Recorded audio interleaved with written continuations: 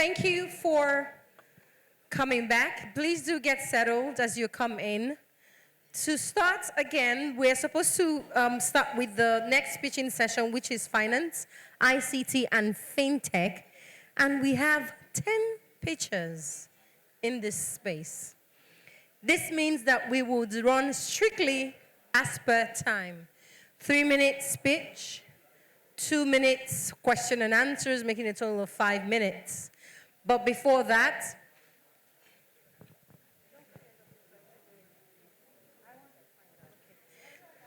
Dr. Kazim Bello, are you here?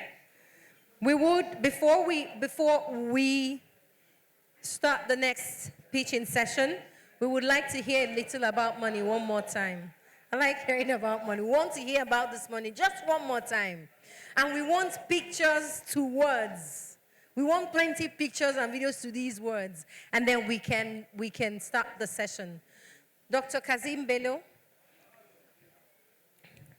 Technical crew, please, I hope that Dr. Kazim's projection is ready. His slides are ready? Good, thank you. You're doing a great job. Thank you so much. We just give a few minutes. Someone's going to get Dr. Kazim Bello, and then we have that investor speech one more time, and then we can start. While we're waiting for Dr. Kazim Bello, I would like to recognize the presence of some persons here. Can you imagine going to, I don't know how to, I want to do a good analogy. Imagine hosting a party in your house. You're a tenant. You're hosting a party in your house. You've invited a lot of people. They came with their cars, they filled up the entire place. You're serving food and drinks and all sorts of things. And you see your landlord and you pass him. What will happen? What do you think will happen? So please allow me to recognize the presence of Barrister Usman Pinder, who is the head of Nigeria Content and Industry Collaboration Department of the PTDF. They have graciously allowed us to use this hall and provided all the technical effects that we have here. Please, a round of applause for him. He was here just, yes, that's him. So that's the landlord, see. We don't want anything to happen, so thank you very much. Let's all recognize the presence of Ms. Fatima Baba Kingibe, the Acting General Manager.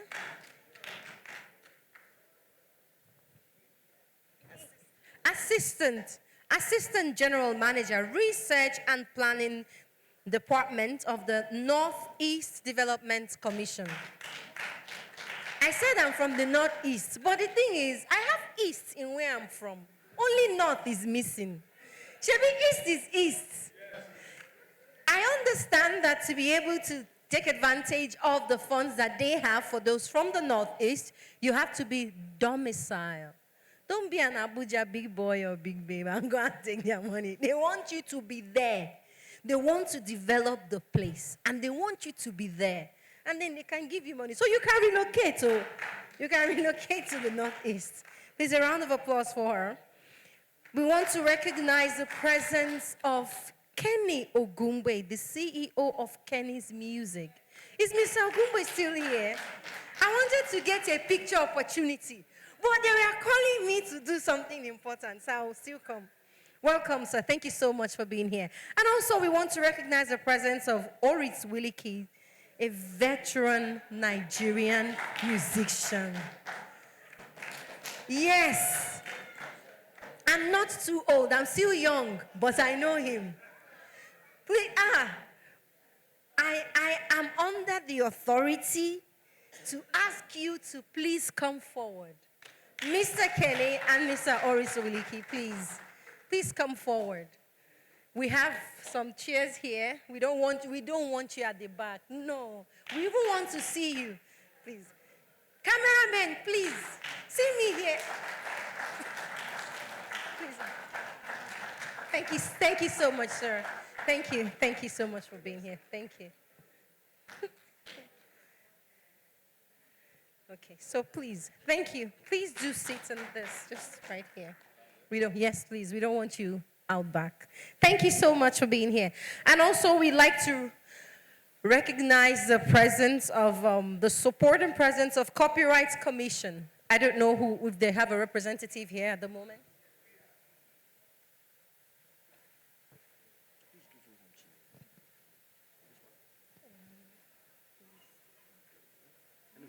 Let's start.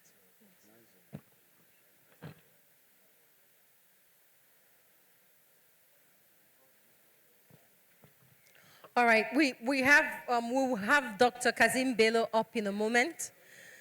Dr. Kazim, you're back. Technical crew is ready. All right.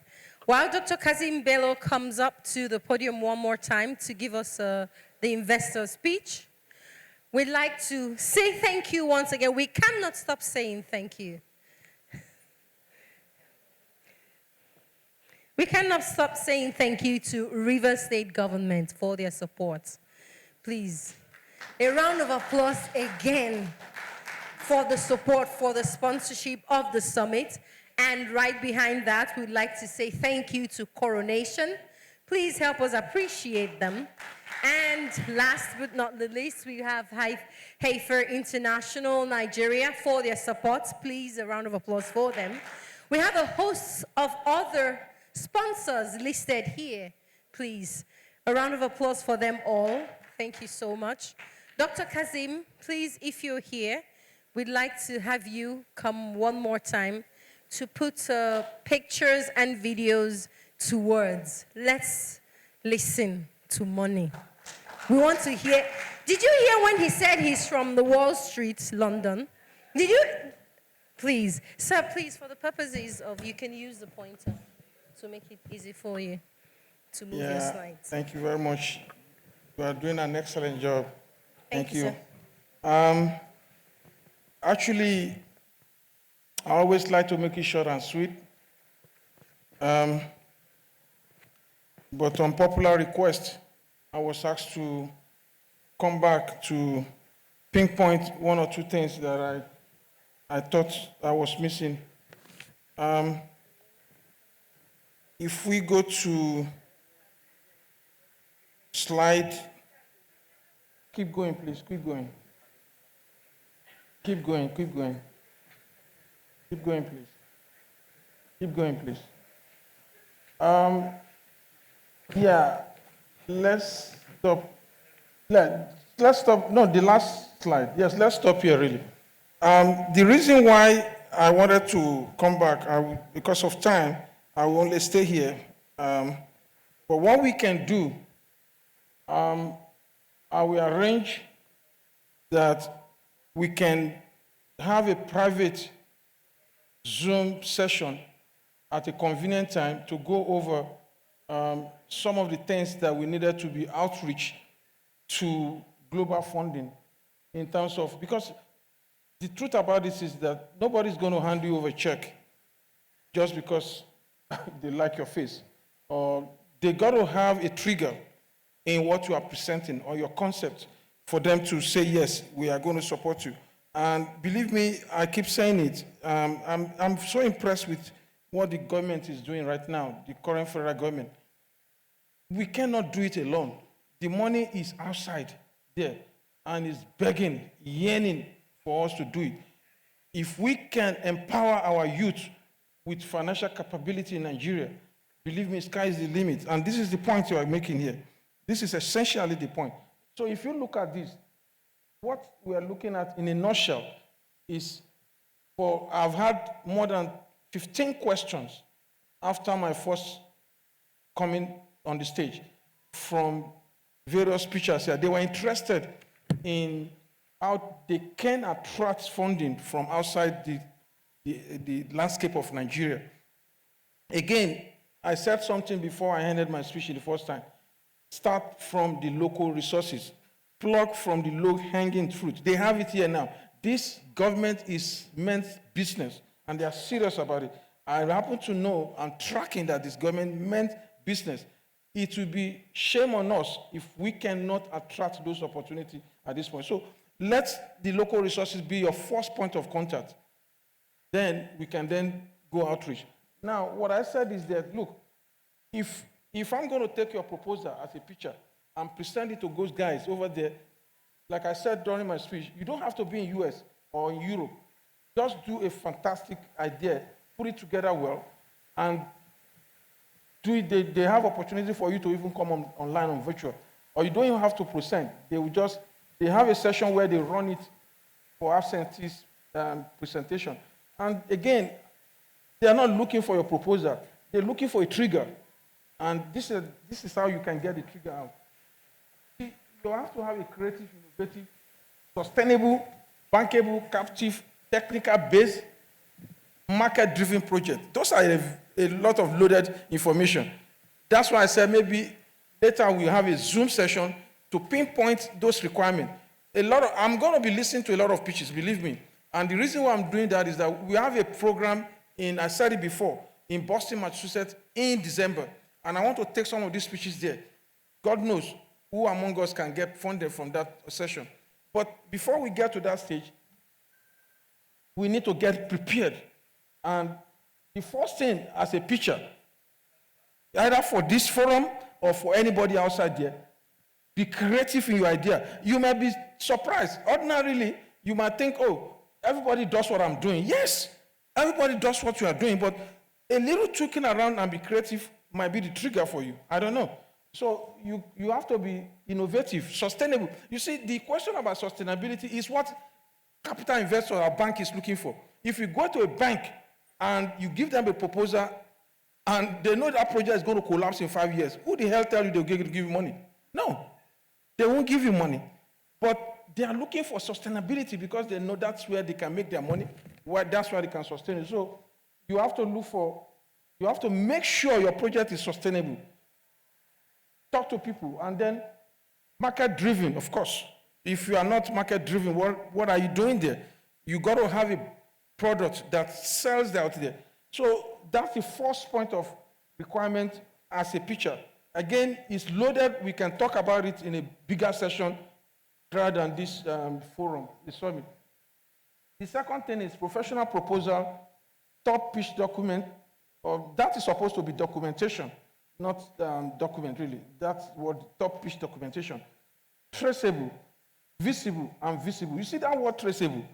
What that means in traceable when you are doing a pitch or business proposal is that when you have an idea, a project idea, and they are looking for where to put their hands in, and because somebody putting money wants to know precisely where it's putting money, and they can't find you anywhere, then you lost the import of what you're asking them to do. So traceability is very key. Again, all those are loaded. They have some set of what we can talk to you about that will enable you to track and develop a proposal. The rest of the thing are well as self-explainable. Your project has to be visible. If it's not visible, why are you into it? You got to ask yourself that question. You got to be visible, and it got to be visible. And that's the second option there. The second option, the reason why I decided to focus on this slide is because I've been inundated with questions after my presentation on this issue. So let's look at it carefully. Project capacity, returns, capital growth, EBITDA. Well, for accountants, EBITDA means profit before interest and taxes. And I will shortly explain it. EBITDA index, marketability, management expertise, value impact index. You see, I can't explain EBITDA and market expertise, value impact properly at this session. But it's very key. There's a way you can arrive at those index. And once a VC saw it, he began to think, he said, I must put money into this. I must put money into it. You have to convince them with those kind of ratios that you have the capability and you can drive it. Again, I'm going to listen to a lot of sessions, and this is what I'm going to be looking for. This is precisely what I'm going to be looking for. If it's not there, then you need to go back to the drawing board and put it in the right place perspective. The next one, just for us to run briefly, is sponsorship, out of pocket, working capital, deliverables, end product, and market rating. You see, in that bullet, I will pick only two to speak to right now. The one that says sponsorship and end product. The sponsorship I meant there is that, look, let's be realistic. Every little idea starts from somewhere. And that somewhere is money in your pocket. You have to have that money to start, or somebody can sponsor you. It could be your father, it could be your parent, it could be your mentor, it could be somebody that likes your face. But you cannot just show your face and say, oh, VC, give me money, without having to have started from somewhere. So be ready to sponsor yourself first. It doesn't mean you have to, if you don't have money, you can't get it. Yeah, you can. But that sponsorship is very key because you need to have something that we call a seed investment. You could borrow it. It could be gift. It could be anything. But that is where you start from. And then it's like Yoruba said, it's a baby that raises his hand first that the mother carries. They need to see your hand first before they can carry you. That's what that means. So I'm not saying you should go and look for money forever, but look for money to develop your concept. Let people see what you are marketing, see what you are driving at, and then they will sponsor you there. That's what the VC people are looking for. And then, sir, please, we have 2 more minutes for you. Thank you. I'm going to the last bullet now. End product is very important. There's a lot of subset on the end product. If your end product is not sellable, nobody is going to take it. You got to have an idea that is sellable. Again, when you are looking for trigger for investment capital, end product is one of them. For instance, you tell somebody that, I was just talking to somebody outside there. You go to a VC session and you say, oh, in my country, in Nigeria, we have 200 million people. But we have, a lot of them are living in the village, they don't even know what sanitary pad is all about. That's a trigger. What the hell are you talking about? You have 200 million people and they don't have sanitary pad? I'm going to fund that project. So those are the kind of things we're looking for when you say head product. And finally, self-confidence, strong knowledge, creative driving, inclusiveness, and intuitiveness in your personality. Because I've been in a forum where VC only like the personality of the presenter, and they funded him. They just like the personality. They just like the passion, the drive with which he presented that thing, not minding whether the project is profitable or not. You see, one thing you have to understand about venture capital is that they are not looking for your profit. They are just looking for your brain or your ideas. That's why they call them venture capital. They're not banks. If you want to look for a profit, you go to the banks. If you are looking for creativeness and people that will give you money without even looking for whether your project is good or not, go for VC. And I've said it's 1.6 trillion business globally annually. What about taking 5 billion out of that to Nigeria? Can anybody say no? No. So again, finally, be self-confident, be proactive, be creative-driven. And that's what I'll be looking for. And I'm sure other investors here will be looking for that as we go into the session for the pitches. Thank you very much. Thank you very much, sir. Pitchers, hold your ears. Wait, I'm coming. Pitchers, are you holding your ears? Pitchers. Dr. Kazim represents a whole lot of investors. He's not even representing the investors that are here present, and some other people here that are representing other investors that are not here present. Pitchers, I hope you listen well. Because if you listen to him, it means you would have grabbed a couple of things that investors are looking for. There's money to be, there's no money, there's money. There's money. Forget, there's no money, it's not true. Who said it? There's money. But you need to bring the value, not just bring it, but put it in such a way that somebody who is looking for that value will identify you from a distance. All right? Please, a round of applause one more time for Dr. Kazim for that investor's speech. Now we're moving on to the second pitching session. Okay?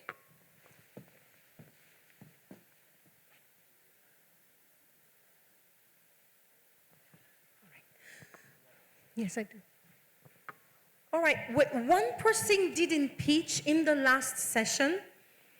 Nibiru Industrial Company Limited from the manufacturing session. Chizi Namchi. Oh, you're welcome. So you have 5 minutes in total? Okay. You have 5 minutes in total. 3 minutes is for your pitch, 2 minutes for questions and answers. Thank you. Thank you. Can you roll my slides?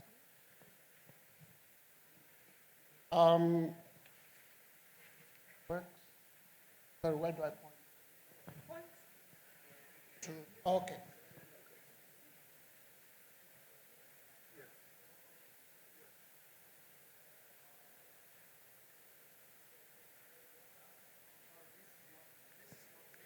If it's not working, then technical crew, please, could you help him? This is not the correct deck. Yeah? This is not the latest deck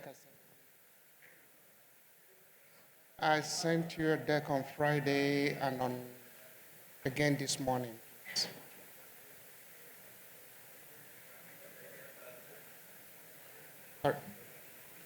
Where is here?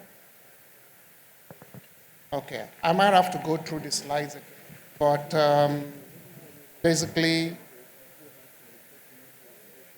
it's not the correct deck. So how do we fix that, please? Please, to avoid having this happen in the future, if you are a pitcher, kindly go to the technical crew to confirm that what they have of your presentation is current. After his presentation, we'll be going to FinTech, ICT, and Finance. So Lydia, please. Lydia, could you please confirm my slides? Okay, this is not the latest one. Yeah? So I could start with this, but it's not the latest one. Okay?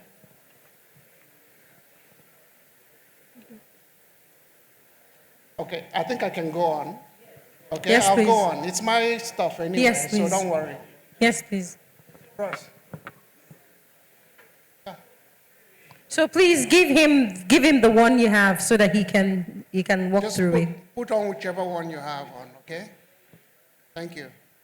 So to make it swift, when you want them to move to a next slide, let them know so that it can be smooth. Sure. Thank you.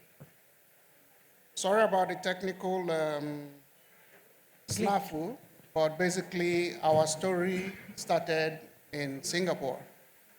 So I am a returning diaspora Nigerian. My wife and I, we've been in Singapore for over 30 years. And I'm here to build some serious businesses in this country. I'm here to deliver significant manufacturing output, not capacity, output, okay? So we're in the footwear business. Slides, please. We're in the footwear business. And we're out to build different brands and in different segments. We started in 2014 as a franchisee of Bata. It's not the right one. No, it's not the right one. Can you present with this? But I will continue. Okay. Yeah, because we went through 4 rehearsals, team, so I'm not sure why you cannot have the right one. Yeah? But that's symptomatic of our challenges here. Okay? Flight was canceled. We dealt with it. Schedules were changed. We dealt with it. So we will handle many challenges as they come. But basically, we started as a franchisee of Bata Shoe Company. How many of you remember Bata? Absolutely. Okay. So we started in 2014, representing Bata in Angola, in Nigeria, and in Cote d'Ivoire. Okay, and why did we choose Bata? Because Bata in the early 70s, in the 80s and early 90s was the main loved brand, the leading brand of footwear in this country.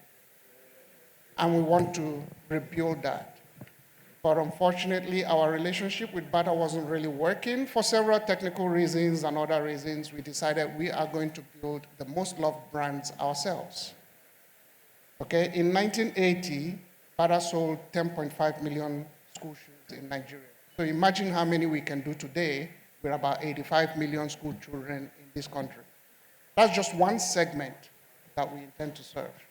Currently, we are serving the industrial segment, okay, with safety shoes on our Green Shield industrial brand.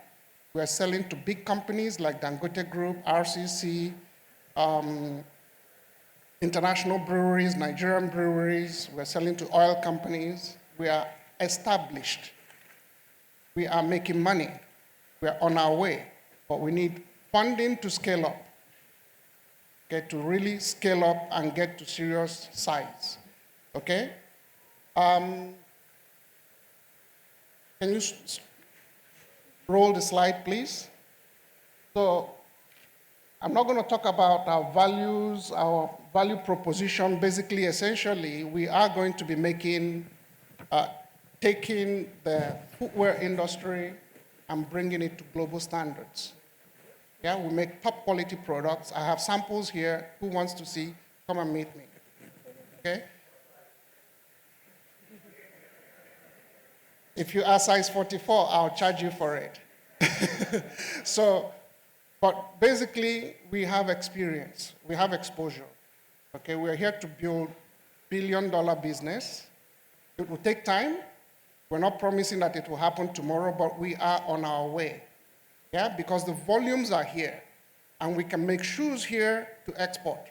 My friends in China, some of them export 30 million pairs of shoes to Walmart alone of one type of shoe. And we can make them here. The raw material is here. The capacity is not here. People are here. Market is here. Okay? So essentially, we can build this business to a very large scale. We can build it in across different segments, focusing on branding, serious branding, so that people will recognize the brands for quality. We'll also focus on manufacturing capabilities. Okay, so essentially, we are looking for $5 million investment. That's what we're asking for. Okay, $5 million should take us to 50 million turnover in about 5 years. Do it sooner, but about 5 years, we should be hitting 50 million turnover. Okay, and we will grow from there. As we start to export, we can hit 100 million. Okay, and as we start to expand into many countries, we can hit 500 million. Okay, our luxury brand intends to have 300-400 stores that will expose Nigerian designers and other manufacturers globally. So we'll have the stores where their products will be present. Okay? 2 companies that we are modeled after in Indonesia, one of them started in 95, the other one in 96. Today, turnover $4.5 billion and $6 billion turnover, just in Indonesia. The capacity, the opportunity is very significant. We're not inventing the wheel again, just going to execute, and execute even better. So you have 40 seconds to go. Oh, fantastic. Thank you so much for keeping to time. Please, anyone here who has a question for him? Are the ushers around? Please, the investor groups here, if you need my presentation, our slide, please reach out to me. I have the latest version that is clean, that is punchy, and that I can walk through again with you. Okay, we have some numbers in there and so on. Thank you. Okay, I just have a quick question. Sorry, I have a quick question. As you know, we're situated in the Northeast. I just want you to be clearer for me. Are you willing to come and, set up shop in the Northeast? Would that be a good one for you? Because we have leather across the Northeast. Would that be something you'll be looking at? Or you're looking for investment funding? I just want to be clear on what it is you're pitching. So first, we're looking for funding. That's a starting point to enable us to scale up. Yeah? And the scale up will take us from, 6,000 pairs a day manufacturing capacity, 12 to 20 to 50,000, in a gradual scale-up process. Now, as we go, we will start with assembling, and then gradually integrate and develop suppliers to come in, because nobody does it in China that way. And China supplies 75% of the global market very efficiently, okay? Subcontractors will make some parts, put them together, and then deliver, and the factory puts everything together, pushes it out. But the factory also designs the products, okay? So our plan is to really work on an industry level growth. That as we grow, but we will grow primarily from the sales end, yeah? The brands, so our brands grow, the supply side will also grow, and we will develop that either ourselves or in partnership with local suppliers as much as possible. At some point, we will probably put up a training school for the industry. Okay, so my vision is industry-wide. Okay, people say, Abba is very good. They produce about 40,000 pairs of shoes a week. We can do that in a day, some scale. So to your question on the Northeast, we will see as we go along. I haven't looked into the Northeast as at now. We've looked at the leather supply locally, okay, but the Nigerian leather is actually a very high-end leather, and most of it goes to Europe for high-end products. So the shoes, the leather we use locally is imported, and the top leather goes overseas. Okay, so it's not so straightforward, but we will work as much as possible with local suppliers as we go forward. Before the next person gives his question, Mr. Namchi. Mr. Yes. Mr. Namchi, how many times did I call you? You know you just flew in. The person who just asked you a question represents Northeast Development Commission, and they have funds. That's why she asked her question. Yes. If you're willing to domicile there. Thank you. Please, Yes. next question. Thank you. Yes. Sir, you're next. There's someone there. Absolutely. Ghana, I'm asking you 3 short questions. Yes, please. The question will come together. My name is Alexander anyway. Sorry, your name again, please? Alexander from I came from the UK. Okay, hi. From Oxford.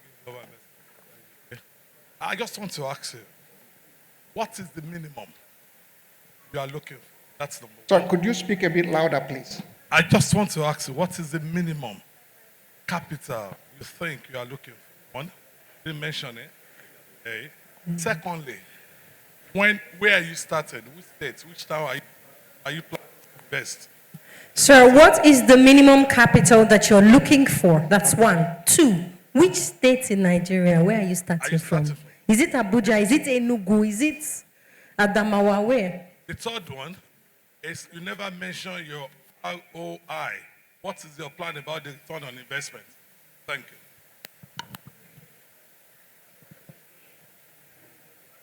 So I'll take your last question first. Okay, so ROI for us at the early stage like this is not in the high numbers that we would like. Yeah, we have de-risked the business very significantly. Yeah, we've solved the operational challenges, the design challenges, sourcing challenges, even the local logistics challenges. We have our game ready, and we are playing quite nicely. ROI target for us is in the region of 25–30%. That is what we think is reasonable. We can outperform, but a lot depends on the volume and the scale. So we'll be looking at the numbers. Okay, our numbers are, of course, forward-looking. It's performance that really counts, and we'll get to that. So where have we established so far? We are in Lagos. My team in Nigeria is in Lagos. We have staff in Port Harcourt, and we have staff in Abuja as well. Okay, where do we intend to set up manufacturing? We will start manufacturing in Lagos. To start, it's not the ideal location for a very large scale, but again, we understand the risk profile. Okay, we can't just pick up and do a very large scale plant in the middle of somewhere. So we have to build a strong manufacturing team. Yeah, and we can do that. I have contacts everywhere. I have contacts in Europe. I have contacts in Asia, all over Asia.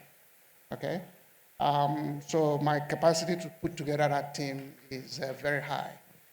Now, where is the best place to manufacture in Nigeria for us? We believe Abuja, when you do the studies, check nearness to market, nearness to raw materials, distribution, etc. Abuja actually makes a lot of sense because 6 to 8 hours to any part of the country, okay? But as you scale, when we start to go beyond 15, 20,000 pairs a day, you have to look at some other parts of the country. Thank you very much, sir. We have one more person with a question, but we have to move on. Please, I'm going to crave your indulgence to network beyond now. Thank you. Thank you very much, sir. Thank we you so need much. to quickly move ahead. So my name is Chizi Namchi. Yeah, I'm the MD of Nibiru Industrial Company. Okay, we're based in Lagos, headquartered in Singapore, under Nibiru Footwear Company Limited. Okay, and I live in Lagos. My wife and I, we moved back. We're here.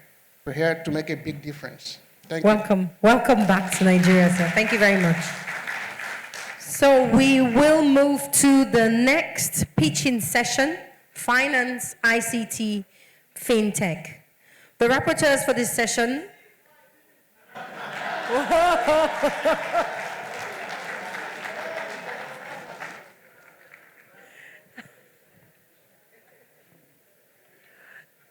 Isn't that amazing?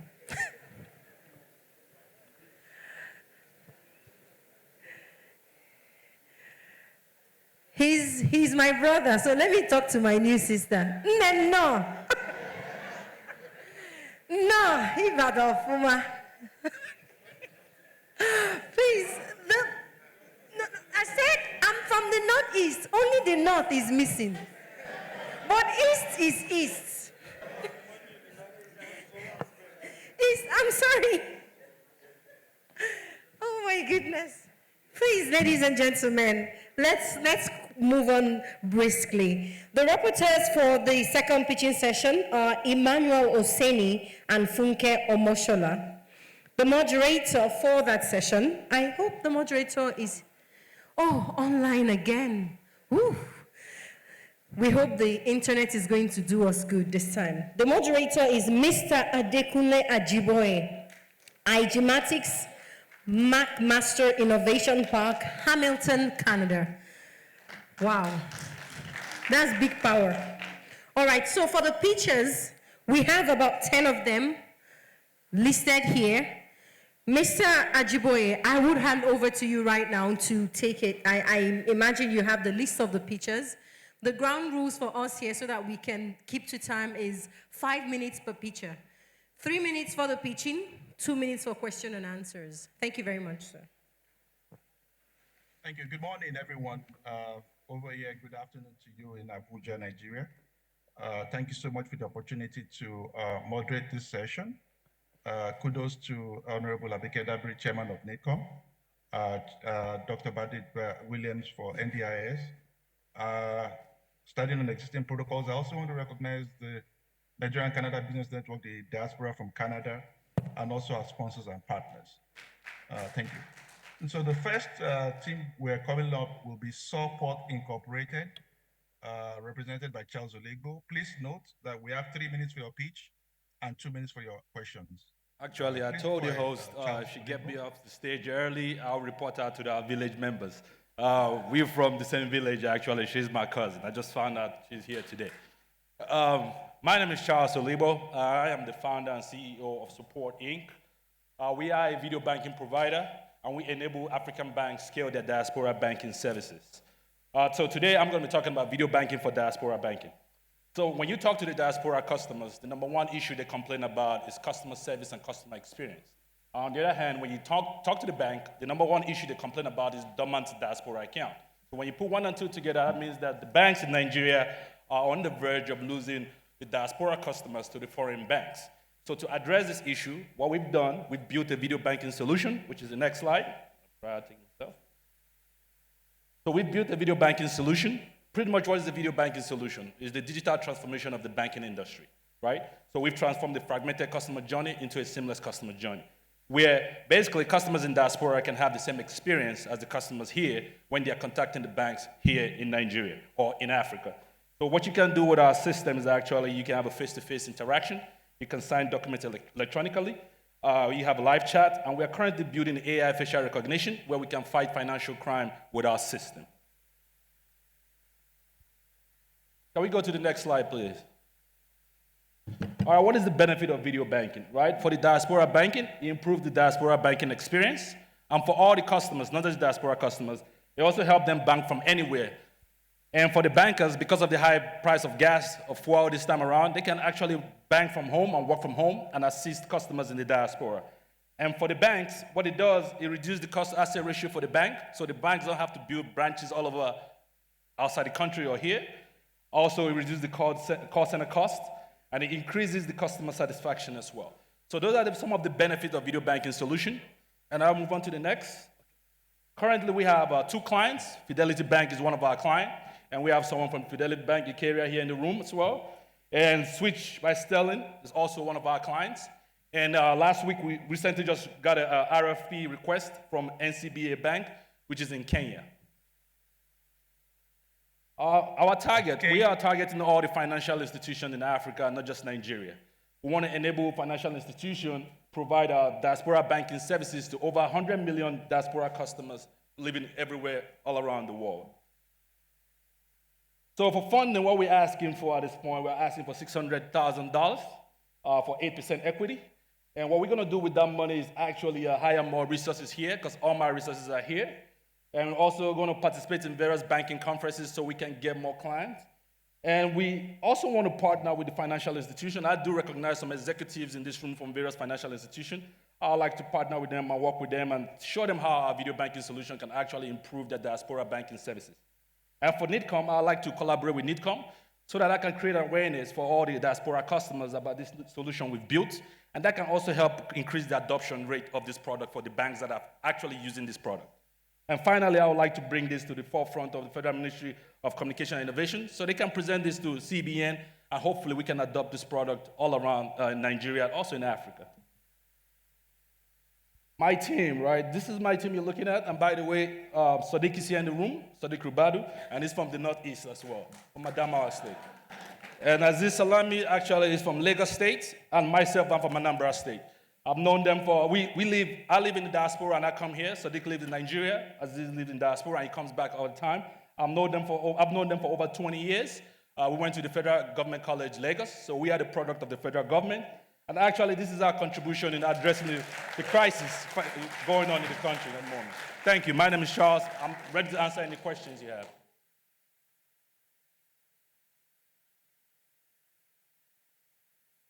We have the moderator online. Any questions? The moderator. When we get the funding, we try to hire more resources, so we're going to get women in the team for sure.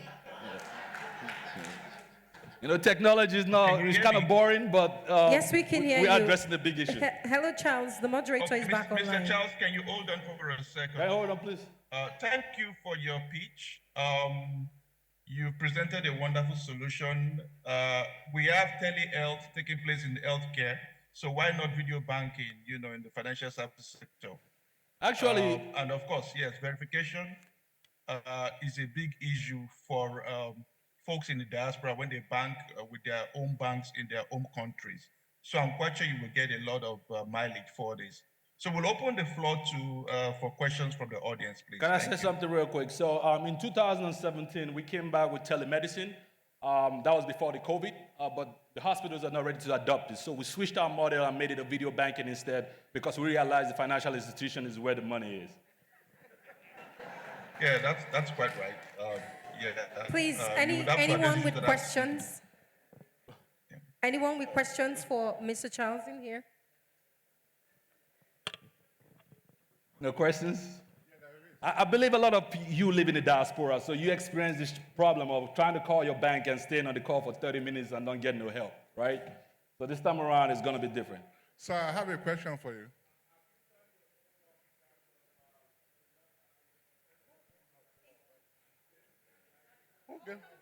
Who gave him? He didn't have the permission. All right.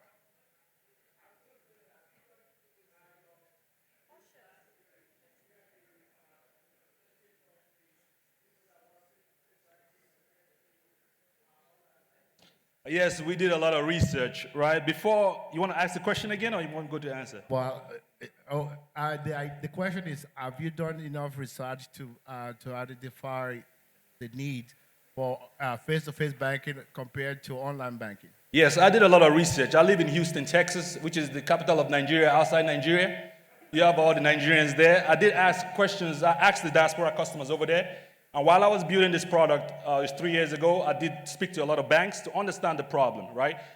Currently, most banks use AI, but the truth is this. If I ask the room, how many of you have used AI to talk to your banks? A lot of you haven't. So what diaspora customers actually want is a face-to-face interaction. Because sometimes they have an issue and they are told to come to Nigeria to come to the bank.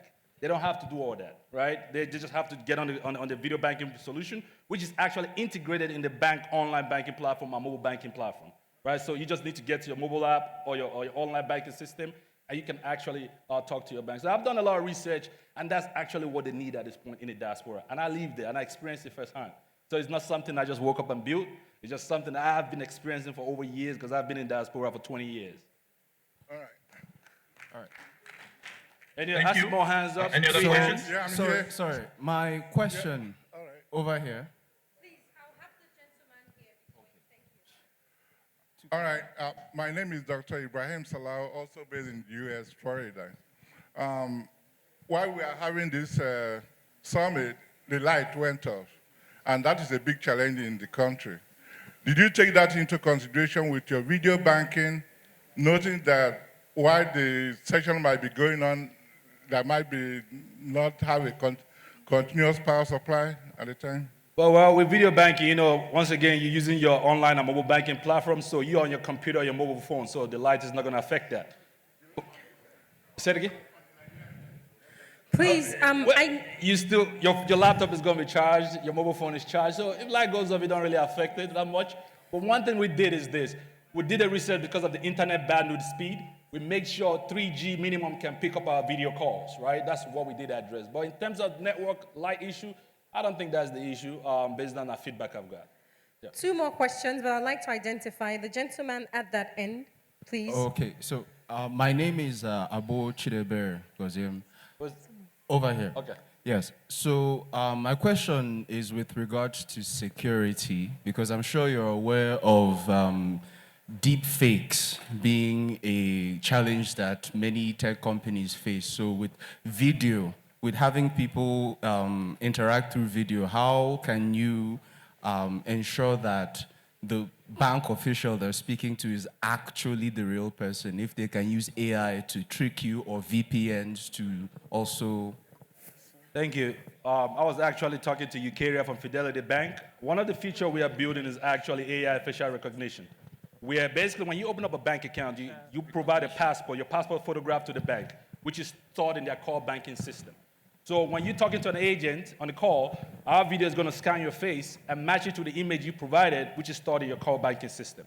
So that's how we're trying to fight financial crime that's currently going on in the banking industry all around Africa. Yes, please. Okay. All right. Thank you. Thank you. Thank you very much. Okay. All right, we'll call on our next feature for today. That would be Henry Etin from Verify Impact.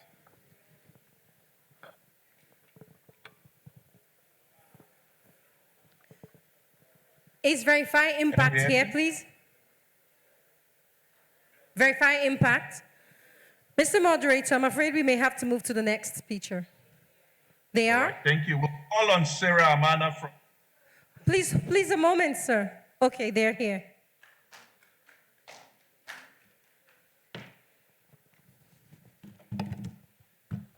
He's here. Good afternoon, everyone. Can I start? Good afternoon, everyone. My CEO is unavailably absent, so I'm the team lead for Verify for Impact, and I'll be speaking today. Verify for Impact is it's a tech-based firm, but we're here today to talk about our product called Start It. Can we go to the next slide, please?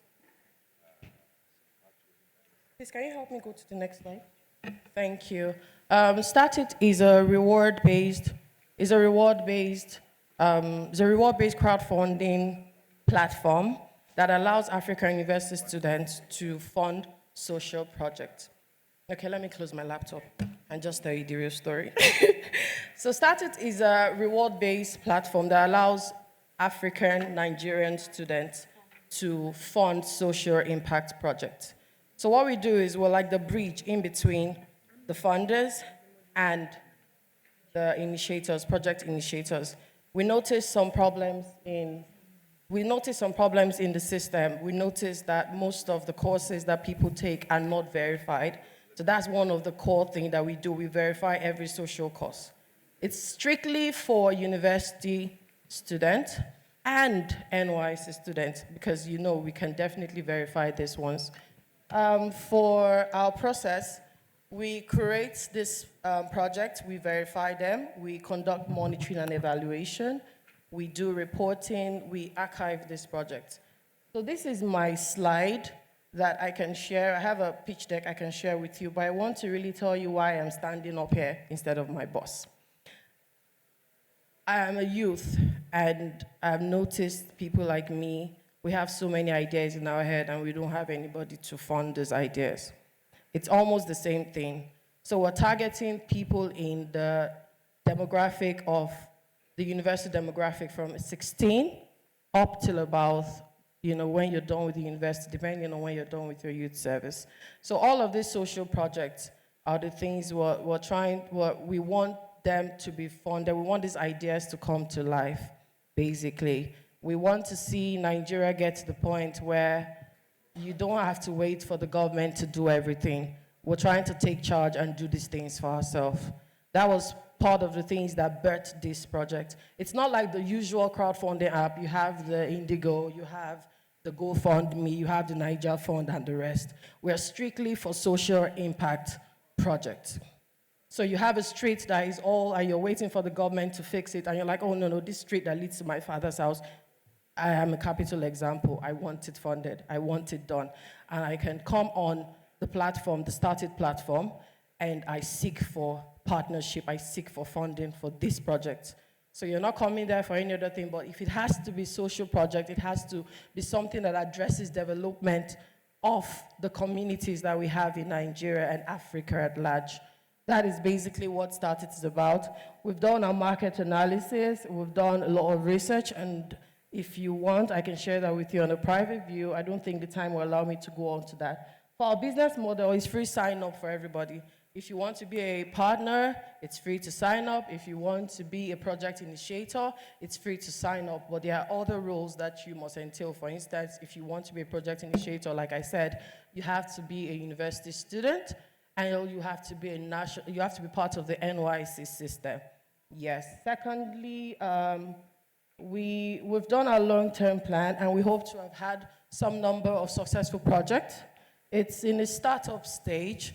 Well, initially it started earlier on, but I don't think the crowdfunding system as at 2013 was as vast as it is now. So we are re-entering the market all over again with more, we figured it out, we figured how to do it, and we're ready to come back into the market space.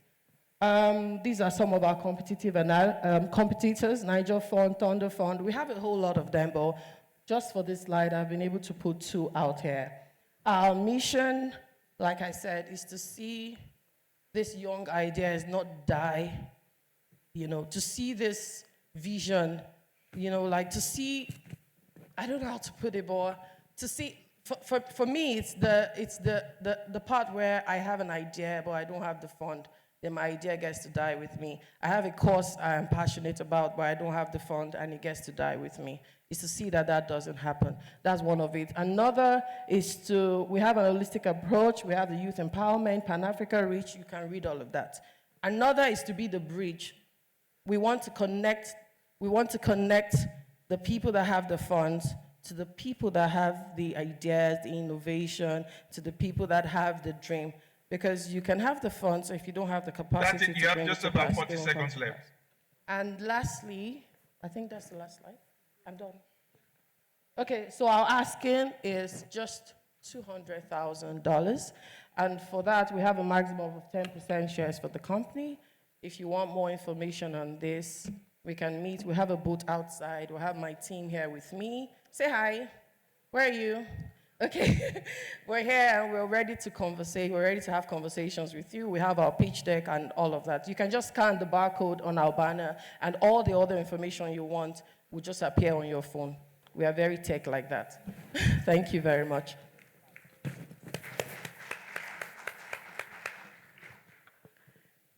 Okay, we're back to the moderator online. Sir, Yes, so thank you for that presentation, very much. Stati. Thank you. And before we open the floor for questions, you see you're competing in a space that is becoming structured more lately. The crowdfunding environment is becoming more structured. Yeah. And you've heard from other investors that even for not-for-profits and for social causes, they're beginning to become available pool of funds, for this. Yeah. So while we prepare for your questions, can you comment more on your social impact projects? And then we'll open the floor for 2 or 3 questions for you. Comment a little bit more on your social impact projects. Okay, I don't think, maybe I didn't make it clear enough. So the projects that we are putting out there are not our project. We are the middlemen, we are the bridge between the social impact projects. Projects like a wash project, community projects, road projects. Those are the kind of projects that we're looking at, projects that would help various communities. They're not technically ours. That needed to be made. Climate projects, various kind of projects. Okay, sure. Now let's take questions from the floor if you have any. Okay, thank you. Yes, ma'am. Yes, ma'am. People want to put their money in. Is it more of crowdfunding for social impact, charitable purposes? Have you thought about that? Would a banker, for instance, be willing to put money in this kind of project? Okay, yeah, we had that thought. We thought about having campaigns, for various social problems. We're focused mainly on projects that bring about community development. You have the electricity project, you have road constructions, minor constructions. I'm from a place where I've seen it. My area, my street didn't have lights for over a year. My parents' house, where they have a good house, for over a year, just because of transformers, something as little as that. So those are the kind of things we hope to eradicate, just to help people live better. Wash projects, there are some areas that don't have sanitary, access to sanitary wares and all of that. These are all different. How we make money. So for every project, I put it there's a 10% on every, yes. So how we make money is just 10%. For instance, I want to do a project and it's going to cost me 5 million naira, and I put my project in and I get a partner that wants to partner. I like this idea, I want to see it done, I can afford it. We just get 10% off it. That's all. That's what we use to keep the platform going. That's what we use for our monitoring and evaluation. That's what we use for our reporting and every other thing. That's the only way we get funds. Okay, good afternoon, everyone. My name is Patrick Obiakachak. Let me commend you for your awesome presentation. But I have one question. Thank you very much. I'd like to find out, do you have valuation for your company? Do we have what? Evaluation for your company. Oh, yes, we do. Verify for Impact is fully registered. And as we speak, we already have about 30% of that funds that we're looking for. So it's not like it's just coming in to look for. We're looking for nothing more than 2 or 3 people to partner with. We don't want it all over the place, but people that are really willing to partner, people with the passion, that see the passion that we have, and we can partner and work together. That's what we're looking for. Okay, so I look forward to having a private conversation with you. Oh, thank you very much. I Thank you. appreciate it. Thank you. Someone is asking that you verify impact. Someone is asking that you put your contact details on the screen. Someone online. Yes, please. Our contact can be there online. And final question for this session, please. Oh, thank you. Just a quick comment, by the way. Just to try and put it in context, what they are doing is they're becoming a marketplace for social impact causes where they verify and match funds to projects. So they are like an eBay, they are like an Uber for social impact projects in the markets they're operating in. So that's a summary of what they're doing. All right. Thank you. We'll go on to our next presentation from Mafiti Limited. So do we have Shaibu Mohamed Dazi? Please. Mafiti Limited. If Mafiti is not here, Yes. we go back to Rich Auntie Finance. Mafiti is Is here. a group from Mafiti is here. What Yes, about sir. Rich Auntie Finance? Do we have them or not? Hello, my name is Shuaib, and the founder and Okay, hold on, Mafiti. I'm sorry. Mr. Moderator, Rich Auntie is here. What do we do? Do you want Rich Auntie or you want Mafiti to continue? Well, if Mafiti is on the screen, we'll take them and then Rich Auntie can come afterwards. All right then. hello everyone. My name is Shuaib. Please speak closer to the mic. The rapporteurs can hear you. I'm the founder of Mafita and the creative director. Our app is a multi-service app that offers a multitude of services. I am passionate about building a simple technology that solves complex issues that is simple and everybody will love using. The Nigerian society hates complex and sophisticated technology. This is why I came up with an idea for a technology that doesn't waste their time, a technology that is simple and everybody will love using. Okay. A simple technology that is easy to use and at the same time helps in doing their complex day-to-day tasks. A mobile app where people can shop for solutions from getting a cobbler, fixing their water tanks, getting to food to their relatives in the village, getting an MC for their Owambes, bringing the local tomato sellers to the end consumers, absolutely everything, anything the average Nigerians finds complex. In the flourishing digital service provider industry, demand for skilled labor has not been easily met due to a limited supply. There is a significant need for skilled labor, but there are not enough qualified individuals available to fulfill this demand. We aim to address these issues using our mobile app, which stands as an innovative and user-centric platform. The industry is witnessing substantial growth due to urbanization and demand for convenient and tech-driven solutions. Our aim is to not just to capture a share of the market, but to lead by setting new standards.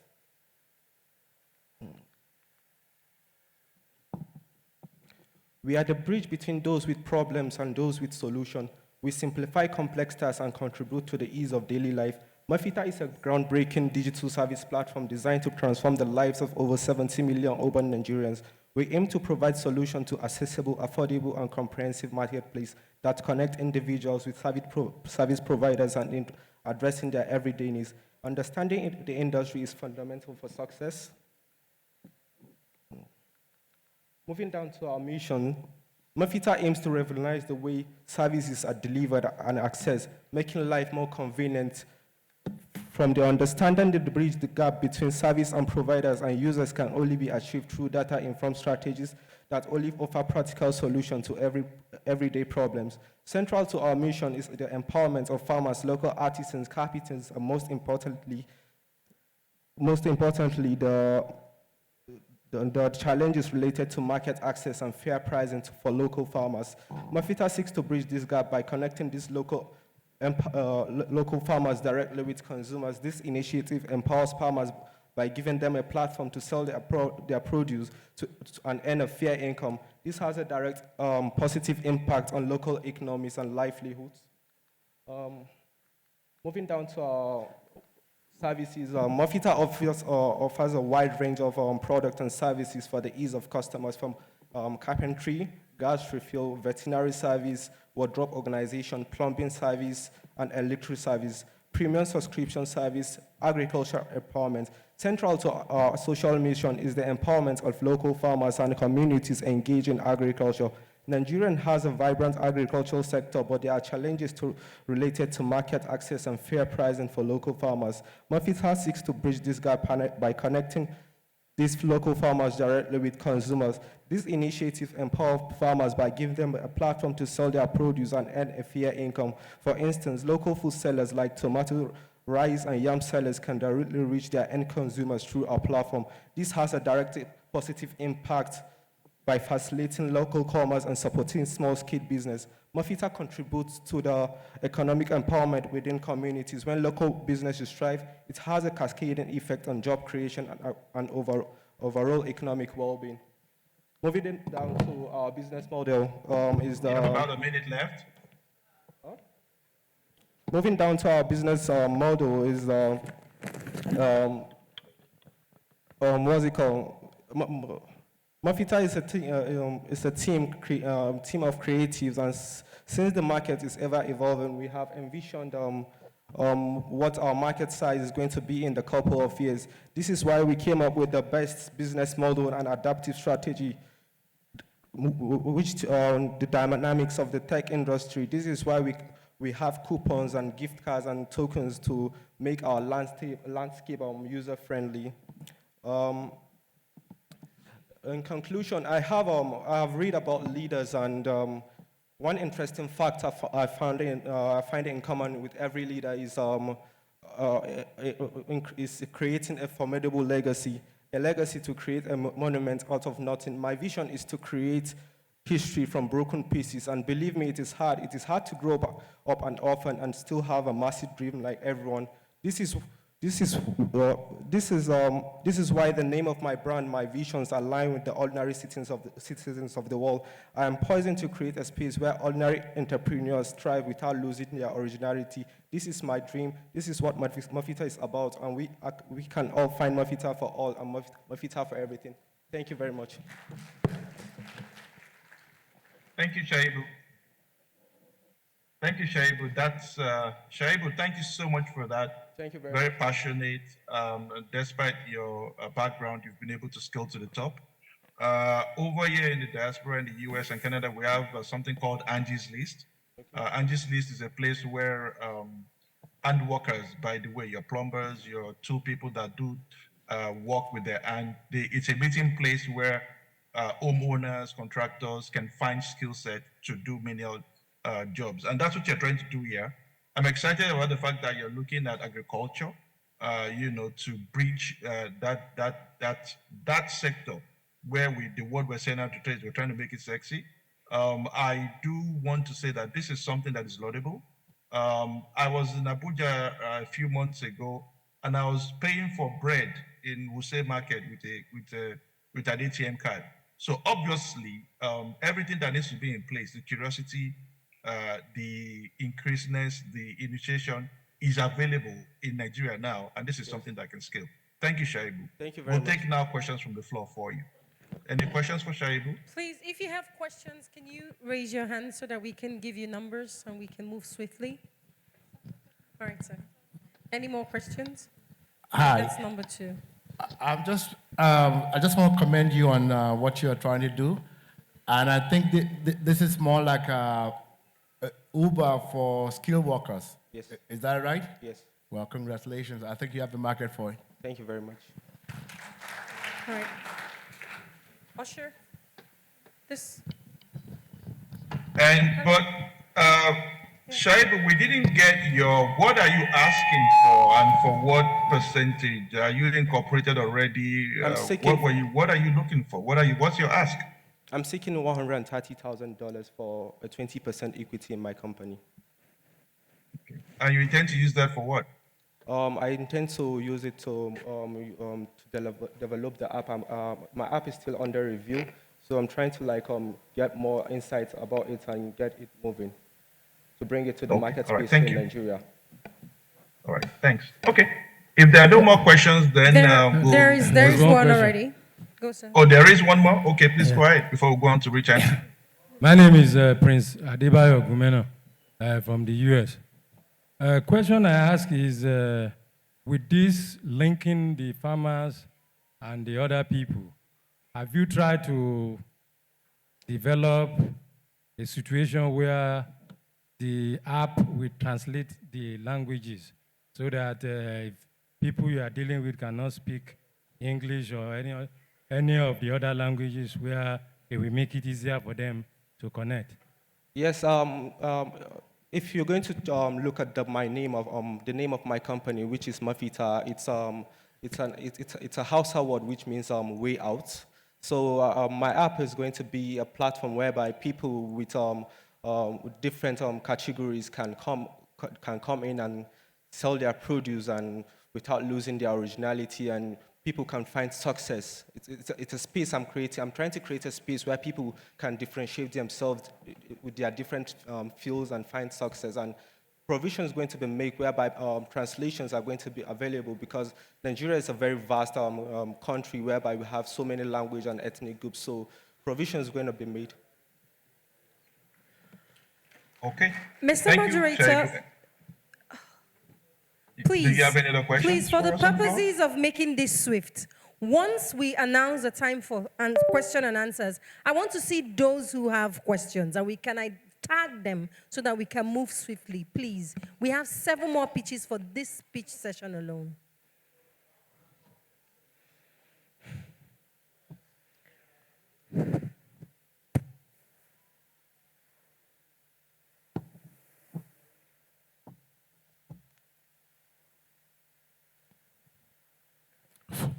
All right, I think it's working now. I just have a suggestion for you. I don't know if you're looking in the direction of providing some sort of training for the users of your app, most especially those who are skilled, but they are not learned. So we are basically in the world of technology. You have to understand what you don't know. So basically, we are all about innovation. So we will put that in place as well. Thank you for the suggestion. All right, please, before we move on, can I see those by a raise of hand who still have questions? 1, 2, 3. Oh, that's 4. Please hand over to the man next to the last questioner. Yes, thank you. After that, we have 3 more to go. Thank you very much.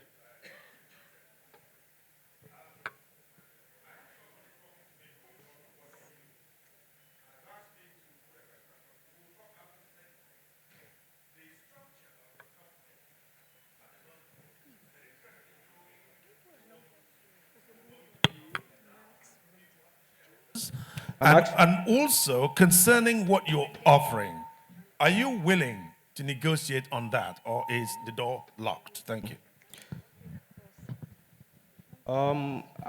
Actually, I'm the founder, and I have 4 people on board, which are actually my friends from school. Actually, I'm open to negotiation when it comes to the percentage.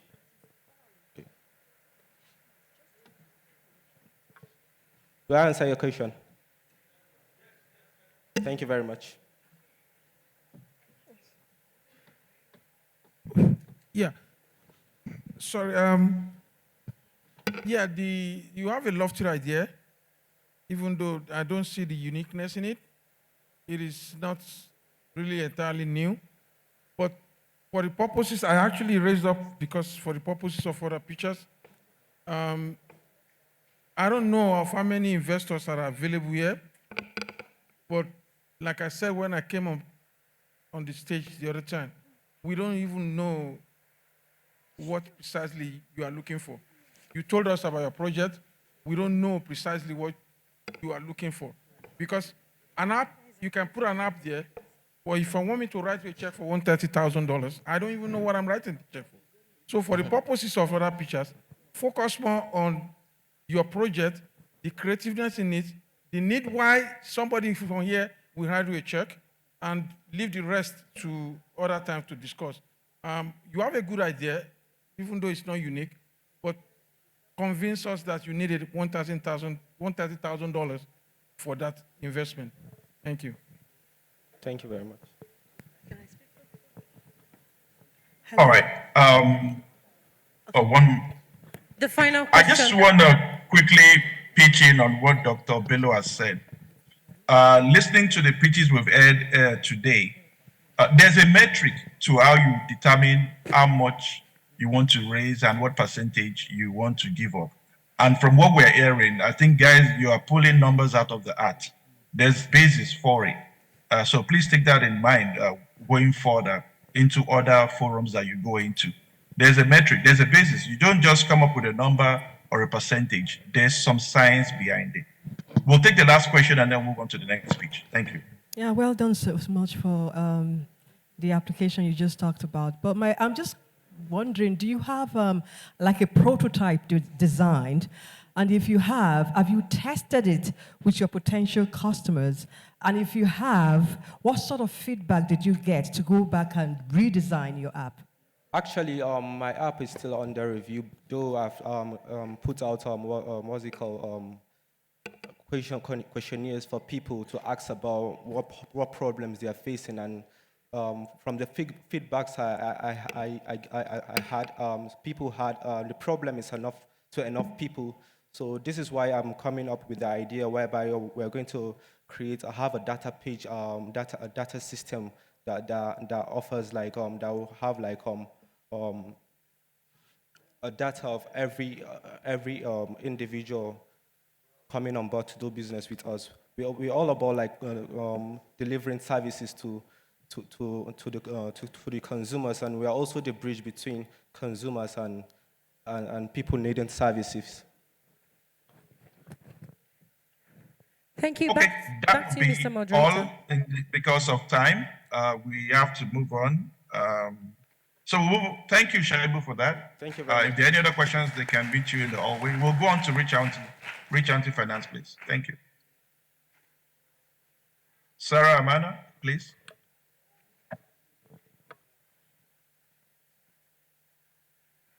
Rich Auntie, are you here?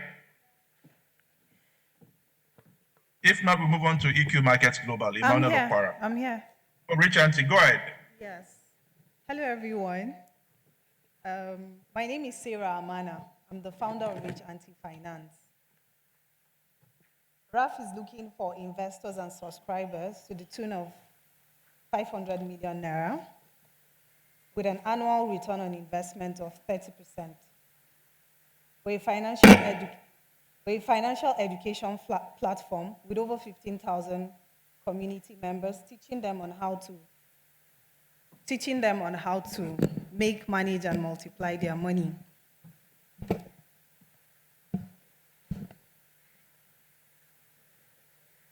We offer credit and bridge the financing gap for businesses, high net worth individuals, and organizations.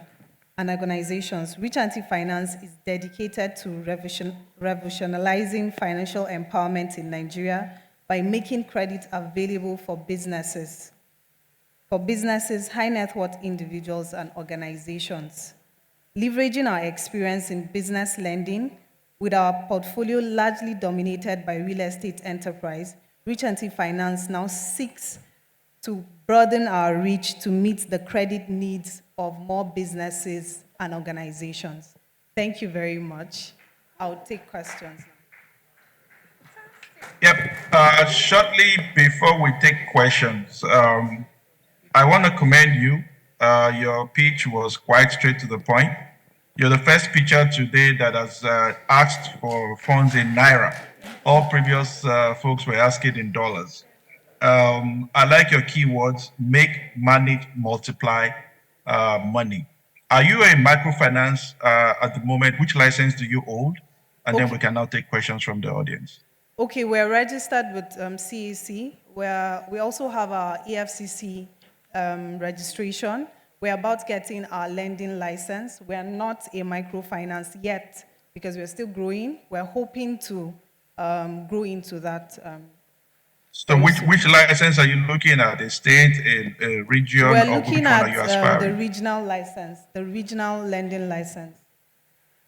Okay, great. All right. And your ask is for operating capital or for what?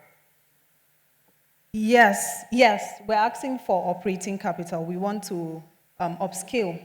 We're actually, right now we have about a little above 50 million that we're working with, giving out to businesses and especially the real estate firms. So we're looking to upscale.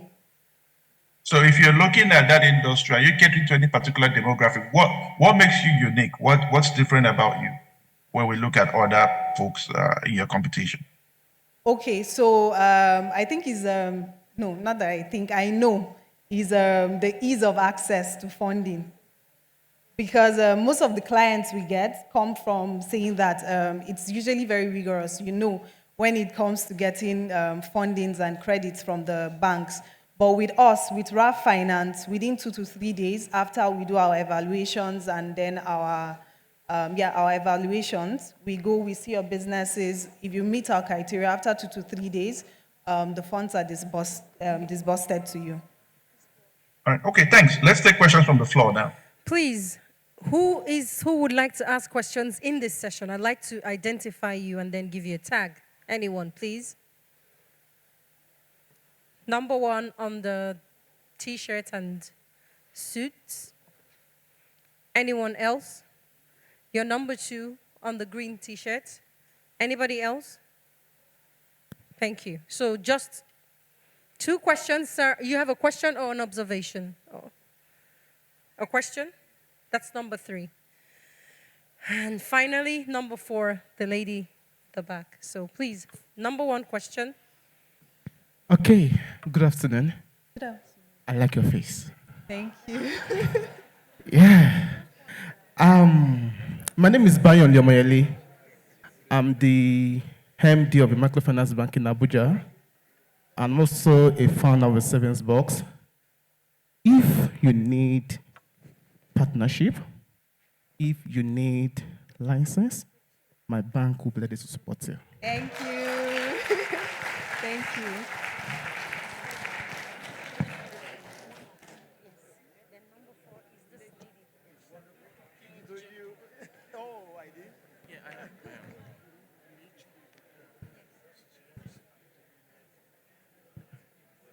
Hi, good afternoon. Okay, good afternoon. My name is Bayo. I would love to ask, what's your default rate percentage currently? Loan default percentage rate. I get it. Okay, so right now, okay, I've been doing this for over a year, getting to 2 years now, and I've not had any reasons to have anyone default. So I would say for now, because I'm still growing, maybe when I get to, okay, because you've now thrown the question at me, I'll work on it. Thank you. All right. Mine is not a Thank you. question because I didn't quite listen. I was outside. But I just like the name Rich Auntie. Thank you. And I want to be a rich auntie. Who doesn't want to be a rich auntie? So for all of us who want to be rich aunties, I think we have to support this business. So, Thank you, ma. And you are already a rich auntie. Yes, ma. Thank you very much. And very Thank impressive, very encouraging, very Thank you. inspiring. Thank you. Thank you, ma. Thank you. Thank you. All right, let's have it for Rich Auntie. All right, thank you, Rich Auntie. Let's go on to Emmanuel Okwara, EQ Markets Global. Thank you.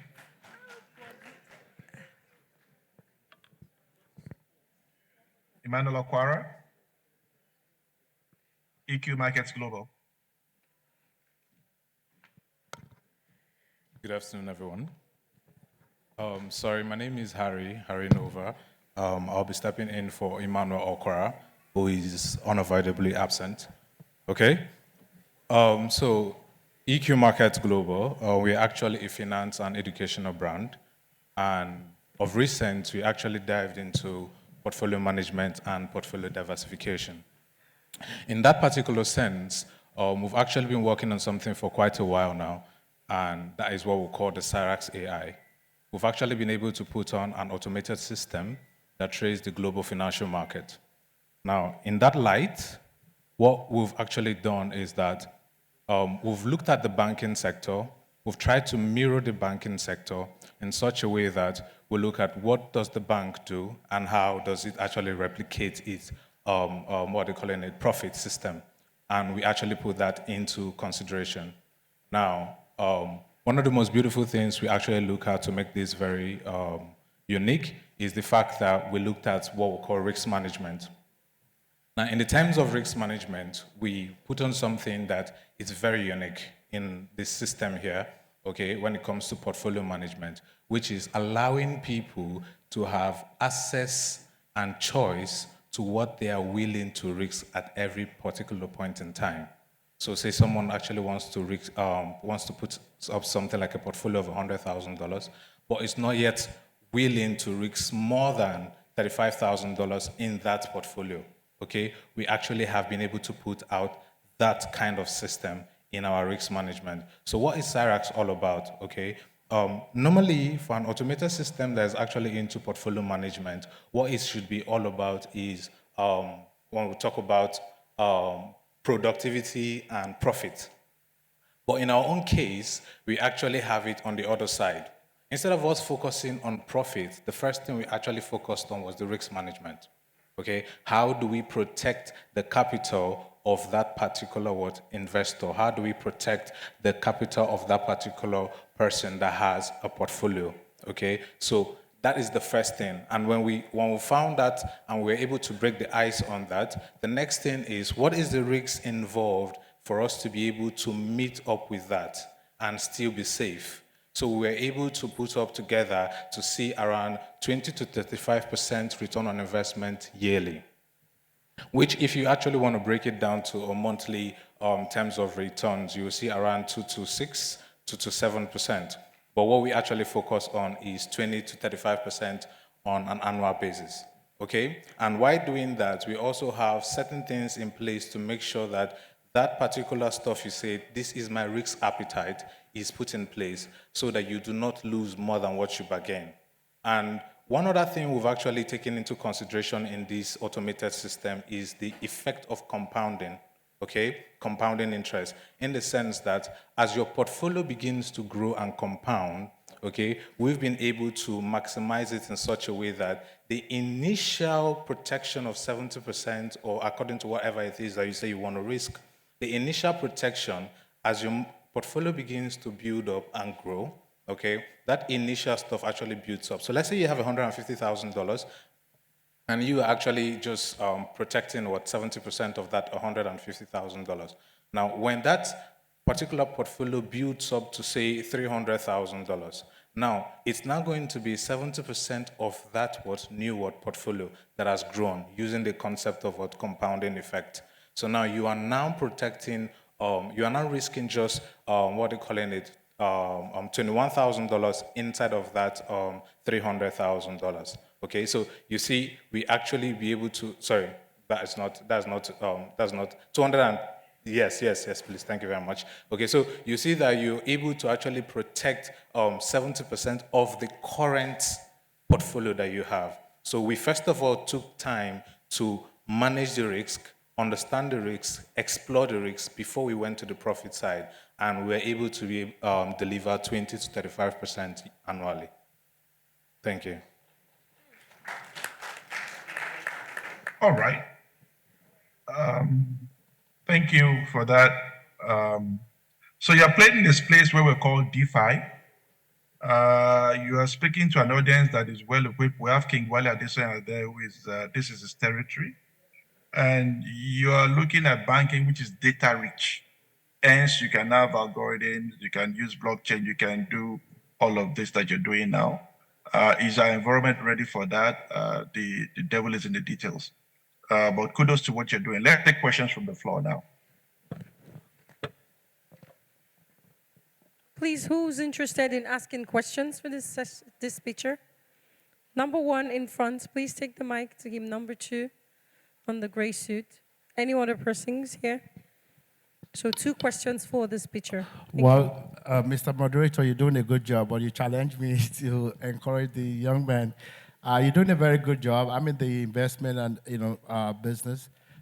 So you're talking about risk management and protection of 70%. Can you adjust it at any time?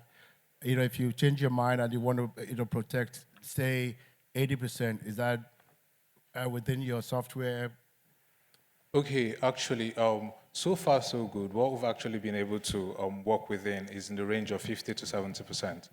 Okay, so in your portfolio protection, you can actually protect 50% at every given point in time. You can protect 60, 65, down to 70. So far for now, what we've been able to do is 70%. Maybe as time goes on, we'll be able to increase that. What we have currently right now is just 70% protection.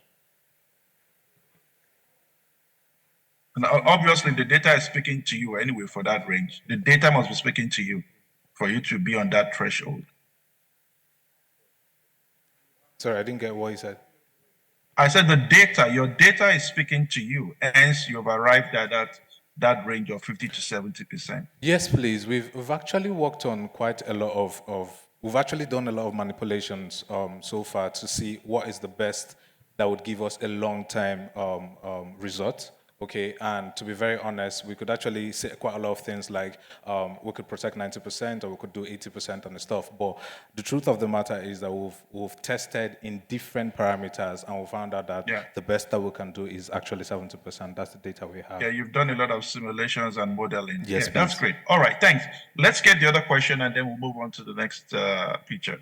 The next picture, please, Patrick. Please be ready. Get off finance. Mr. Okwara, is it? Yeah, you can call me that, but I'm Harry. Harry, okay. Yes, please. Does that suppose that being investment managers, I will have to put the money with your company, isn't it, for the purposes of managing the risks and investing it? I guess so?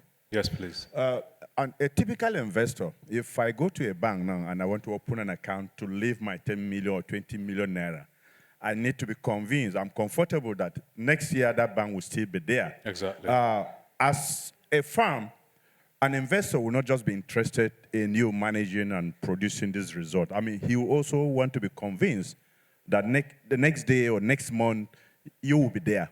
I mean, how do you instill this confidence? Someone who wants to, part with his funds for the purposes of being managed, the risks being managed by you for a good return.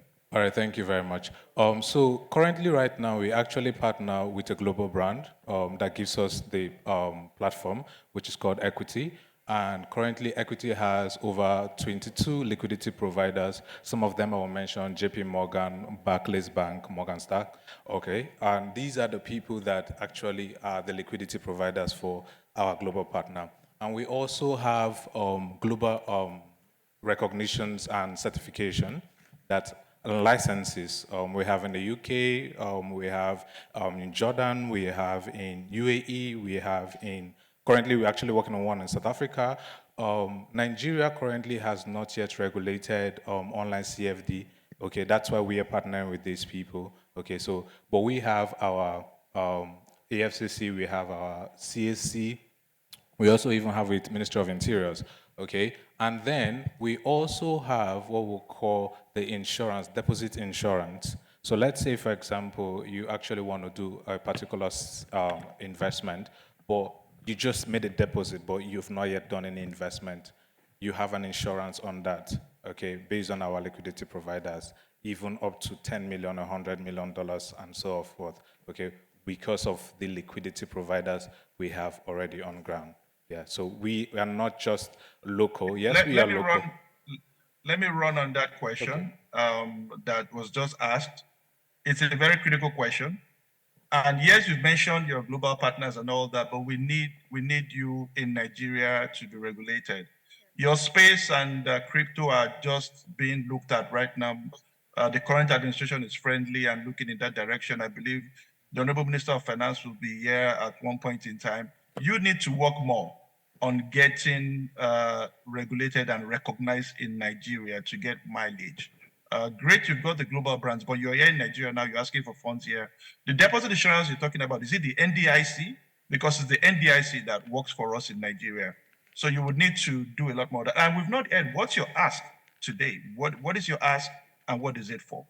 Okay, so basically, for us, we are not actually looking for people that would come invest and get a certain percentage. Okay, what we're actually looking for are diverse investors, people that actually want to build up their portfolio, want their portfolios to be managed for them. That's what we're actually looking at for. And then talking about the certifications, we're actually working on that for the bill to be passed, where trading the CFD can actually be licensed in Nigeria. So we have quite a lot of things we're putting in place to make sure that Nigeria gets that certification. But while we are on that, we are also with a global brand. Yeah, so that's what we are looking at for investors. Can you clarify your statement? Yes, please. For Nigeria to get a certification, or for you to get a certification in Nigeria? Nigeria itself doesn't have a certification for online CFD trading. Okay, we have it. We don't have, okay? So we have it in different countries and all that. But for you to actually regulate that regulation, Nigeria doesn't have it. I think it's actually on the works right now, but it's not yet there. So not for us. We have all our internal documentations and all that to operate as a company in Nigeria, which is already on ground. but the CFD So trading. you have a CAC incorporation. Yes, Are please. you registered with the CBN under other financial institutions, or what do you have apart from CAC? We have the CAC, we have our SCUMO, we also have with the Ministry of Interior. Okay, all right. So this is something that can be taken offline. All right, are there any other questions? And if not, we can move on to the next presentation from Gadol Finance. No, there were just Sorry. 2 questions for this session, so for One, this one, picture. Okay, just thank one you. contribution. Thank you. Thank you. Just to support the moderator, please, this is what I said earlier on. Do your research. Be convinced you have done enough adequate research. Have you contacted SEC? They have those regulations. What you are saying we don't have in Nigeria, we do have it. Do your research. If you go to SEC, they will tell you that Nigerian Stock Exchange markets, I go there every week. They have it online in the stock exchange market, CFD. bidding on all those kind of portfolio you are talking about. I'm talking about CFD trading. CFD trading, there's a lot of platform. I don't know what CFD platform you are talking about. Is it for forex trading? Forex, commodity, metals, and all CFD Please trading. contact SEC. I'm sure they will give you more information. Thank you, sir. I can categorically say we do not have. Based on your research. All right, sir. Thank you, Mr. Moderator. Thank you Thank very you. much. Mr. Moderator, Thank you, we're- Dr. Bello. Yes. Thank you. Okay, we'll move on to Patrick Akatua from Gadol Finance. Gadol Finance Company Limited, are you here? I'm here, please. Good afternoon, everyone. Please, can we have our slides? Okay, that's fine. So my name is Patrick Obi Akachak. I'm the founder and CEO of Gadol Finance. Next slide, please. So Gadol, I'm sure you're wondering what is Gadol Finance. Gadol Finance is a finance company licensed by the central bank to carry out the business of loans and advances, financial advisory, and fund management. We have a vision to be a dependable financial partner.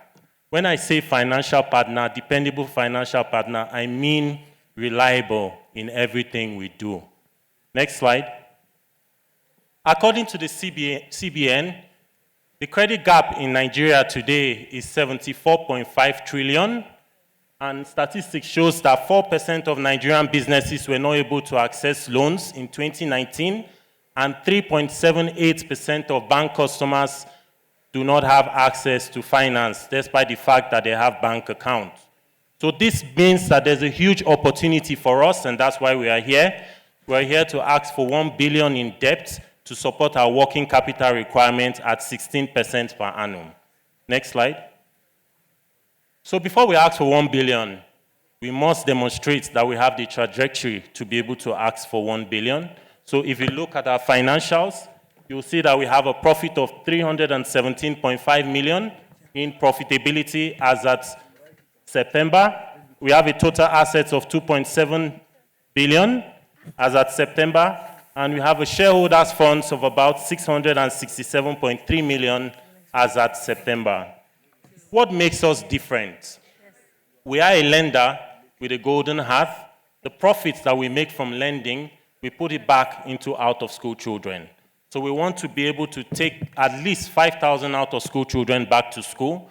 So what we want to do before the end of this year is to acquire a primary and secondary school where we can warehouse those out-of-school children. We are actually a company that focuses on corporate governance. We have been around for 9 years. So in 9 years, we have been doing this and we have been growing our business. We have a board. So we have Dr. Mrs. Nena Adezioji as our board chairman. She was the pioneer chairman of Investment and Securities Tribunal.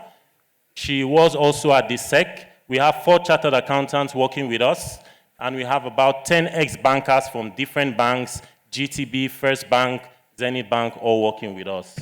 So this is our management staff. We have a very youthful management staff, all under 40 years old. So we have about 9 shareholders, and our shareholders are guarding their shares jealously, so we're not looking for equity because the company is very profitable. So these are our shareholders. So I welcome questions, and I also will be pleased if you join me in building Abuja's most trusted finance company. Thank you.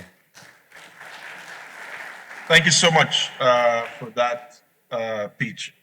Quite straight to the point. And I really want to emphasize that time is of the essence, the 3 minutes for the pitch, 2 minutes for the questions, because I'll be out of here in about 20 minutes.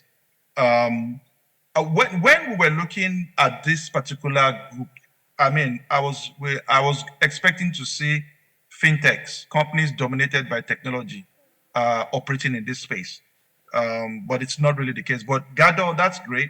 Once again, you have also asked in Naira. You are the second group asking in Naira. I would classify you as a scale-up, not a startup. You know, you've got a proven track record. You've got your license. You know what you want to do, and you know where you're going. So I think you're on the right path. Yeah, it's good that you're doing corporate social responsibility, and your governance structure is also commendable. Kudos. So let's take questions from the audience if we have any. Please, do we have questions for the pitcher? Barry, raise your hand. Please, hold on a second. Any more questions, please? 2. Any more? We have 2 now. Any more questions?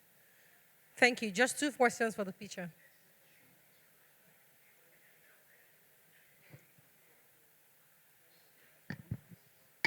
Good afternoon.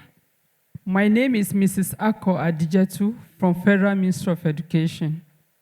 I'm glad to hear the issue of out of school, but I want to ask, how do you get a statistic of the out of school you are working with, and how can you carry the Federal Ministry of Education along in this profitable job you are doing to eradicate out of school from the street of Nigeria? Thank you. Okay, thank you very much for that question. Anybody that is passionate about out-of-school children will tell you that Nigeria has about 33 million out-of-school children. It's on the internet, you can Google it. And we will be willing to partner with Ministry of Education, state ministries, and also federal ministries. And we'll be willing for you to also support us so we can have that reach in going through the 774 local governments.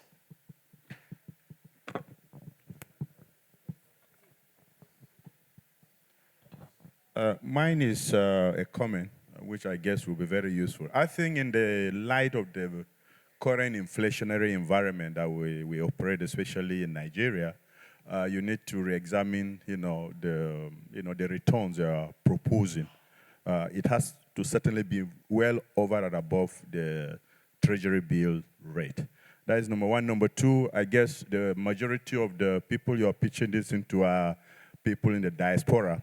I wonder how you're going to, when they send in or when they invest in dollar, I believe they are also looking forward to repatriating it.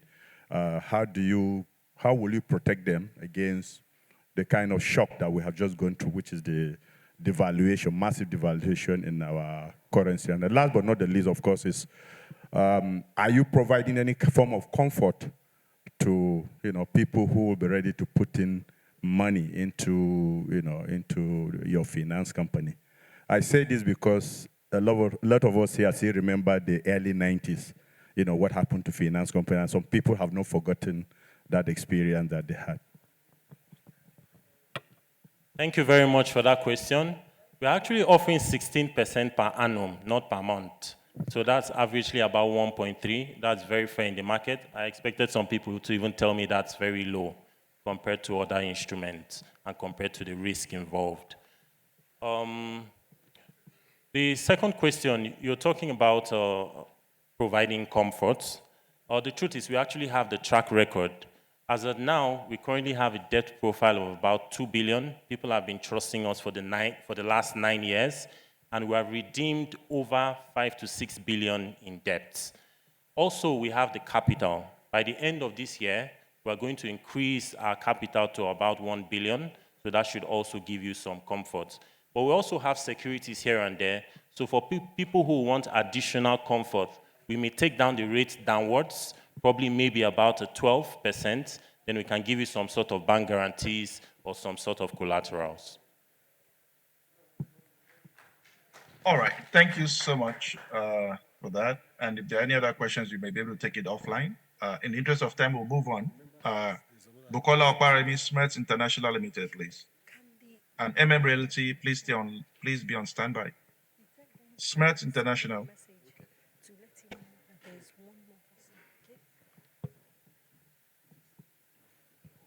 I think that was all. Thank you. Thank you. Good afternoon, everyone. Good afternoon, Smart. Go ahead. My 3 name minutes, is please. Bukola Oparemi. I'm the CEO, founder for Smith International Limited. At Smith International Limited, we are harnessing the power of crowd.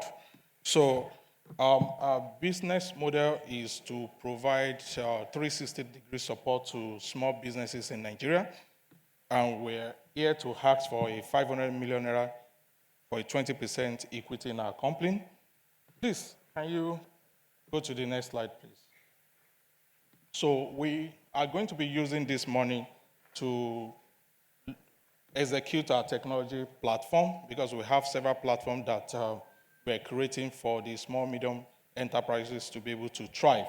And also our project expenses and our business operational expenses. The next slide, please. Smith International Limited is registered with CSA, and we're leveraging technology. We're big in tech. We're leveraging technology to provide 360-degree support to small businesses by creating a crowd economy ecosystem whereby we'll be able to onboard 100,000 SME small businesses in the next 5 years who will turn in creating 1 million jobs. Next slide, please. Why are we focused on SMEs? According to the Nigerian Bureau of Statistics, there are over 40 million micro, small, medium enterprises in Nigeria, and they're already contributing about 46% to the gross domestic product of Nigeria, and they have also account for 87% of employment in Nigeria. To our wonders, 95% of them are still in the micro stage. So we have micro, small. So majority of these small businesses are still in their micro stage. And that is why, the next slide please, that is why we have created the Smart HQ to be the headquarters for small businesses in Nigeria. Also, 95% of them actually failed in their first 5 years. And that is why we have created this business model, this company, to be able to ensure that more of these enterprises actually survive beyond 5 years. Our intention is to see how we can take a micro business to grow to become a small business, and from small business you can grow to become a medium-sized enterprise. Also, over 40% of this small business actually fails to lack of access to markets and lack of access to market for their product, and for those in services, lack of access market to their services. And that's why we're creating different platforms to be able to solve this problem for them. Some of them actually fail because of lack of professional business support. I've been in business for the past, decades, because I've been in business from my secondary school days, and I've always been in business. I've also worked in a very big enterprise in Nigeria for over a decade, so supporting small businesses as well. So 92% of them actually also fail to lack of access to finance. So when we talk about lack of access to finance, there's a whole lot.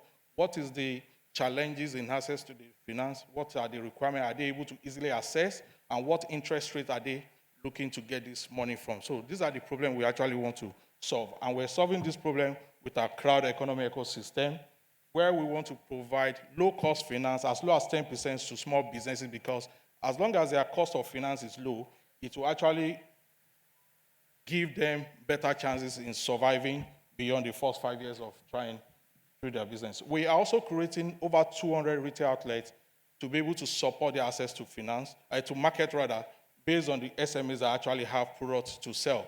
And we're also creating an e-commerce platform which will give also access to national customers and global customers. Also, we're creating a shared service hub whereby we'll be able to provide professional business services to the small businesses we want to onboard on our platform. As a proof of concept, we opened this first retail outlet, which actually was focused on farm produce, because out of the 40 million MSMEs we're talking about, over 50% are actually smallholder farmers. And that is why we have created that proof of concept to be able to try out the retail outlet. And over the last 3 years that we have opened, we've actually made a total revenue of over 220 million from a 72,000 transaction count and at an average spend per transaction of 3,000. And our projection for the next 5 years by onboarding 100,000 SMEs to actually create 1 million jobs, we are looking at having a revenue of 11.6 billion on a yearly revenue base. 4.8 is going to come from our retail outlet based on what we are currently doing, and also 2.4 is coming from our e-commerce platform, while 2.4 is coming from our share service of from money we're going to be making from the professional business support we're giving to the SMEs. And lastly, we're going to be making 2.2 billion from our micro lending to SMEs. Thank you. All right.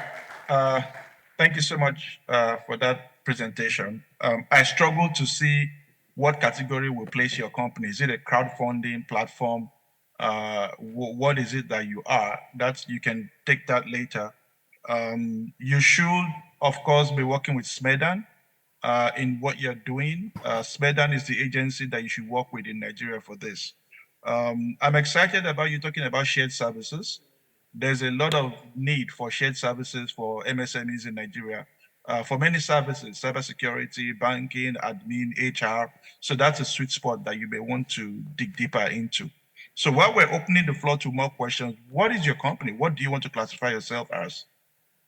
So from our model, because of the kind of service we want to render, we actually fit into different platforms, because when you look at small businesses, they're in different categories and we're not limiting to any category. And from what I've learned from this platform today, there's a lot to our business. We have a white paper that we have written since 2018, and we have updated it to the current situation we're talking about. And this white paper is extremely rich on our business model. And when we talk about leveraging technology, we're going to be providing 360-degree support. Everything MSME needs is what we want to give to them.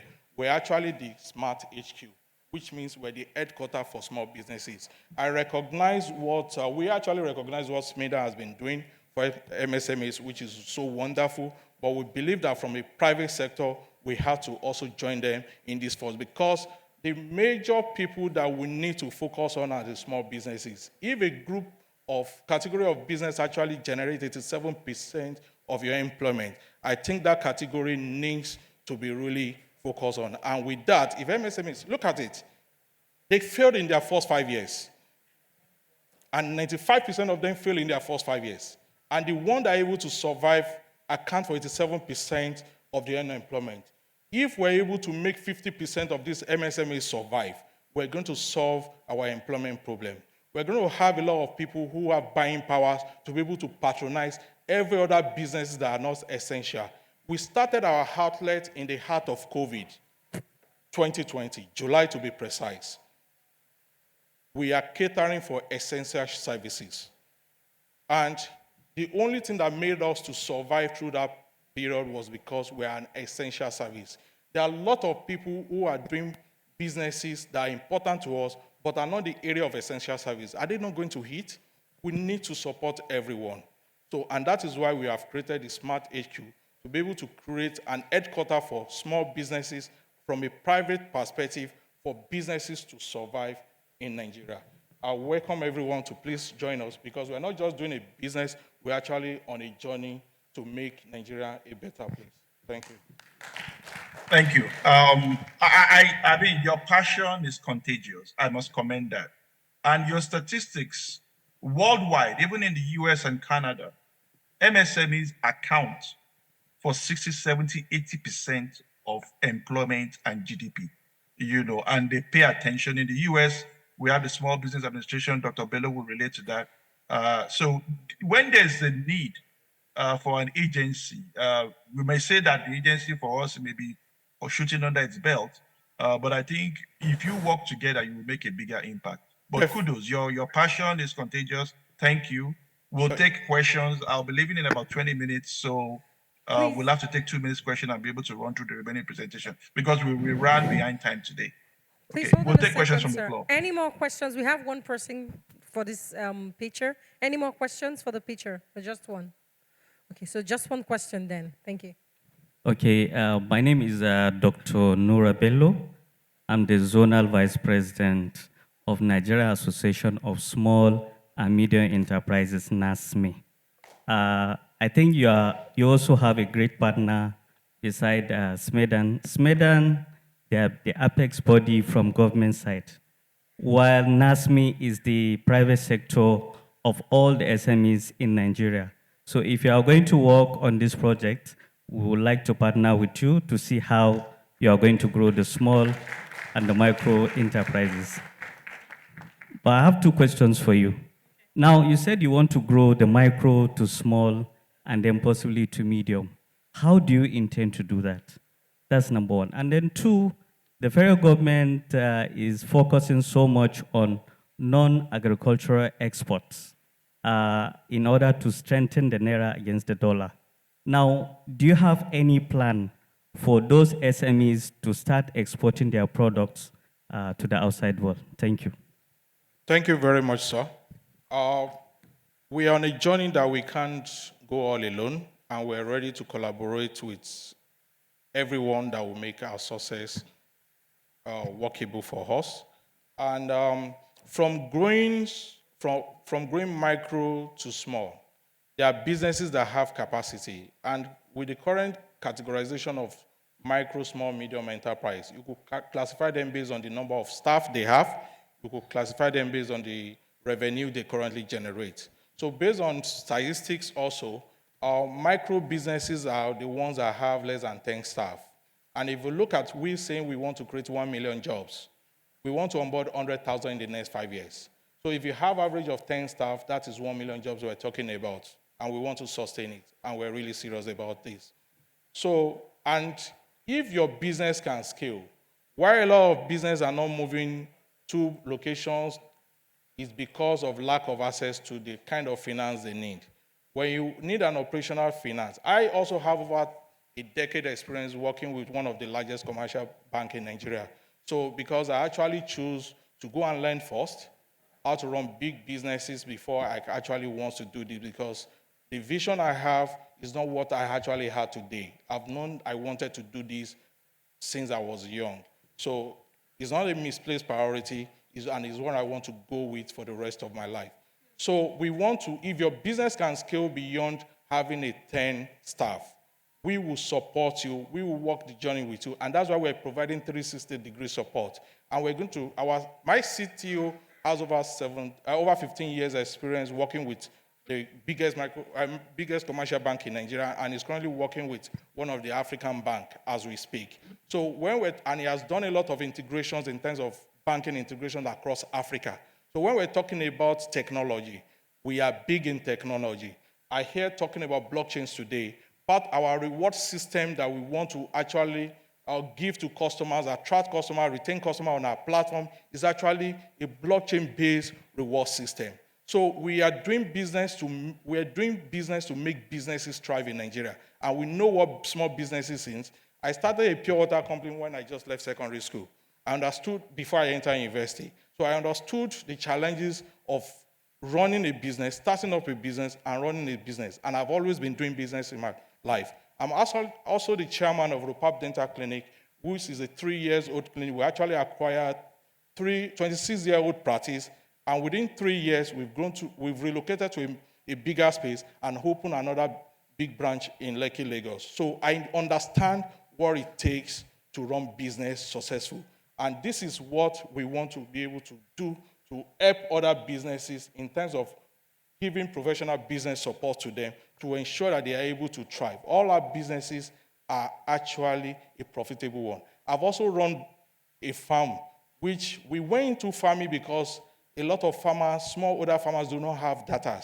And we went into the farming to be able to leverage, create the data, and understand what we need to do to support them. I've met a lot of colleagues here also who is going to be pitching about agriculture, who they are also providing solutions for farmers. So I understand the pains of these people. And that is why the Smart HQ is for all small businesses. Thank you. All right. Thank you so much for that. Thank you. Thank you so much. In the interest of time, if there are any other questions, they can meet you offline. We have 4 more pitches to do in 15 minutes before I jump off the call. We'll call on MIM Realty. Esther, please come on, MIM Realty. Come Carry Me, please be on the side. Seed Builders be on the side. And we also have Trigger app to be the final pitch. So MIM Realty, please come on. We're doing this in 15 minutes, please. Thank you. If we don't have, okay. MIM Realty, please stick to the 3 minutes for your pitch. Thank you very much. 2 minutes for questions. Thank you. Thank you very much. My name is Esther Igyomo. I am the lead consultant at MIM Realty Limited. Thank you so much for this opportunity. Good day, everyone. I'm here to help you make more money and preserve your wealth. I'm not here to raise money. Experts say only about 20% of over 200 million Nigerians are homeowners, leaving an estimated 28 million housing deficit currently, and will require about 21 million to close. So, why invest in real estate? Lucrative markets. Now, real estate in Nigeria, we all know that it's a lucrative market. We have over 200 million people who need properties day by day. Imagine a family of 2, when they grow to 3, they will need a new apartment. A family of 4, when they grow to 6, they will need a new apartment. So every day, the need for housing and the need for properties is increasing because population is increasing. So the African market is a very lucrative market. Then we also have high return on investment. Yes, when you invest in real estate, your return is guaranteed, your high return is guaranteed. Okay, let's take, for example, one of the properties we have in Lagos recently appreciated over 400%. We launched the property in 2000. As of right now, that property has gained over 400% return on investments. Very, very interesting. Then we also have, we are focusing on profitable locations. So in real estate, something we call profitable locations, and we cannot overemphasize. Not every location is profitable. If you want to, if you want to invest, you buy a land maybe in your village. I don't know where your village is. Maybe your village is somewhere, and you're expecting quick return on investment. It might not happen. But because we are the expert here, we know the locations. We know where the money, where people are going to. There's something in real estate that says, look at where people are going to, go there before them, buy your properties, and become their landlords when they are ready to start living there.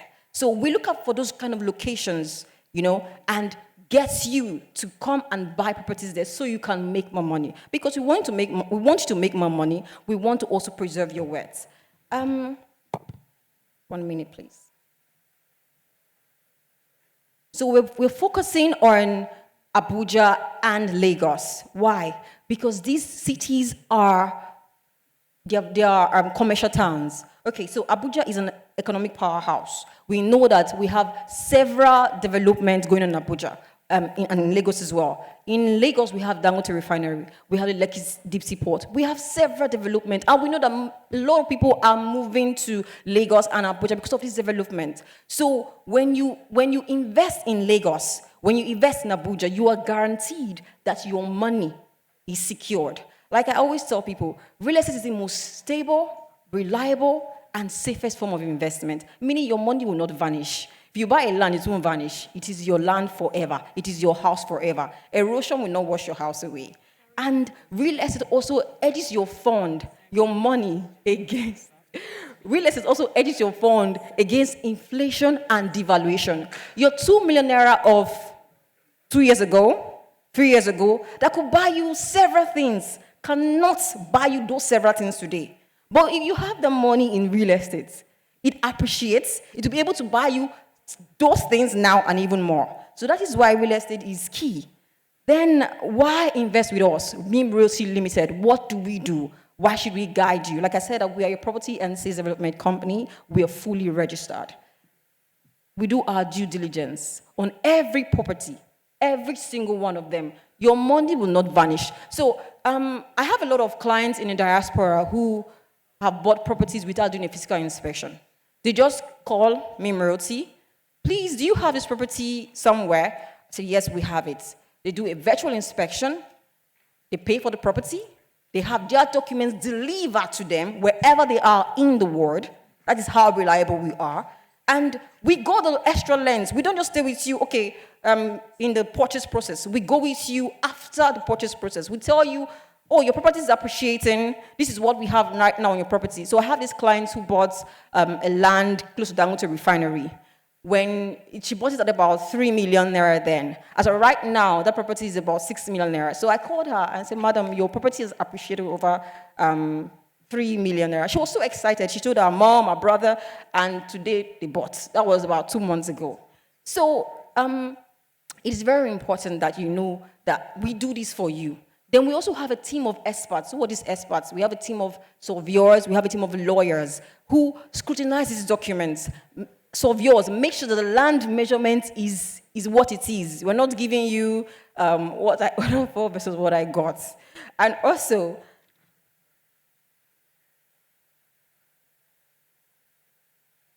we have transparent transactions. Transparent transactions, meaning that we keep you updated. Your document is delivered to you. We tell you what's going on with that property. And I also want to give you one example of why you should invest in real estate in Abuja or Lagos. So I have this client who bought... Sorry about that. Your time is up. I'm excited about what you said. You want to make the audience rich. You're the first person to have spoken about real estate today. Yes, real estate continues to appreciate. Almost everywhere in the world, there's not enough housing. Even in Canada at the moment, we're even beginning to turn back international students because we don't have accommodation for them. The government is planning to build massively. So if somewhere like Canada is having that kind of a struggle, what do we say about Nigeria? So thanks for your pitch. Please, I must emphasize that we need to be on time. 3 minutes for the presentation, 2 minutes for questions, because we do have to keep the time. I'm behind on other meetings at the moment. So let's take questions from the floor for you. Thank you. Any questions for There are two hands up. reality? Number one on the brown dress and then the suit. Any other person who has questions for this picture? So 2 questions for this. Thank you.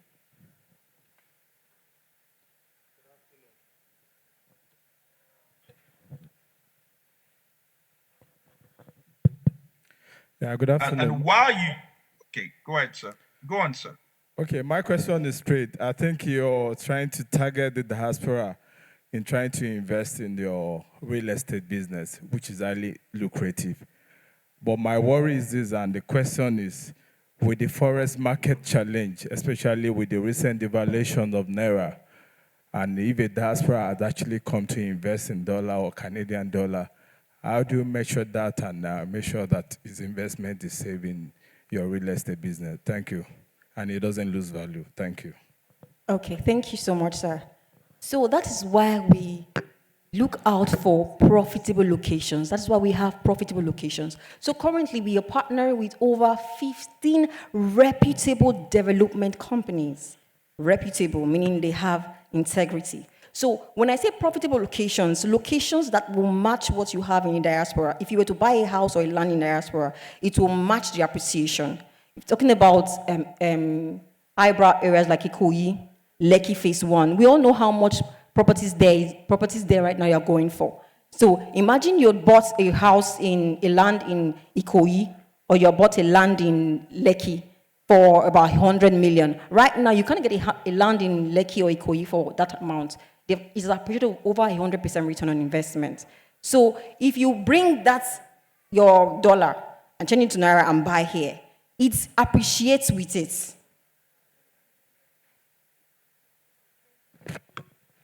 Please. Second person for the question. So I don't know if that answered your question. All right. Good afternoon. That was a very good presentation. Yeah. Yeah. But the problem we have in diaspora is this. You guys come, project all this real estate, very beautiful. we invested in it without actually seeing the property.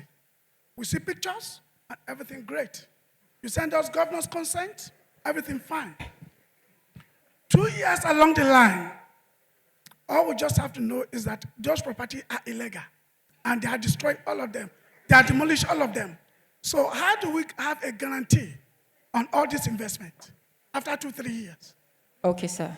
So we have a team of experts. That's why I said that one of the things that we do is we do our due diligence. So we have a team of expert lawyers and surveyors. Lawyers to verify that those documents are true.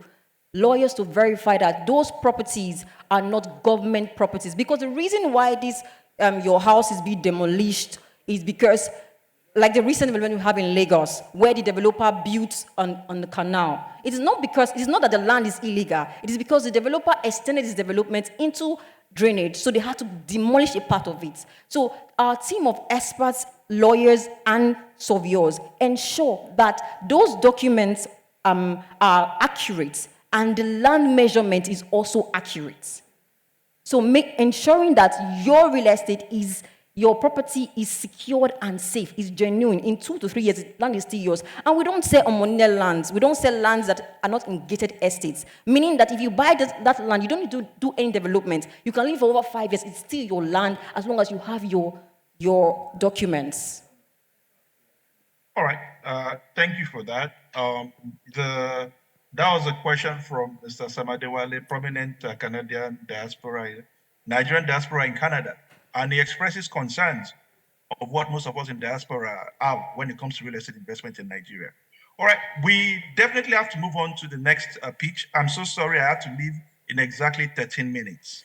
Sir, so we will just have to Carry move on to Me the next isn't here, so we'll move on to the next so Seed we'll Builders move on. Innovation. Okay, so we'll move on now to Seed Builders, and then we will take on the last pitch. So Seed Builders, please go ahead. Is Mr. Olaoluwa here? Seed Builders, oh good. Thank you. And Trigger app should be on the be waiting. Trigger app, Mr. Matthew, please get ready. Okay, good afternoon, everyone. It's great to be here. Thank you for the opportunity. My name is Olaoluwa Olonishomo. I am the founder of Seed Builders Innovation Hub, one of the foremost and the largest innovation hub in Africa, and it's good to be here. It's a bit strange for me because I used to be on the other seat as a judge, but now I'm standing for a community of over 50,000 startup founders and digital professionals today with this product called the Secure Seed Fund.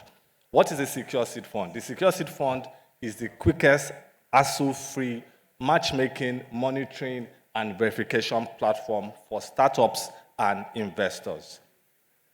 If you look at this picture here, this image here, the lady there, she's a startup founder who is looking for capital to scale her business. The person in the middle is a man who is an high-income earner who has capital to invest, while the last person with his hand on his head is someone that is an investor that has actually lost money because he could not monitor his investment. What is the problem that we are trying to solve? First is that there's a rigorous and a long process of assessing funds for early-stage startups. And again, these funds are available, right? But it's a rigorous process. For us, we run accelerator programs, but we only run this twice in a year. And every single day, I have pitch decks coming to my table. And of course, I can't help them because there's no solution. There's also a difficulty in assessing a secure startup investment opportunity, even with capital, especially for new and aspiring investors in the ecosystem. Again, there is an issue not having a platform where you have a partner that can actually vet, assess, carry due diligence, and monitor your investment across all your portfolios. And the last one is that a lot of new investors or conventional investors don't have the opportunity to tap into the $5.1 trillion startup ecosystem market valuation at this point. So that is the problem. And what is the solution? This is the first ever platform that democratizes and improves funding opportunities for early stage startups and for new and old investors.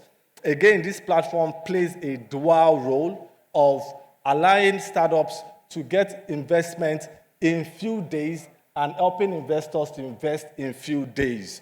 It's a trusted platform that verifies, vets, assess, monitors startup investment portfolio in just one dashboard. That means if you say, I want to invest 50K, for instance, in a startup, what we do is that on the platform, you put in the 50K in our e-wallet. However, based on milestone, we release the money. Because I run an accelerator hub. Sometimes some startup, you can give them funding and they run with the money or they don't do it. But this monitoring system, what happens is that it's based on milestone. You say you want to build a platform. Have you built the platform? Once you do that, we release the money to you on the platform. Again, it's just to connect conventional investors, investors that have just been spending money on real estate, other businesses, but they're not tapping into the startup ecosystem. We're trying to bring them into it because, of course, there's a lot of money. But let me make it clearer to everybody. If you know Flutterwave is a fintech. As of last year, Flutterwave was valued at $3 billion. And that is the valuation of your two biggest banks, GTB and Zenith Bank. They don't have that money. But just a fintech was able to get this money, right? And the fact of the matter is that there's a sad reality. 90% of the investment we have in startups in Nigeria are not investment from Nigeria or the diaspora. 90% is from American companies, European companies, Asian companies, and what happens is that once they invest, the next thing is come and register that business in Delaware or any other place. So what we're trying to do is to make sure that diaspora money is coming and is working here. This is our product, as you can see. What is our business model? How are we going to get money to sustain the business?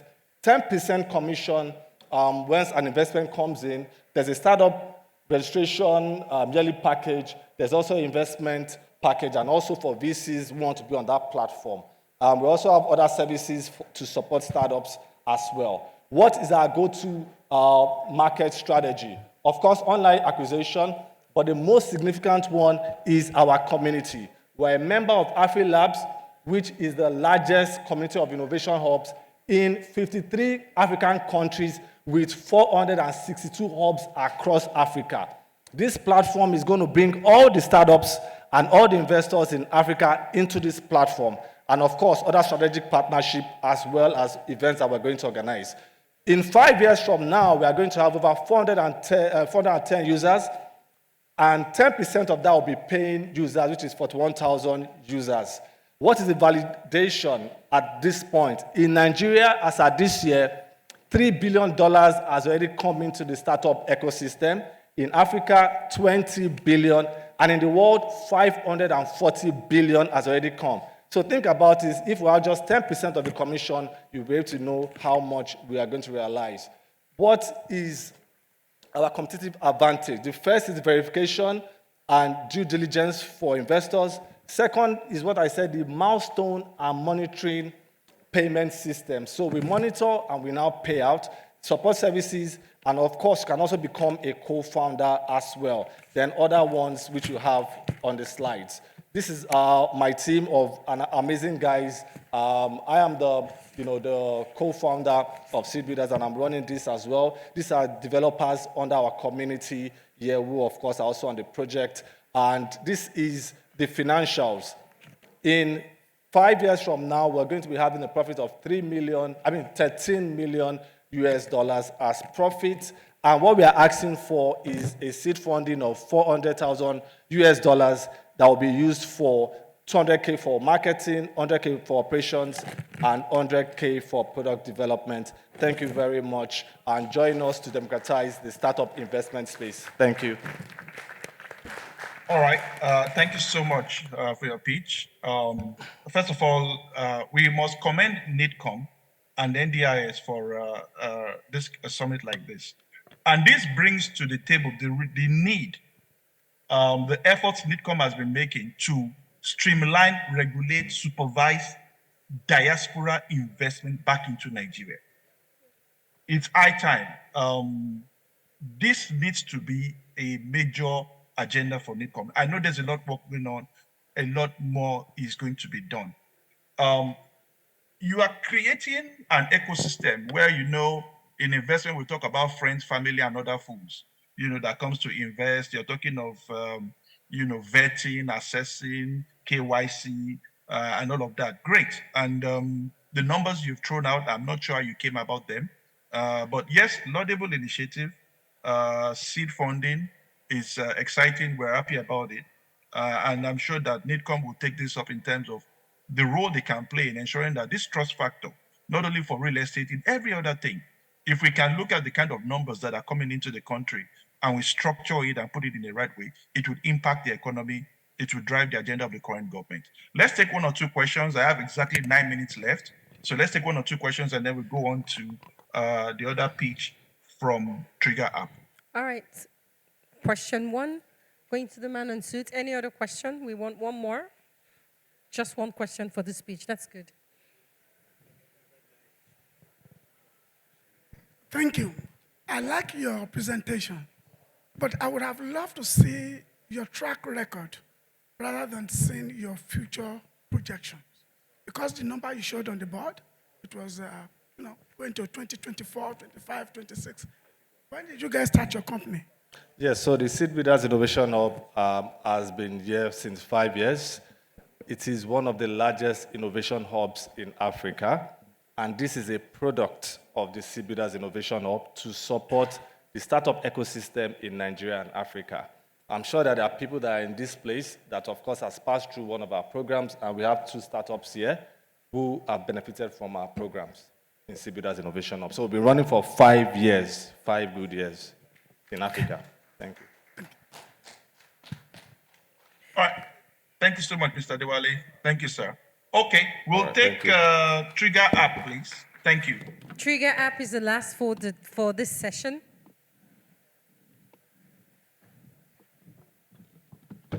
Good evening, everybody. My name is Matthew Yebanji. I am the co-founder and CEO of Trigger App. I'm going to start my pitch with 2 stories that I'm sure many people here are familiar with. On the 28th of February last year, a young lady by the name Bamishe boarded a BRT bus in Aja from work, trying to go home. While she was on the bus, she noticed something really strange with the BRT bus driver. The lights were off. She was the only one on the bus. And she tried to text her friend on WhatsApp, sent voice notes, was just telling her friend what happened. Minutes later, she was unreachable. 9 days later, her body was found on the Akata Bridge. Just a month later, on the 28th of March, a doctor on a train from Abuja to Kaduna went on Twitter and complained about an attack on a train. Nigerians on Twitter disregarded the information, thought she was just trying to make a fuss. Hours later, we all got the story of the Abuja train attack. 8 people died, lots of people were kidnapped. Emergency communication in Nigeria is close to non-existent. When people find themselves in situations where they need help, the conventional communication systems like calling a friend, going on Twitter, going on Instagram Live, sending a live location on WhatsApp are the only mediums of communication they have.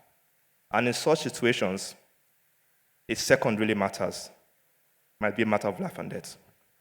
And that's why we have created an emergency communication channel that helps the user raise alarm to everybody relevant. Close friends and authorities at the tap of a button. So for instance, maybe I'm on my way to the airport, back to Lagos, and I sense my Uber driver is trying to kidnap me.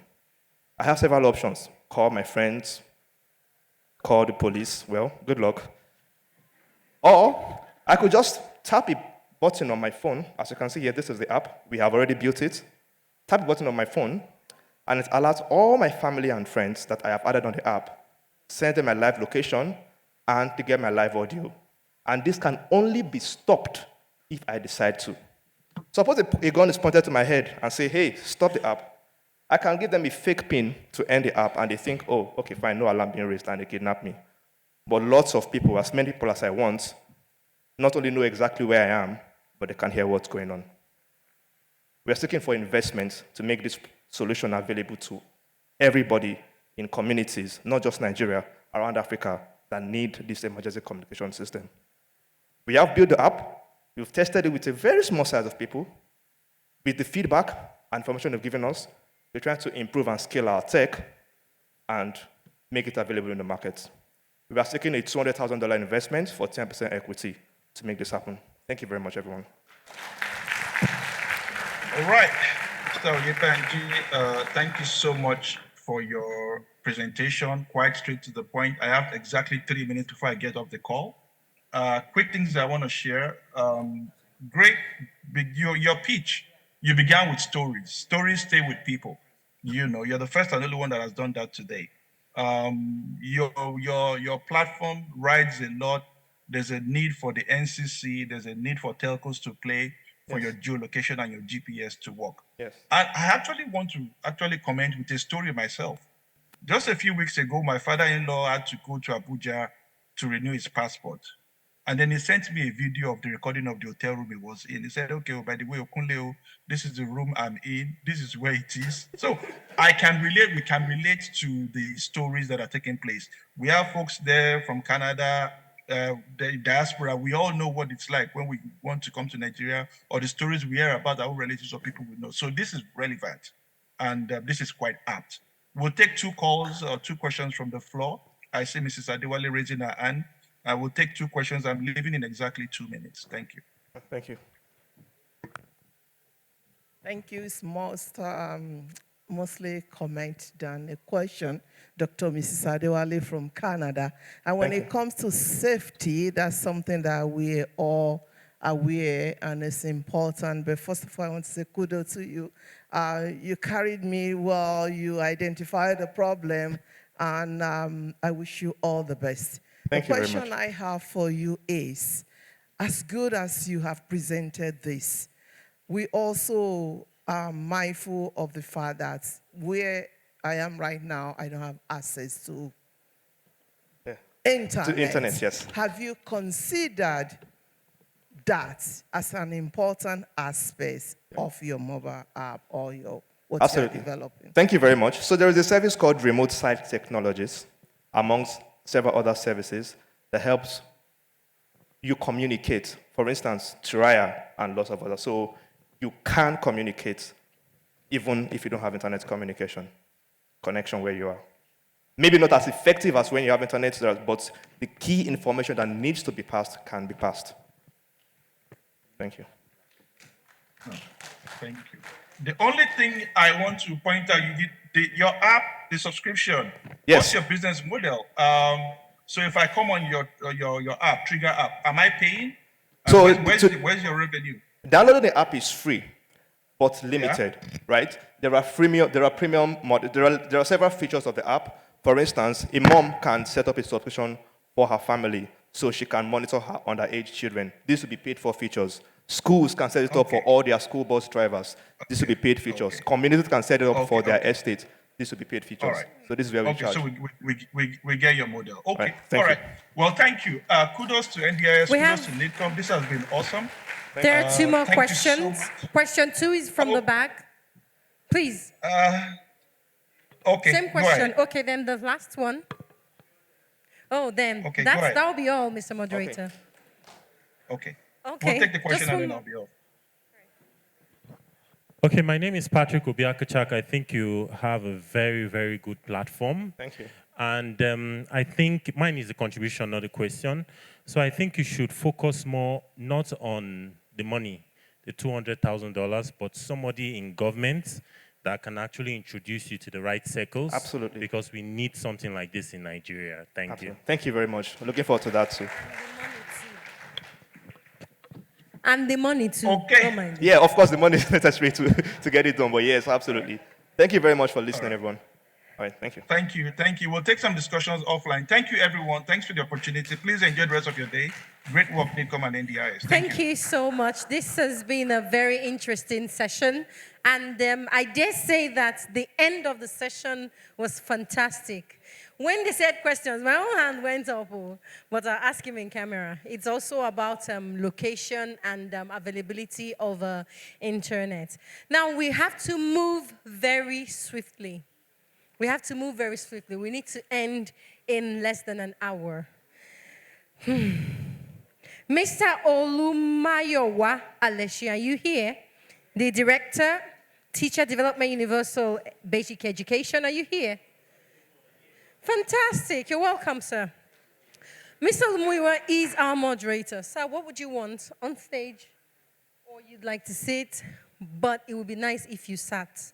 I'm not enjoying standing. So please, I'd like you at the center there, if that's comfortable, so you'll be that. What do you say? In front is best. All right. So for the pictures, the rapporteurs for this session, which is on education and professional services, our rapporteurs are Mary Eddie Orok and Chidi Goziem. We have our moderator here already. And the pictures, please, if your name is on our list, do get ready. We're going to start right away. Sir, Mr. Moderator, do I have a go-ahead? Or I'll give you the mic. Good.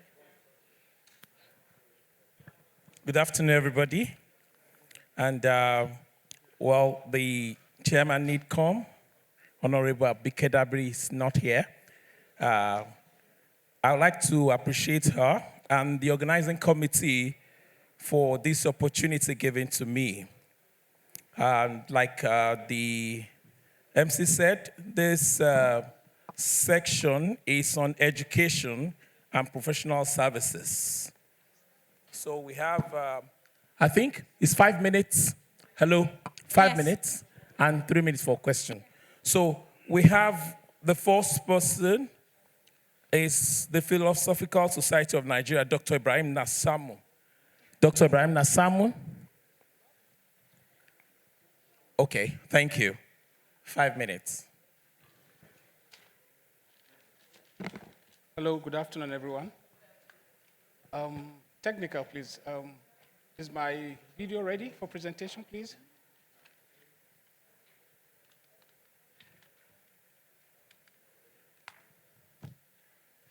My slides are my presentation, please. Technicals. What is this?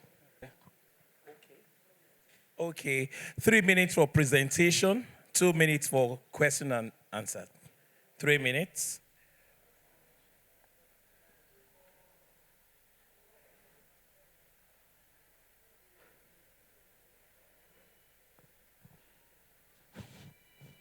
We have started. The slides.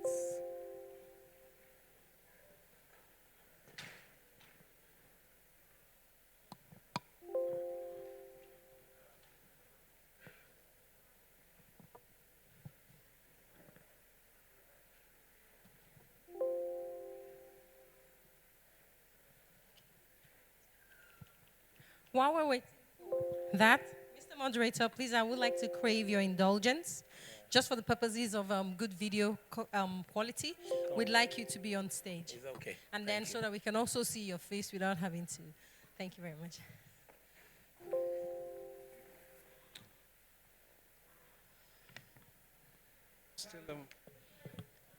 Okay. Technical, is his slide available or can we? It's corrupt. Is it possible? Can we work on that so that we can go to the next picture and then while you try to sort that out? That's fine. Okay. Please. Thank you. Okay, we move to Newgate University Limited. Hassan Nuhu. Newgate University Limited. Is Newgate here? Newgate. Newgate. Okay, Newgate is not yet here. We have Mohawk College. David Thompson. David Thompson. David Thompson. Whoa. David Thompson. Okay. Sabelink Consulting Limited. Waliola Akinsomi. Is Sabelink here? Sabelink. Sabelink. Sabelink? Okay. Next. Are you Sabelink? Oh, welcome.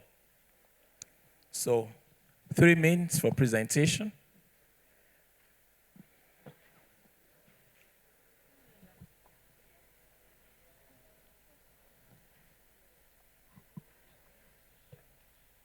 Sorry, just a minute, because it's not ready.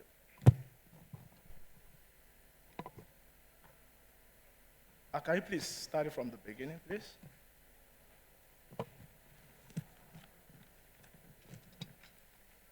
Start it from the beginning, please. Hello, everyone. My name is Wale Olakisomi. Started programming in 2011. In 2012, I enrolled for career killing programming course in Abuja. Went to India in 2013, and it was just slightly better than the previous one. In 2014, I decided to enroll at Obasanjo Library just across the street, where I led the foundation of information technology.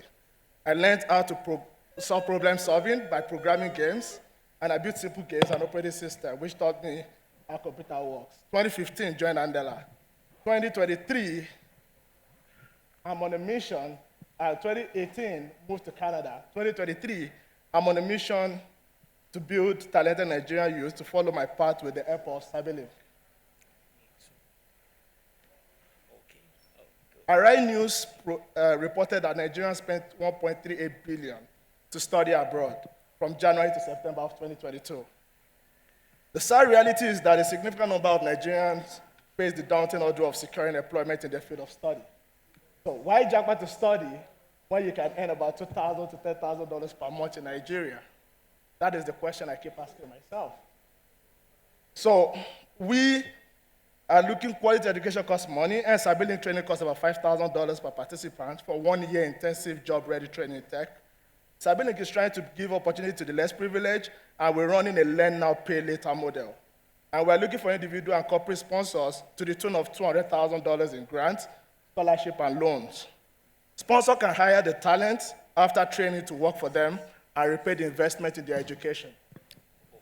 Cyberlink Foundation course training is for 8 months, and we connect them with problem solving, and then we connect them with industry experts after the 8 months of training. They learn full stack development, cybersecurity, AI, and DevOps, engineering, etc. We're also looking to partner with entrepreneurs who would hire talents. The best way to unlock bright minds is to engage them. Let's work together to build your dream in Nigeria. We advise Nigerians in diaspora to consider optimizing their finances by reducing living expenses so you can allocate resources to hire talented software developers in Nigeria to help bring your dream project to life with our Lab 24. We are looking to also partner with Nigerian government to promote Nigeria as a country where Fortune 500 companies want to have dev shops, just like India.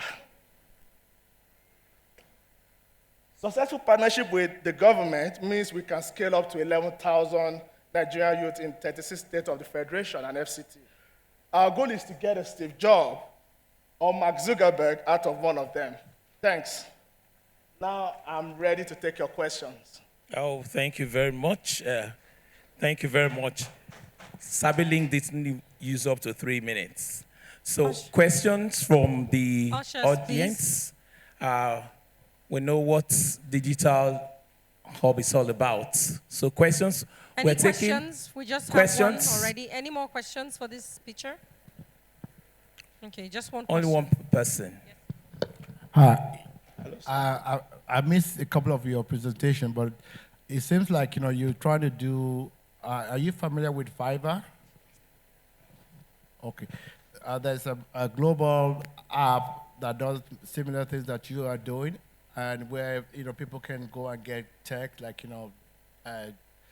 programming, coding, and I think it's similar to what you are trying to do. I'm not saying it's a bad thing because you are going to employ Nigerians. So let's talk later. Maybe we can partner with the Nigerian and Canadian Business Network. Yeah, I'm actually trying to get a question, but I would say that as a comment. So the thing is, I don't think anyone is doing what we're doing. And the reason for that is because it's my footprint of how I got into tech. I actually enrolled in this place after going to went to Abuja to learn a digital hub here. I went to India for about 6 months. I didn't get the foundation that I needed. It was just across the place where I actually sat down and I started building small games here. And then I was able to learn my problem solving. And then I learned about Linux, and that got me a job in Andela. So like you said, you missed the first part of the pitch. So that's actually, it's my own journey. And I even got to Canada. I became Canadian, which is why I'm now telling the Nigerians, you don't even need to travel. Once you have the skill, you can actually make the money here. But quality education costs money. We're charging $5,000. And we know that not a lot of people, that would be Canadian dollars, sir. It's cheaper than the US, yeah, because the company is also incorporated in Canada.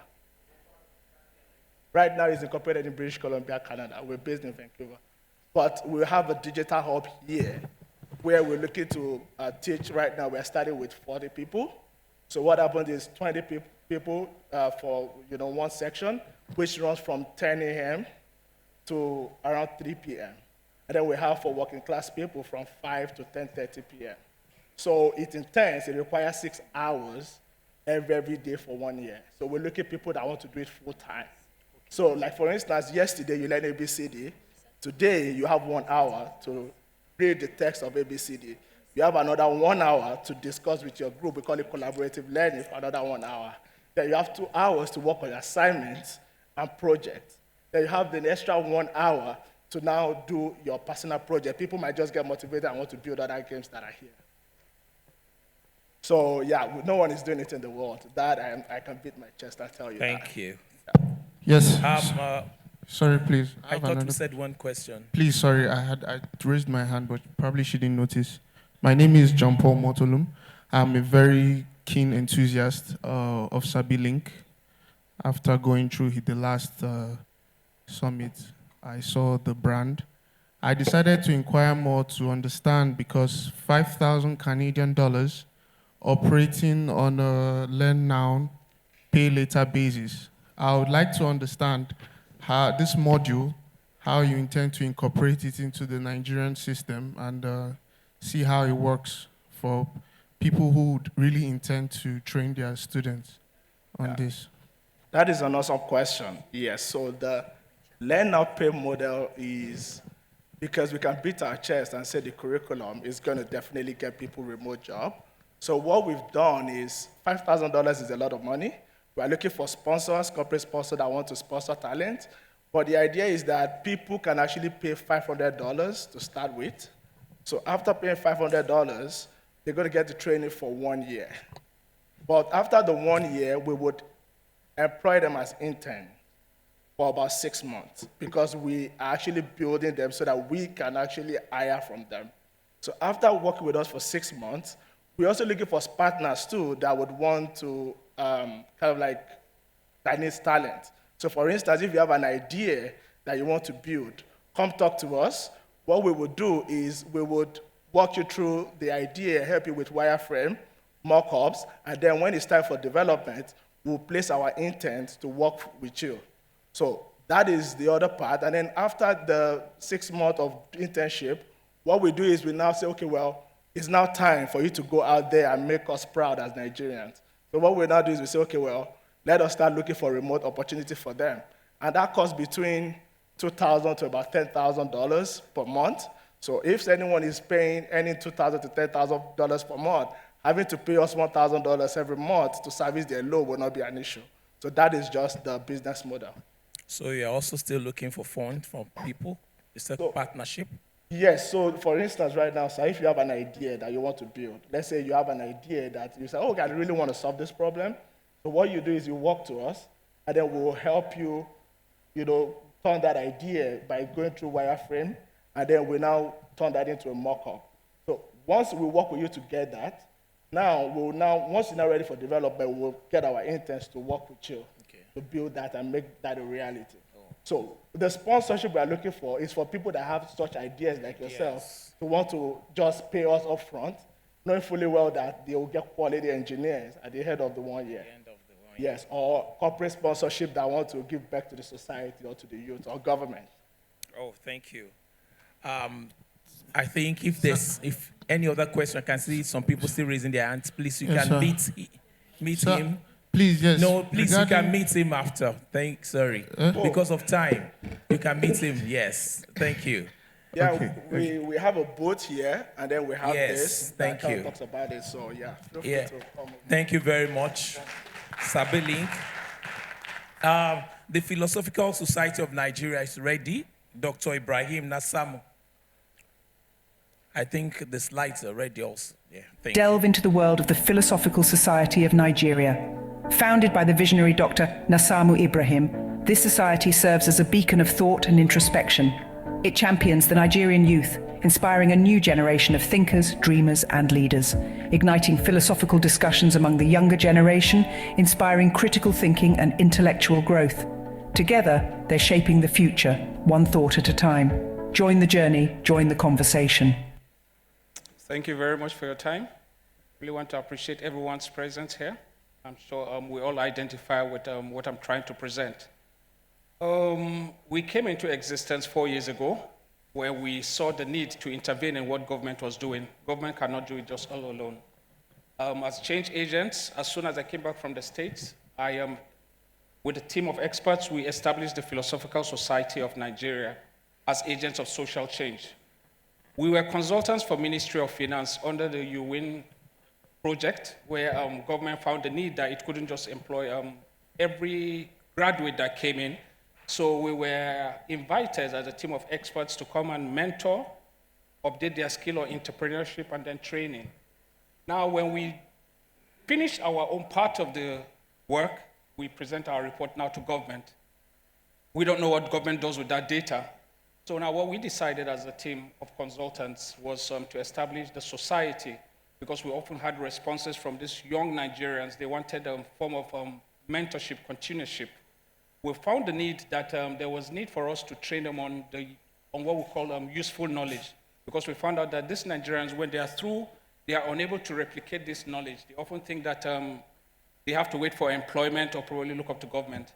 So now what we did for them was to create a hub of learning, where we developed with some couple of our partners, where we developed a channel where we could train. We're discussing different issues, updating our content, giving them career talk, mentorship, and development.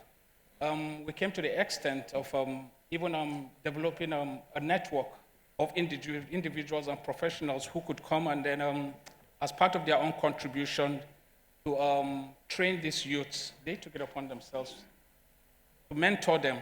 Some of them were fortunate. They were kind enough to even employ them. We have a remote office.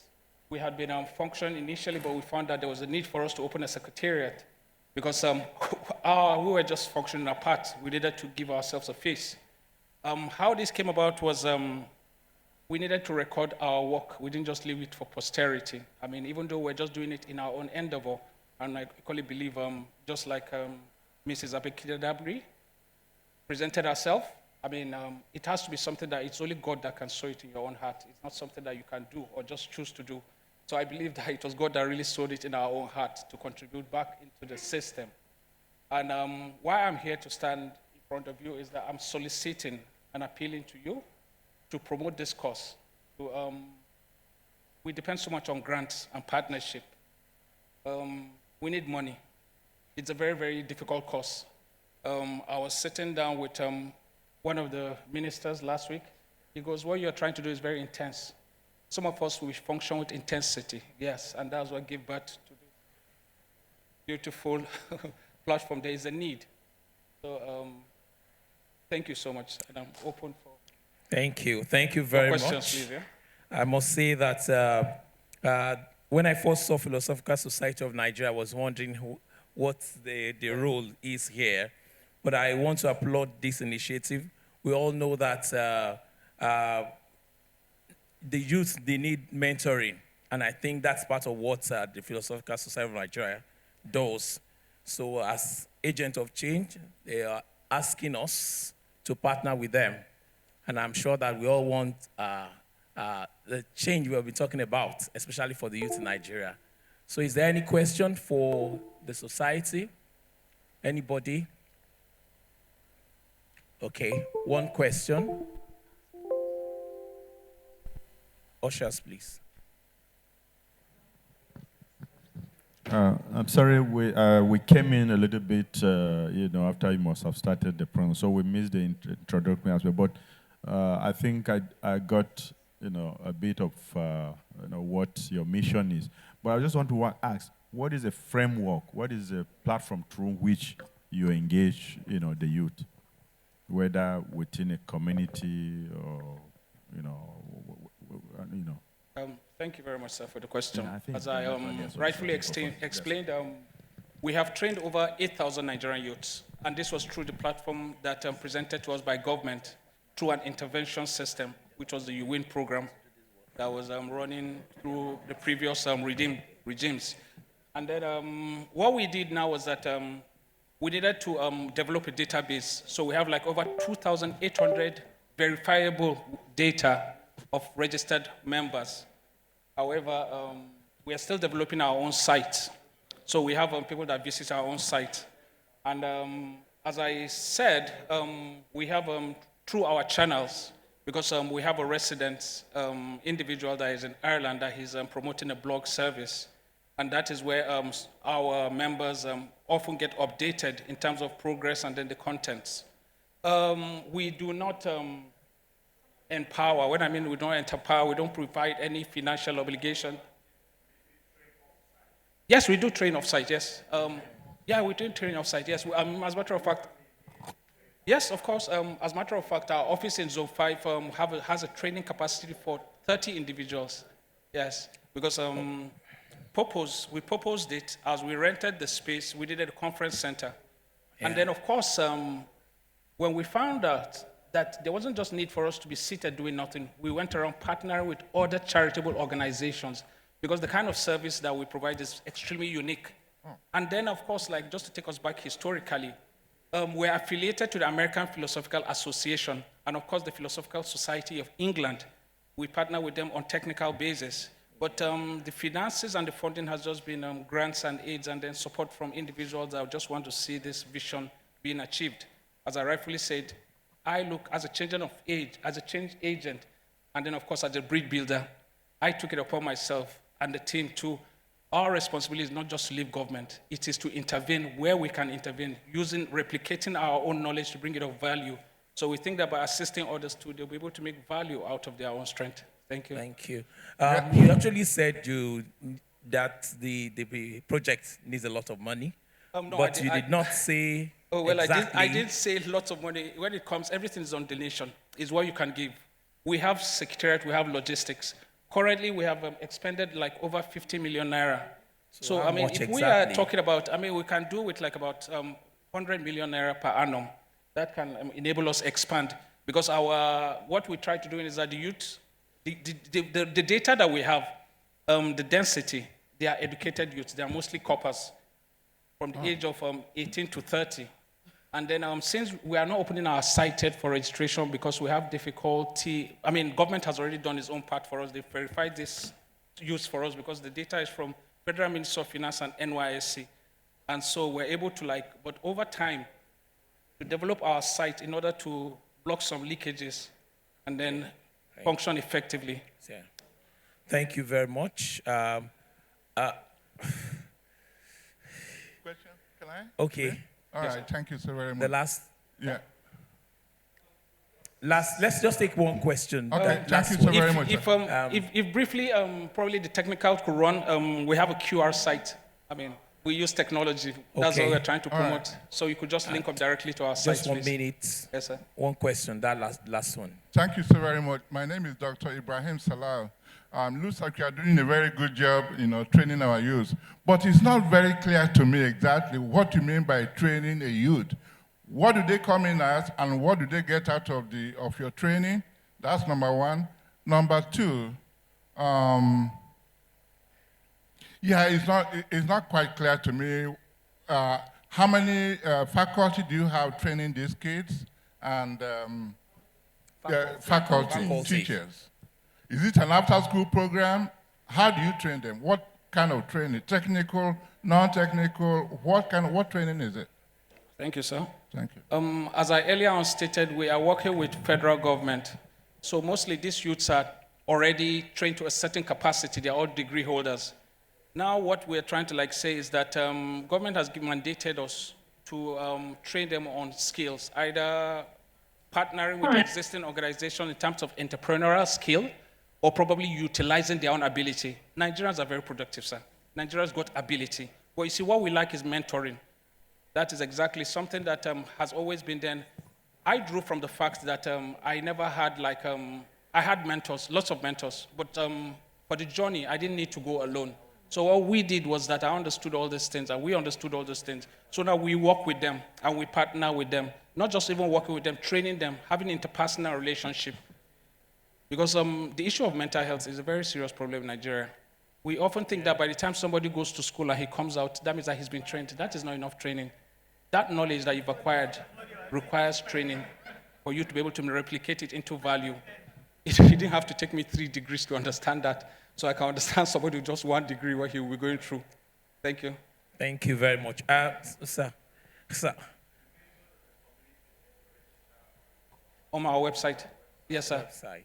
As I rightfully stated, sir, because of fraudsters and there's some other things, we are only working with our data that the Ministry of Finance has. We keep on updating it through the UN project, but part of the finances that we require is to take the services of experts on technology that can work on our own sites. Even though we have couple that are working with us, finance is very, very important, especially trying to get the best to establish a hub of knowledge. Okay. Thank you, sir. Thank you very much. That's the Philosophical Society of Nigeria. I encourage us to partner with them and support. Mentoring is very, very important. Thank you very much, Dr. Ibrahim. We'll call on Mohawk College again. Mohawk College. David Thompson, Mohawk College. Mohawk College. Mohawk College. Mr. Yes, David Thompson. Land, they are not here, but they sent in Mohawk College.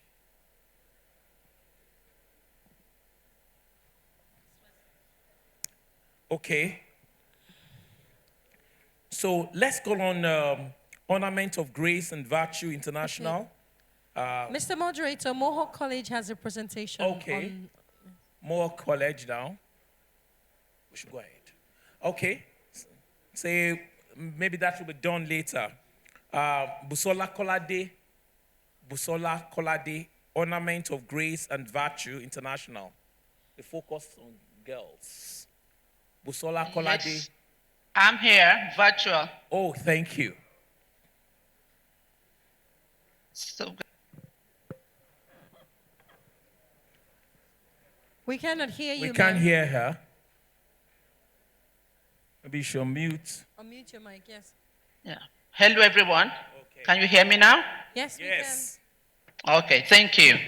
Hello, everyone. I'm very grateful for the opportunity to be with you this afternoon, and I just want to quickly go through, since we have just a few minutes. Okay, my name is Busola Kolade. I'm the founder and the ED of Ornament of Grace and Virtue organization called OGAV. It was founded in 2013, and I'm here to seek your support for our not-for-profit organization. At OGAV, we believe that an educated girl is a capable girl, and with support can contribute positively to society and avert poverty. Please, where's my slide? Thank you. Can I have slide 2 then, please? Thank you. I'm here to seek for support by way of grants, endowment, gifts, and donation to help us do more and ultimately do better for our growing community of girls. Working on the basis of having 2,000 girls per year, we are seeking 10 million naira for the purchase of a home, a building with space for an office and space for our program. In order to have full and part-time staff, we are asking for 300,000 per year for a project officer and social media manager, as well as facilitators and health educators. Under our health and mental wellness, we give out reusable sanitary pads at a cost of 10 million naira per year. OGAV is in the business of capacity building. We want to grow our membership, trustees, improve our fundraising, and increasing partnership. With running an office comes office stationery and equipment. We are asking for 10 million and 5 million respectively towards printing workbooks, buying notebooks, pens, pencils, as well as office furniture and electronics. In return, OGAV can offer a chance to deepen your social impact and provide opportunities to be visible to the wider community. You can improve recruitment and retention by being a company or an organization with a genuine connection to a charity. By partnering with OGAV, you can also be entitled to tax benefit from the government, and your reputation is forever enhanced by being committed to your social responsibilities. And of course, there's a sense of fulfillment and satisfaction of giving to a good cause. Next slide. Okay. Our impact. For the past 10 years, OGAV has tirelessly worked on the ground up to provide physical, mental, and emotional support to thousands of young girls, empowering and embodying them to achieve more for themselves. Through our Learning Beyond the Classroom initiative, we have put over 7,000 girls through training, coaching, and mentoring sections. OGAV has also awarded 50 scholarships and bursaries from 2018 to 2013 to pursue higher education at federal universities, to study communication, engineering, nursing, and economics, to name a few. OGAV has supported 50 plus girls into trade careers such as hairdressing, cake decoration, and sewing, and has supplied over 4,000 girls with school bags, pencils, textbooks, and other stationaries. Under our social health and mental wellness program, we had an empowerment day in July 2021 for 1,000 girls who were provided with care packs. OGAV has also took on the WHO campaign of ending menstrual poverty by providing 4,000 girls with the sustainable solution of reusable sanitary pads in August 2022 and August 2023 collectively. Our aim is to give young girls economic power by exposing them to careers and help avert poverty. At OGAV, we aim to address the challenges and barriers that prevent girls from getting their education. We want to support the girls through scholarship for post-secondary education and bursaries for low-income school girls in secondary schools. OGAV aims to give a sustainable solution to menstrual poverty as well as fight the stigma around it. We want to impact life skills and help young girls make better decisions for themselves and build an environment of leadership, adaptability, openness, and resilience among them. That is why we are asking for your support for a home base, for full and part-time staff, for funding towards reusable sanitary pads, for support in capacity building, for stationery, and for office equipment. Whether donation in monetary or in kind, an ongoing partnership, gifts, we appreciate it all and we put it to good use. So, OGAV is a non-for-profit organization, an NGO registered in Nigeria as an incorporated trustee. We promote and advance underprivileged school girls' education and skill development by addressing barriers and challenges in low-income communities through nurturing and mentoring in our Learning Beyond the Classroom initiative.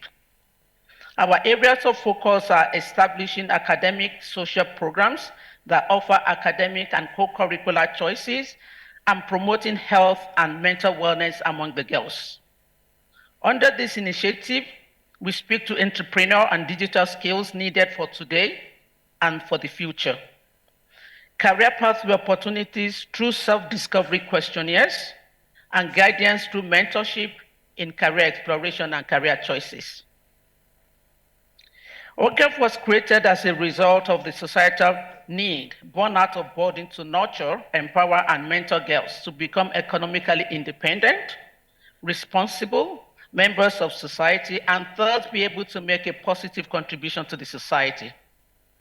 Our mission is to develop independent, responsible young girls through character building, mentorship, and acquisition of knowledge, skills, and ethics needed to thrive in the 21st century global economy.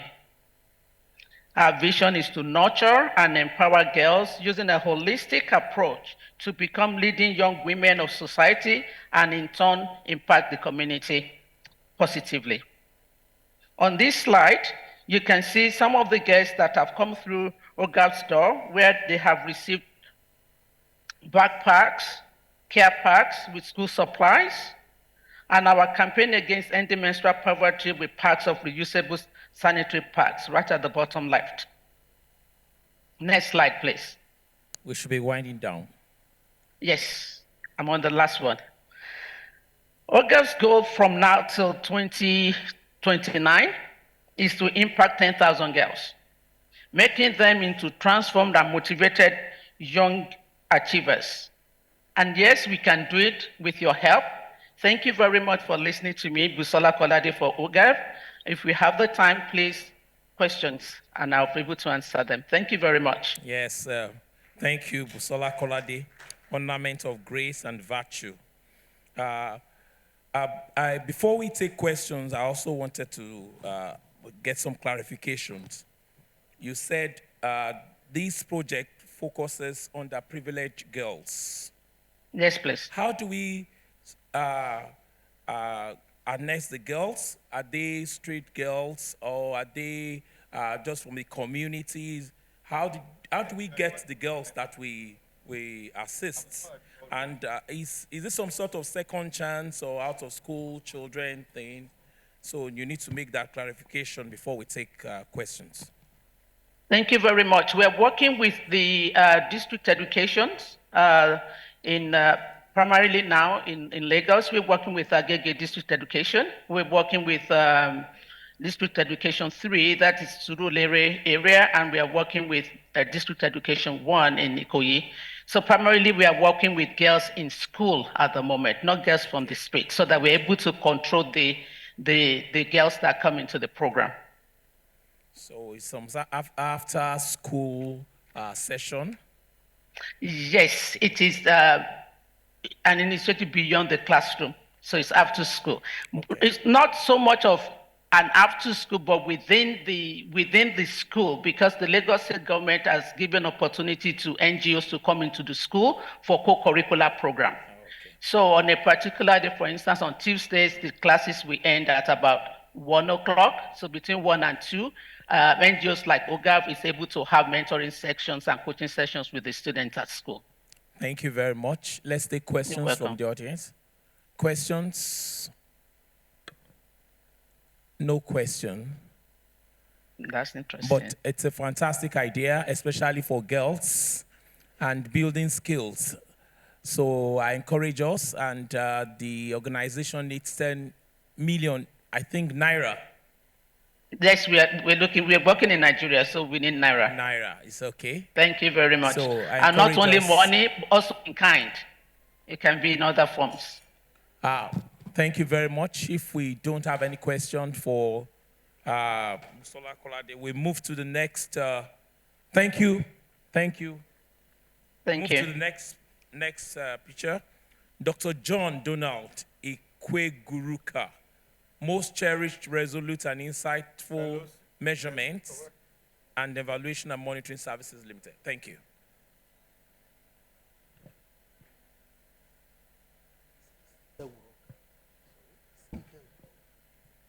Ike Guruka. Sorry, pardon me. Good evening, all. My name is Dr. Ike Guruka John Donald, and I am the founder of Most Cherished Insight Survey Services. I'm a university teacher. Imagine a situation where you are in a class teaching students, you discover that a particular student is sleeping. If you ask him, he will tell you he was so busy at night that because there is unemployment in Nigeria, so he has to work and do some other things in the night in order to get himself fixed after the university. As a result of that, I and some of my friends were thinking of that. And it is based on that that I is seeking for 300 $100,000 to help us in our research and training. This research and training has pushed us to our mission statement, which is to strengthen human capacity building and contribute towards the national development through research and training. What do we do here? The organization is to assist individual and government agencies in carrying out researches and also training of individuals, in-school students and out-of-school students. Here, we call the graduating students in collaboration with the school management and train them on the skills and competencies they need in order to navigate within the post-school period of their life. We also presently is working with the University of Nigeria Alumni Association to do mentorship training to all the graduating students from all their campuses.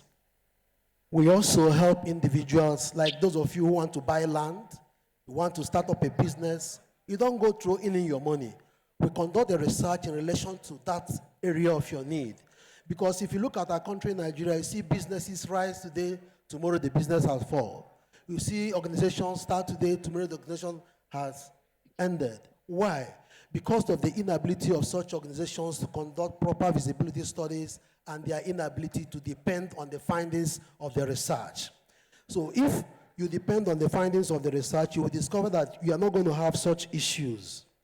And we are also working in partnership with Teachers Registration Council of Nigeria to see how we can conduct in-service training for private school teachers in Nigeria. Those who are teaching for government or those who are government teachers, once in a while, government organize in-service training for them. But those who are in private schools, you discover that the owner of the private school will just send a particular teacher for a training so that he comes back and steps it down. Believe you me, the knowledge he gets from the training, he wouldn't push it down 100%. So we are trying to see a situation where we can put our teachers to the world best standard in teaching and learning. I am saying this because I don't know about you. I was a village boy, primary school, secondary school, university from the village. I lacked so many things. I discovered another friend of mine who is from the north. He knows nothing like myself. Our friends will be talking about technological, this, that. The other one said, that when he was in Abuja, a lot of training. The other one said in Lagos, a lot of training. Because of that, we decided that this program will start, first of all, in the north, southeast, northeast, and within the geopolitical zones of the country, but leaving the state capital, because those who live within the state capital have opportunities of attending classes, or possibly their elder brothers have required information they need to grow. The organization also help individuals who are venturing, like I said earlier, into businesses to conduct researches for them, and as well. And we are pleading for sponsorship and as well collaboration, because with me alone and my team, we can't do it alone. But God is helping us. I'm a member of Teachers Registration Council and Association of Educational Evaluators and Researchers of Nigeria. Like if I'm going to Kanu, I need to call one of the researchers in Kanu and tell him I am coming. Look at what we need to do. And the universities are actually working with us. Thank you and God bless you all. Thank you very much. That's most cherished, resolute, and insightful measurement and evaluation and monitoring services. It's like the organization is multifaceted. You're doing mentoring, research, as well as training. Yes. Yeah. Okay, questions from the audience. Do we have any question? Seeking $300,000 as support to upscale the organization. Any question? Okay, yes, sir. Question.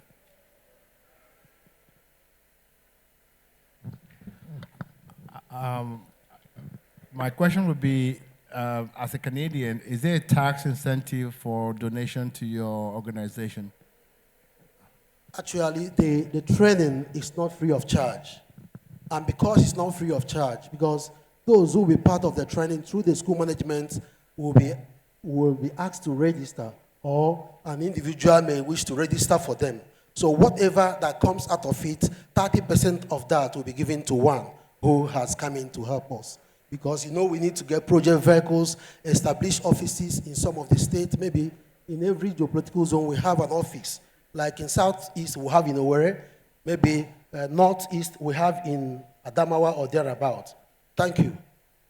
I was thinking that you're going to conduct research, you are mentoring, and just to research and training. And then how do people now come to also register or? For training, we work with school management. We work with the school management, the Office of the Dean, Student Affairs for the graduating students, and the Alumni Association of Universities that are strong. Like I said earlier, the president of University of Nigeria Alumni Association has agreed. We have done one in Enugu campus of University of Nigeria. And all the campuses of University of Nigeria is also waiting for us to fix a date when their own programs will take place. And also in the states, like we're talking, we do jingles and programs and send our teams to the schools and tell them the importance of the program. Actually, some schools are calling us that it is really important. Look at our brothers and sisters who are graduating. Everybody is thinking towards Yahoo. And by the end of the day, you discover many will die because they do not know what they are moving in. Imagine a situation where the program is going on, and I call as many as I have seen here today who will expose them to things that will give them money other than doing the negative thing. Believe you me, their life will change for better. Thank you very much. Thank you, most cherished Resolute. Let's put our hands together. Thank you very much. Thank you. Yeah. We call on the next person, and this is Dr. Obinaya Uruakpa, Grand Renaissance. Thank you. Good afternoon, everyone. My name is Obinaya Chinazoko Uzoma Ngozi Uruakpa. The Yorubas will tell you that 20 children born the same year can never play together for 20 years. I attended Omeka Community Primary School where they tried to use Igbo to teach me English language. The teacher was trying to teach me English language, and when he hooked on her through, he said,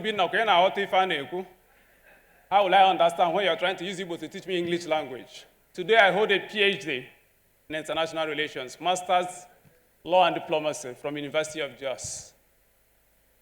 First degree English language. So for my shame, I have double today. Today I travel from one country to the other speaking African proverbs. As in the case of the hardworking farmer. I got a certificate in entrepreneurial management from the Enterprise Development Center from Atlantic University. So I use African proverbs to teach life and business principles. This was my face before the removal of subsidy.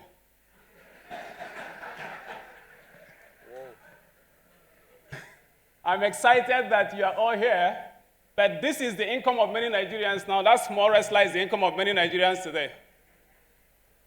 That big man is the expenditure of many Nigerians, including those of you in Canada. Hospital bills and so on. So I like what you're doing. Please put your hands together, the diaspora community. Thank you. My people say the firewood in a community cooks food for them. Because you have gathered today, being small has disadvantages. Person will get person, pass person will get money. If we don't get to now, we don't finish. It go better for now. God bless you. So what are we saying? This is the Africa of today. Whether I'm in Rwanda on May 23, I'll show you. Whether I'm in Uganda, whether I'm in Burundi, where we set up the first Proverbs Club. This is Africa. We have Boko Haram, we have armed robbery, fuel price hike, high cost of living, and so on. Brutality across board. The question is there any hope for the common Nigerian? Yes or no? Yes. Oh, with your mouth you confess unto salvation. Oh, wow. But what is changing? Everything is changing. Zoom, 53 years old, I'm 52. This guy is just a year older. But the guy had 10 million subscribers as of December 2019. By 2020, my people say bad ground and better ground for a native doctor. But by 2020, this guy had 300 million subscribers, and we're discussing fintech today. Hey, everything is changing except God, yeah? Oh, good. But we decided to take action. 1,000 good intentions are not as good as one action. The challenge with many of the youths you want to groom is that they will wake up on Saturday morning and say, let me kill Jesus, I beg. Employability issues is what we're dealing with. So we decided to set up an NGO, the African Proverbs Project Initiative. That's our action. And we decided to say your go-to place for everything African. The Yorubas will tell you that the child we did not train will sell the house we built. 20 children born the same year can never play together for 20 years. So we set up this NGO. As of 2022, according to Adamu, former Minister of Education, 28 Nigerian languages have gone extinct. If you are not careful, they will carry you and pass your father's compound. So we decided to codify it in form of a book. This book is in the hands of 4 African presidents. The former SGF boss, Mustafa, gave it to President Buhari. I'm calling so you can verify.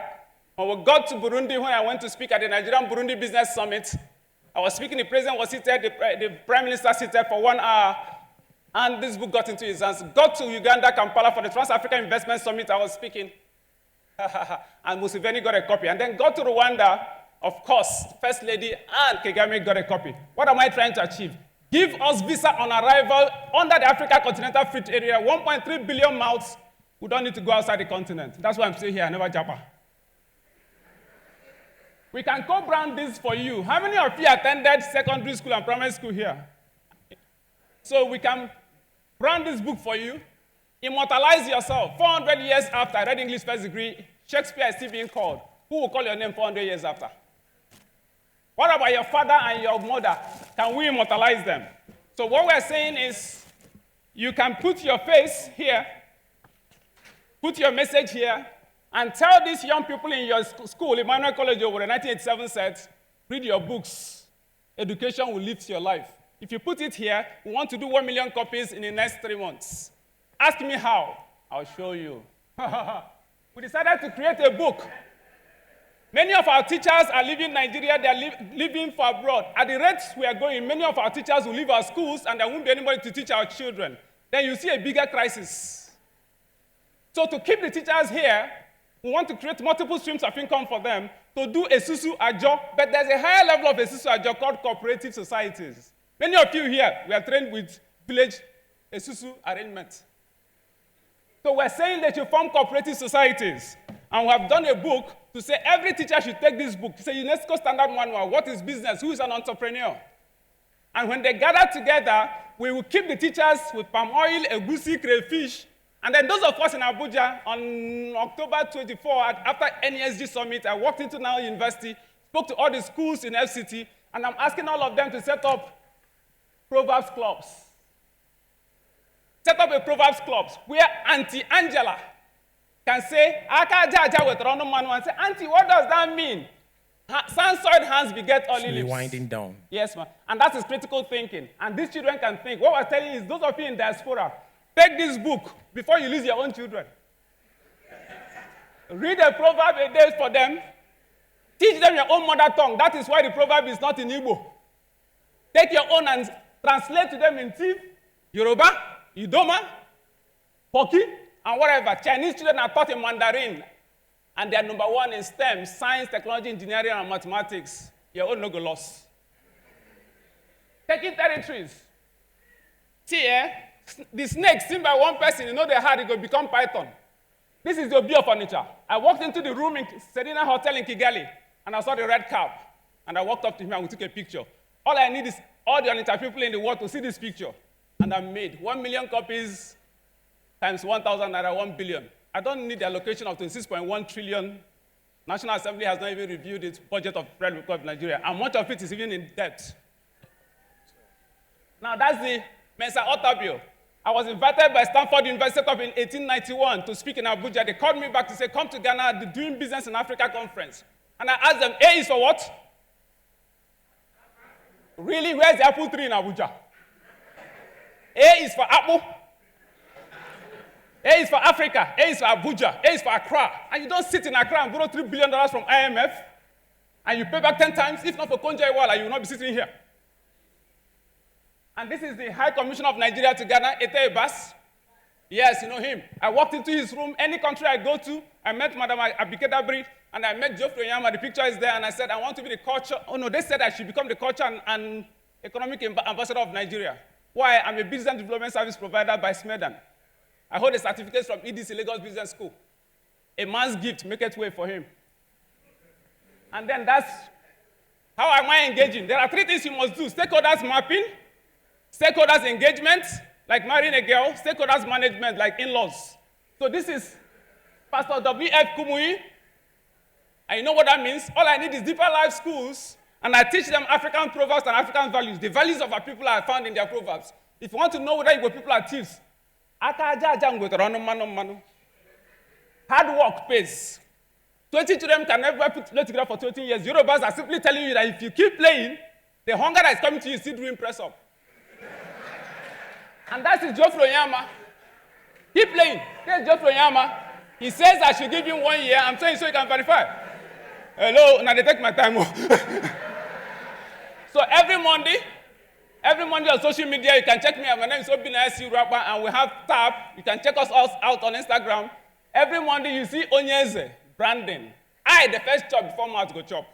Doing a business without advertising is like winking at a girl in the dark. Only you know what you're doing, no one else does. So we have, when the mother goat is eating grass, the children look at the mouth. This is Asokoro in Abuja, my chairman said, this is Asokoro. Non-forgotten initiative. We went there as part of our corporate social responsibility to train these children using proverbs to teach them education. We are working on SDG 4, quality education. Watch out for me. You see me at the UNESCO side meeting next year in New York. Yeah.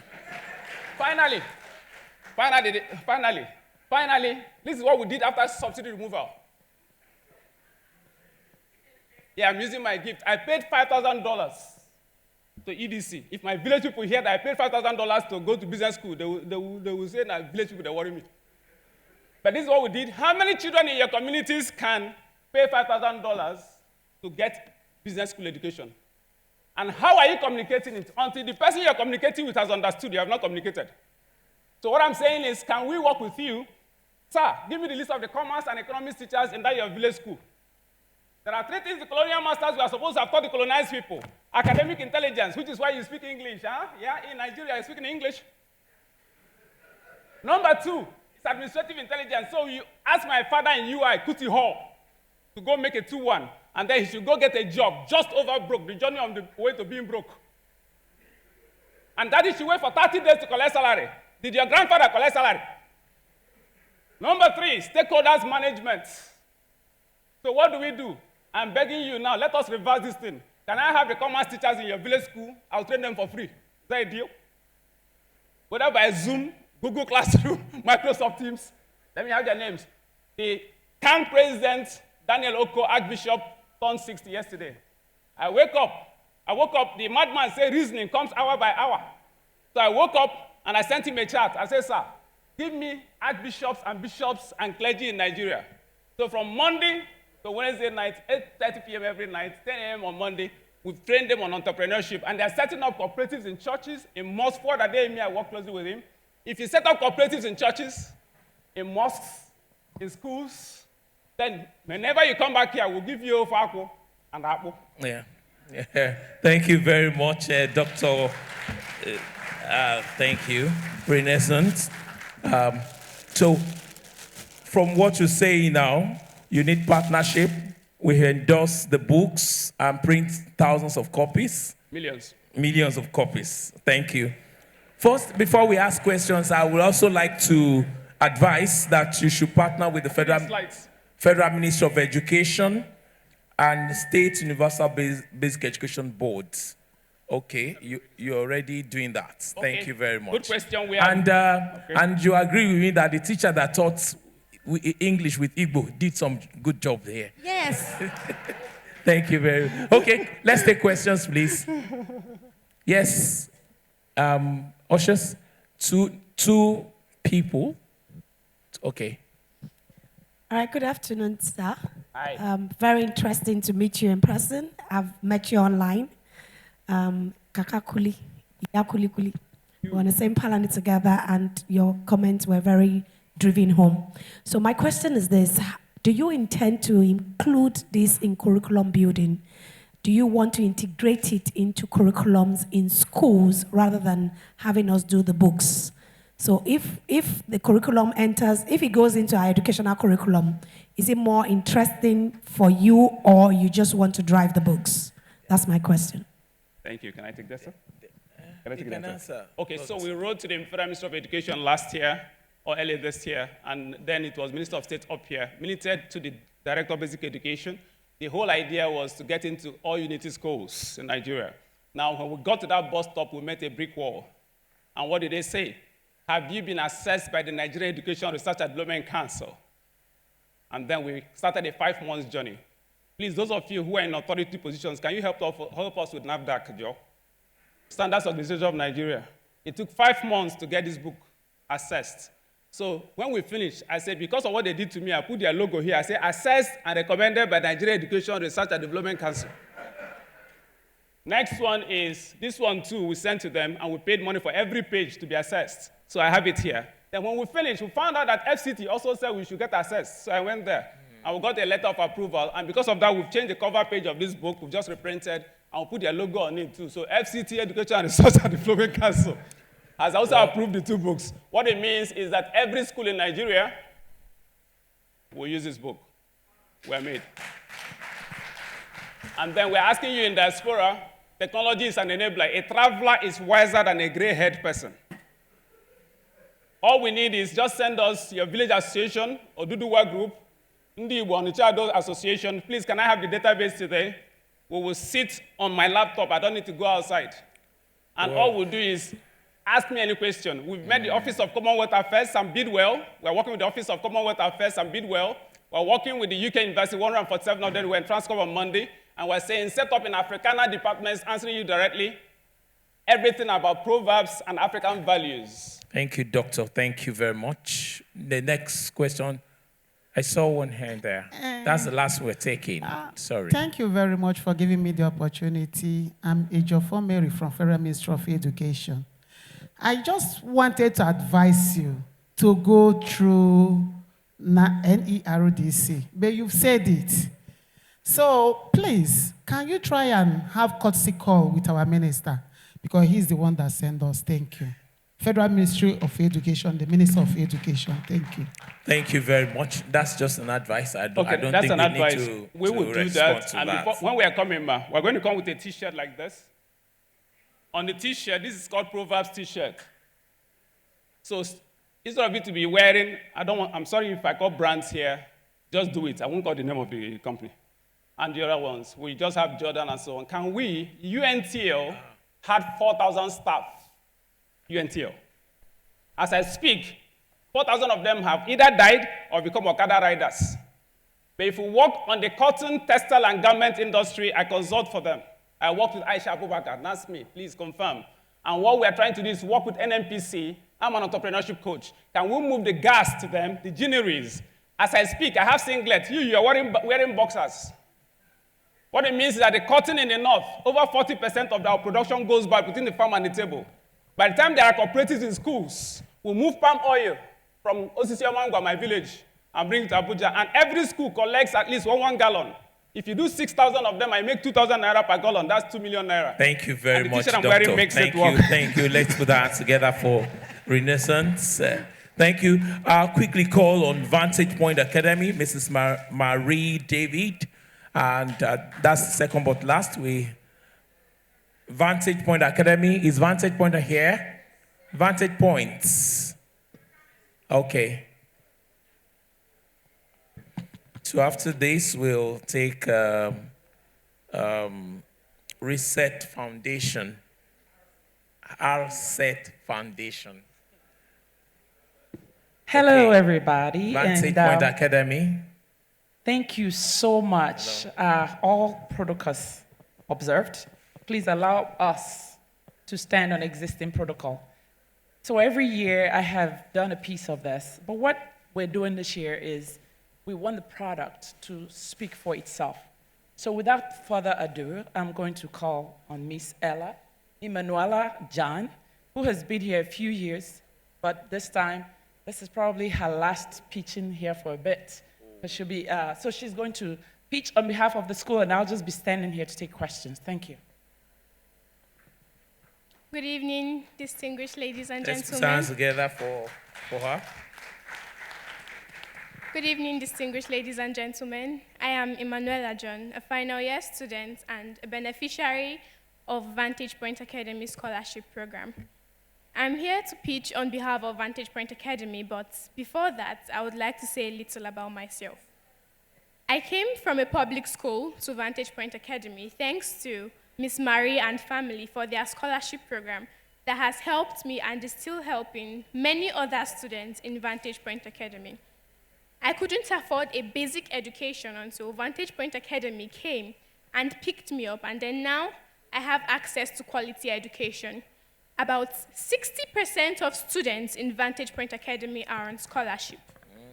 You see, Vantage Point Academy has made it a point of duty to reach out to the less privileged students on the streets who are highly intelligent but do not have access to quality education.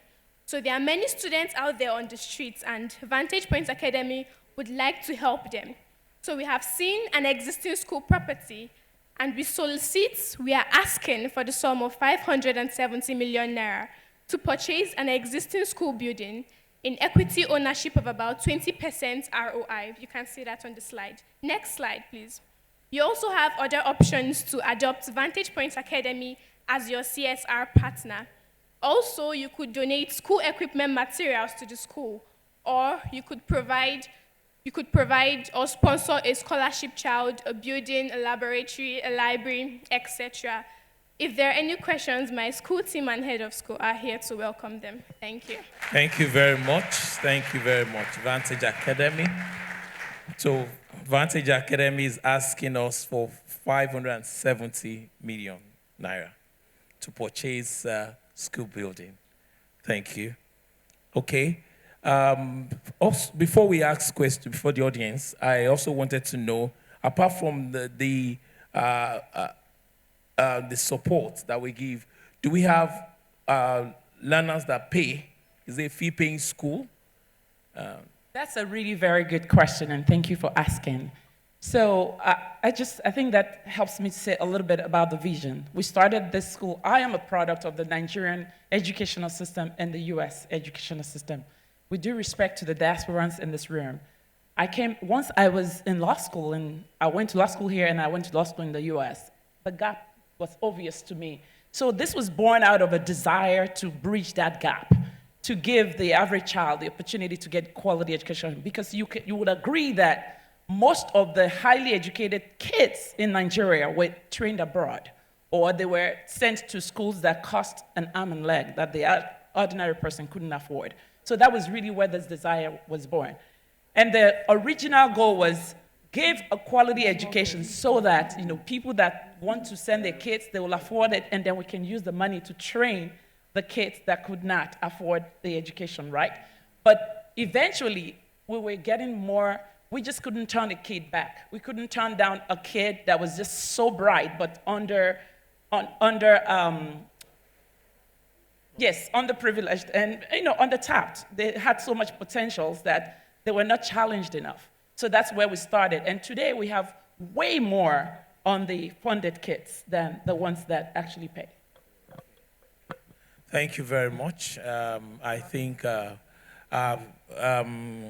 Vantage Academy needs our support.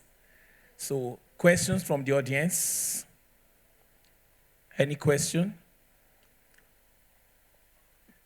Okay, I wanted to say maybe we have agreed to give the 570 million. Yes, we are equal to the task. Yeah, I was just going to ask, the property that you intend to buy, what state is it, and what city is it in? It's here in Abuja. We've actually had a few, and just because we still have our time, I wanted to tell you guys that we have a bias towards STEM, and STEM education is something that we're very passionate about. So we'd like to have labs where we can do more than, we have a lot of hands-on training. As you can see, this is hands-on, and that's what we focus on. Yes, STEM is even the in thing now. Everybody seems to go there. Okay. Yes, the last question. This one was in here. I think it's a follow-up question to the one that was asked. How, if what you're pitching for is to go solely for the purchase of a school property.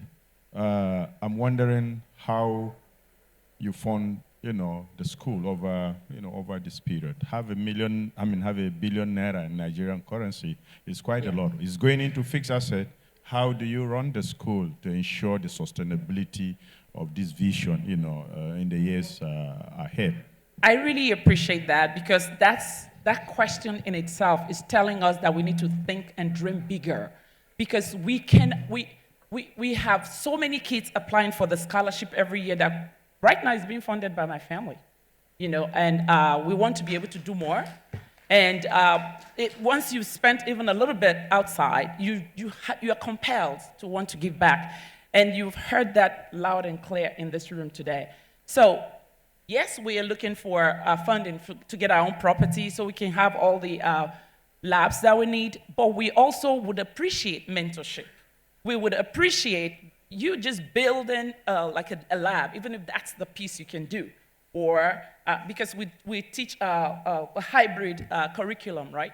Which looks at what's the best in all the areas, but our laser focus is still on the Nigerian curriculum. So we're not only seeking for money, we're also seeking for capacity, right? We're seeking for, if you want to fill our computer labs with computers, or you want to fill our home economics lab with kitchen equipment, we're open. Okay. And to partnerships too, yes. Sir, we are still under our time. Okay. Let's take the last one. Thank you, fantastic. I was just curious if you have thought of exchange program to take some of these kids to other country for best practices and vice versa. And there are organizations that are focusing on Women Focus Canada is my organization. We're currently working in supporting youth in Canada, but I'm just asking that question. Is that something that has crossed your mind? Because there are so many benefits in partnership, collaboration, and working together rather than in silos. I really, really thank you for that question, because we thrive in collaborative framework. I'm almost about to talk about RSED, because that's my sister organization. But what you said is music in my ears, because I primarily reside outside, right? And we're trying to do this. You can't do it alone. It takes a village. Even with the staff of the school running it, we've actually been wanting to hear what you just said. Partnership organizations that can help us with, because one of the things that we've done, we only have 3 minutes, so we couldn't put it all there.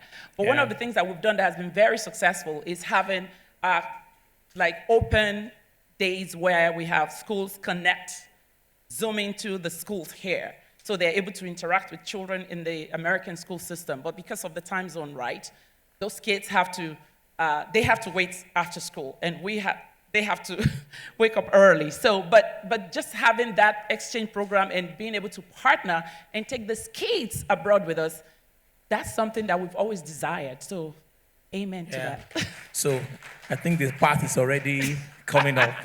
So, we should be having that very soon.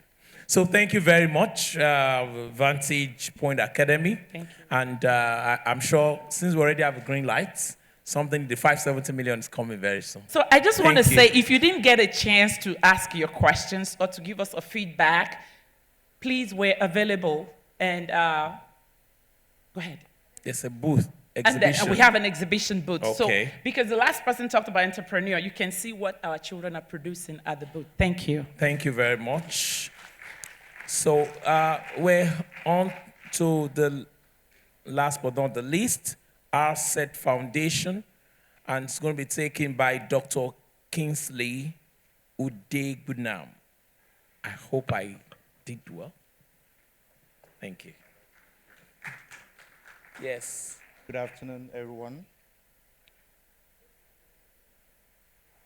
Okay. Where every individual's potential is celebrated, the Ryle School of Educational Therapy Foundation, RETH, emerges as a sanctuary of opportunity for those with neurodevelopmental diversities such as autism, cerebral palsy, Down syndrome, and others with intellectual disabilities. From its inception, RETH has been a steadfast advocate, dedicated to delivering empirically grounded therapeutic interventions and vocational and life skills training for both children and adults facing a spectrum of neurodevelopmental intricacies. Today, we extend a warm invitation to grant communities, donors, and investors, inviting them to join hands with us on this inspiring and noble journey. Your involvement and contributions will spark a discernible transformation in the lives of those we serve. You have the power to support us in various ways, whether it's sponsoring a child on the autism spectrum through their educational journey, providing essential school transportation, furnishing computers for enriched learning experiences, or crafting a much anticipated playground for these remarkable children. With your collaboration, we can broaden our horizons, offering even more comprehensive services to those in need. We are very accountable and share evidence of resources utilization with donors and other partners. Thus, you can rest assured that all supports will be appropriately deployed. Together, we can mold a society that embraces inclusivity and empowers all. Yeah. Thank you for watching. From the video, you could see that we work within the special needs education space. We're trying to fill a gap in the society. Our focus is to see how we can help persons with neurodevelopmental disabilities to regain their capability to function as proper human beings in the society. Focus on all manner of persons with special needs, like autism, Down syndrome, dyslexia, even those with mental retardation challenge. Ours is to ensure that they are able to recover from these disabilities. We give them individualized attention based on evidence intervention. Interventions that have been certified to be able to help these persons recover their capacity to function properly. We conduct educational therapy, occupational therapy, physiotherapy, speech therapy, etc. And then as a not-for-profit organization, we are appealing to you for partnership in terms of funding, not necessarily for running costs, but for scholarship for persons with disabilities that are not able to fund or afford our services. Over the years, Dr. Badewa and the family have been the one that have sustained this foundation. And we have come to say that it is high time that we got members of the society to see how we can partner to, because it's not for profit, is to ensure that every child, every human person that for whatever reason is challenged, we are able to help them as part of our commitment to the society. And therefore, we, apart from some of the items that have been advertised, some of the things that we need for operational costs, our focus is for scholarship to take in more persons so as to be able to make specific impact on persons that are not able to help themselves. And this is the basic thing that we are talking about, and we intend that you will see the need to partner with us. Okay. we are a very accountable foundation. So whatever partnership comes in, we are able to carry our partners along. Every kobo, every money is accounted for the purpose to ensure that it is actually invested into the purpose for which it was, for which it is meant for. And then, therefore, we are hoping that you will see the need to join hands with the foundation and see how we can actually get some of these persons. We have had success stories where we are able to take people back to their potentials. We have returned people to the society where they are functioning maximally. People who came almost without hope. The foundation, because of the level of expertise that is available with the foundation and the passion and the commitment from the foundation was able to help them to get back to normal life. Some of them are social media influencers, some work at the television and radio outlet, and some kids have gone back to school and they are shining in their normal schools. These are people who came and they were not able to cope with basic academic skills. But through the expertise that the foundation has, we have been able to imbue them with expertise. We've been able to help them to recover from these disabilities and therefore send them back. It is not our prayers that we have persons with disabilities, not at all. But insofar as they exist, we want to see how we can intervene and help. And at this moment, we are soliciting for your support in various means, but particularly, just like I said, with helping us get in more students and persons who will be able to have access to our intervention. Thank you very much. That's Reset Foundation. I'm so glad that we're rounding off this section on educational and professional services with intervention in special needs education. It's fantastic that we're still considering. That is inclusivity that we're talking about. And that's what our set foundation, that's what it does.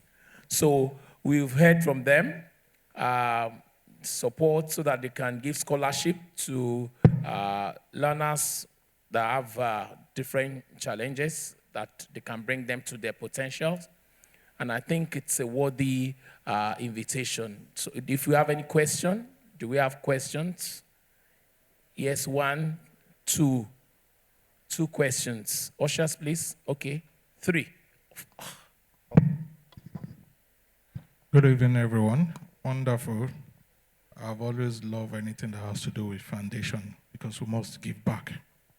My question is, what age of student do you take? Age? Yes, age. From what age to what age? That's one. The second question is, how much is it to sponsor one child? Okay, thank you. We start with age 3, and we go as old as possible. You all know that most families with children with special needs do not really cater much for their education. They just leave them at home, hide them, think that they're not normal. And what we've tried to project to them is early intervention is key. If you have a child with special needs, yes, bring him out. Let us educate your child. It's based on therapy, and it's a long-term process. So we have people as old as 40 at the foundation.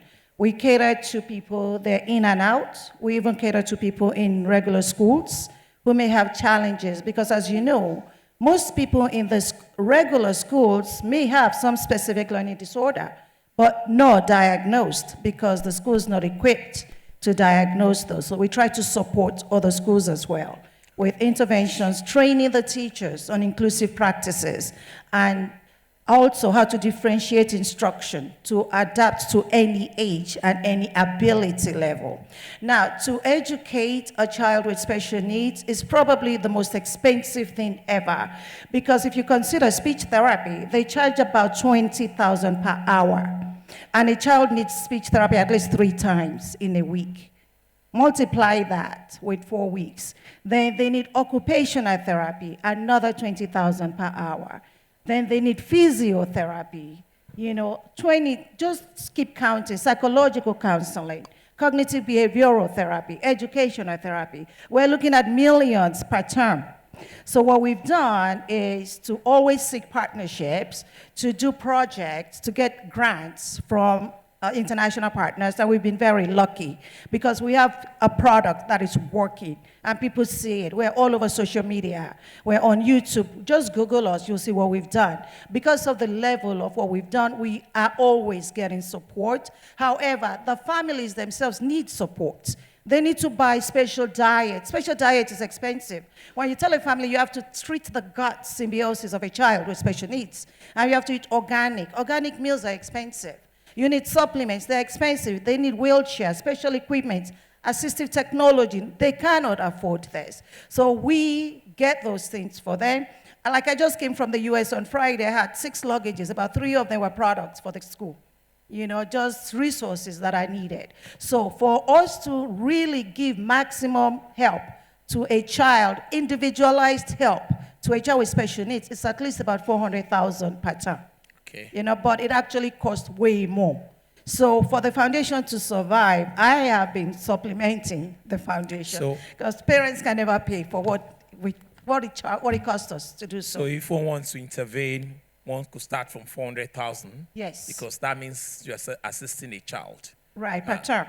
Also, we need playground. We need special equipment for these children. As you can tell from our videos, we teach them life skills. We need equipment for that. We do blended learning approach. As my sister Marie said, we partner with a school, with an organization in the US called One Planet Education Network. We actually also partner with Vantage Point Academy, right? So we're training them on science, technology, engineering, arts, and mathematics. We did a project in that where we taught children who are blind, children who are hard of hearing, children with intellectual disability to assemble STEM toolkits that even you and I cannot assemble.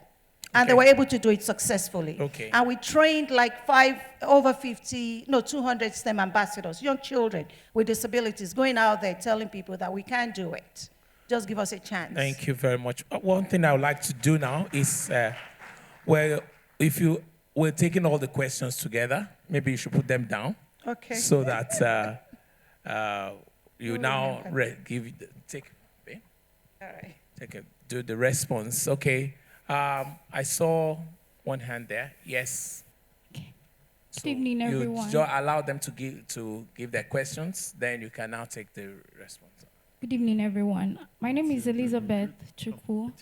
I'm a special needs professional, and throughout this session, I've actually been looking forward to hearing something about special needs because it's an area where people don't really look at, like you've said. And it takes work, it takes determination, it takes patience, and it takes empathy.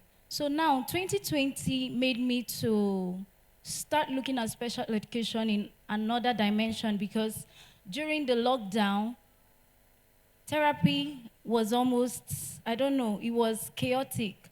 So we had to look for other options to cater for these children with special needs virtually. So now, the world is moving very fast. And I want to ask if there are measures you have put in place or are putting in place to ensure that even without the physical contact, there can be therapy for children with special needs or teaching for children with special needs. Thank you. Next question. Yes. Hello, everyone. My name is Rhoda Embu from Zumanta Association. I really want to commend your effort. I know it's not easy dealing with children with disability. I can tell you from experience because I have one. when I gave birth to my baby, she was born with Down syndrome. I was like, what is Down syndrome? For the first time, I didn't know what Down syndrome was. Though I was educated, but I never knew what Down syndrome was. But later I was enlightened, and I get to know that, like in Nigeria, sometimes you see children like that. Some people will say they are being bewitched. Sometimes they just throw them away. They say, oh, it's witchcraft and what have you, because they don't have that enlightenment. They don't have the knowledge. In fact, at the beginning, I was like, how can I cope with this? Is she going to work? What will happen? But by the grace of God, because of the system over there, the way they do things, my daughter can talk, she can work. If you see her, she's so good at computer, you won't even know she has Down syndrome. So I just want to commend your effort. For parents, I know it's not easy. Having such kind of children is a lot of challenges. So I just want to commend your effort for what you're doing, and I assure you we're going to partner with you. Thank you very much. Thank you. I'll take the last question.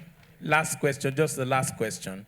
Please, you can meet our sets after. Mine is not more of a question. It's more like a attestation to the credibility of the founder.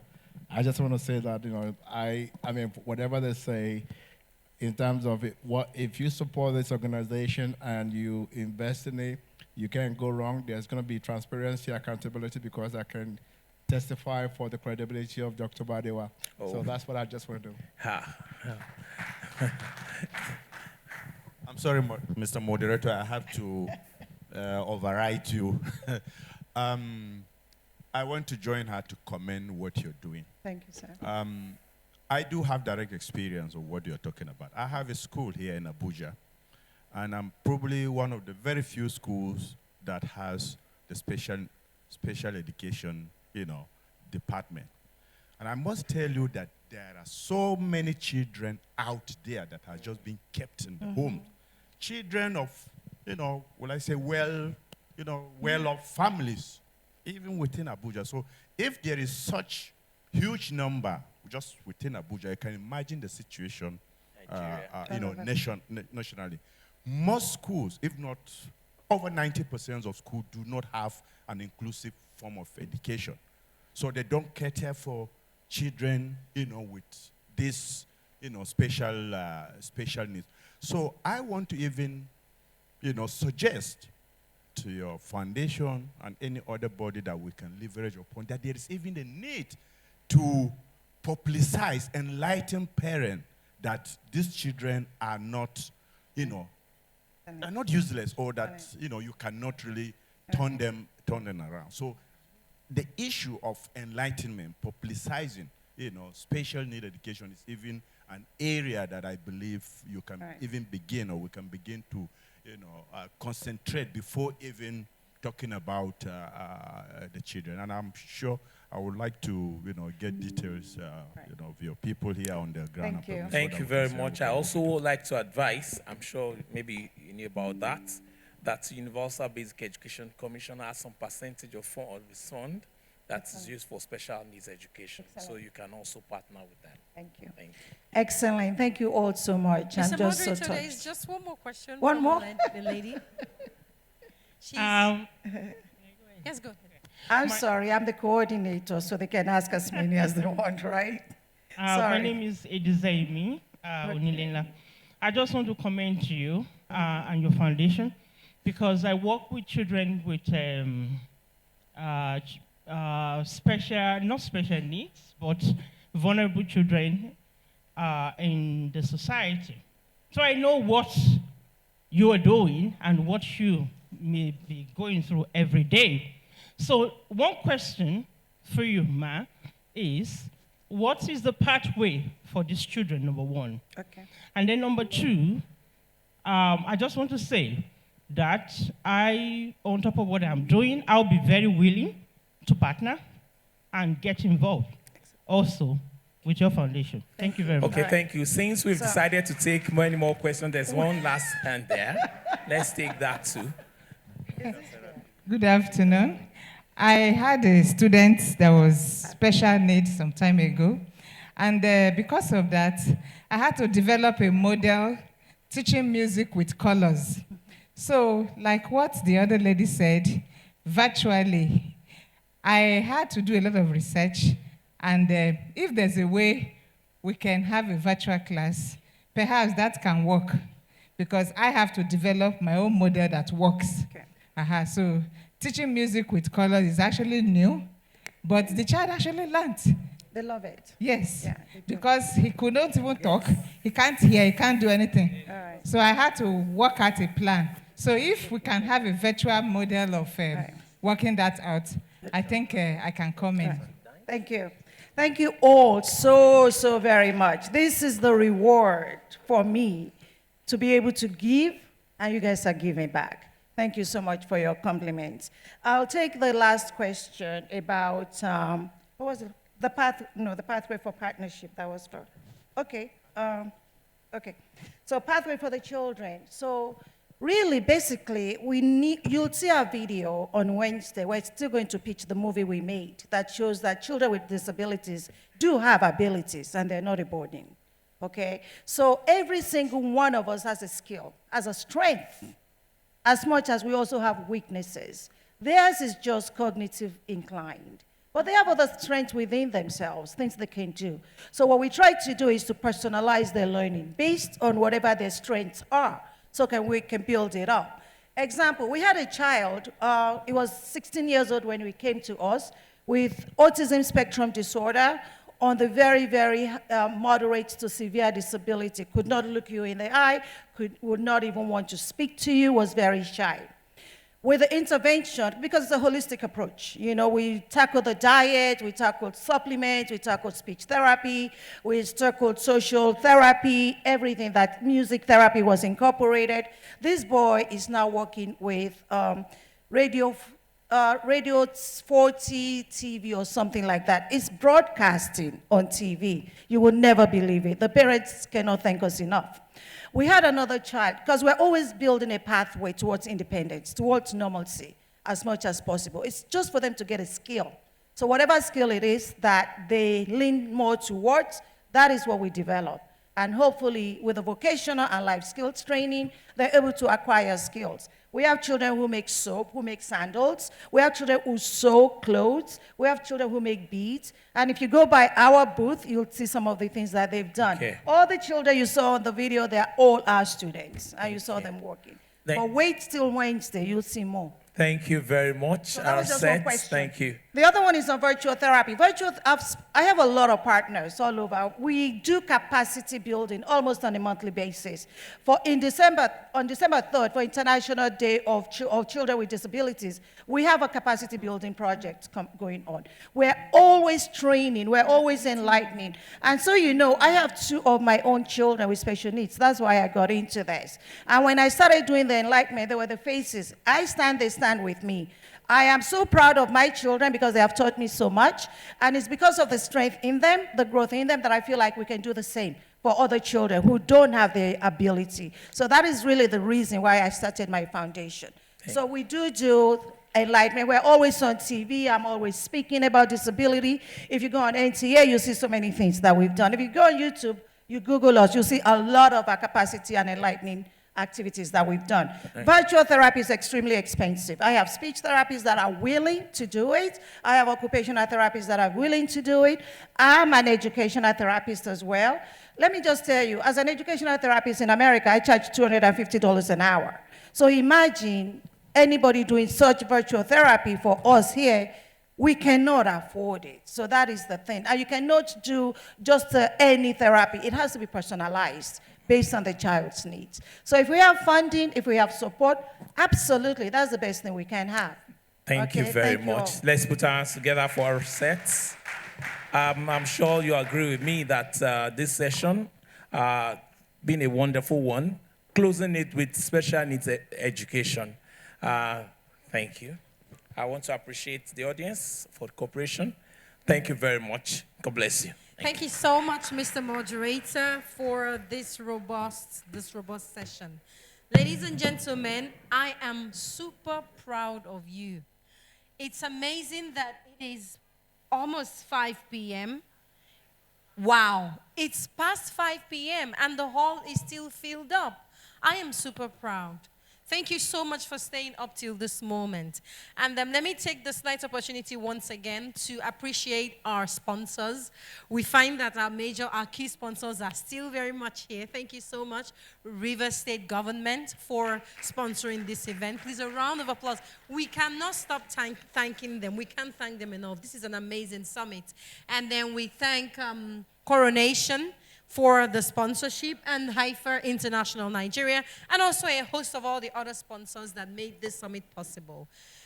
Please, we would like to call on Mr. Okezie, Kachi Okezie, who's the media coordinator for NDIS, to come and give us some closing remarks. And right after that, we would go for, is it lunch or Lona now? I don't even know. Thank you very much. Let's start by thanking you for a good job as well. Thank you, sir. Good afternoon, everyone.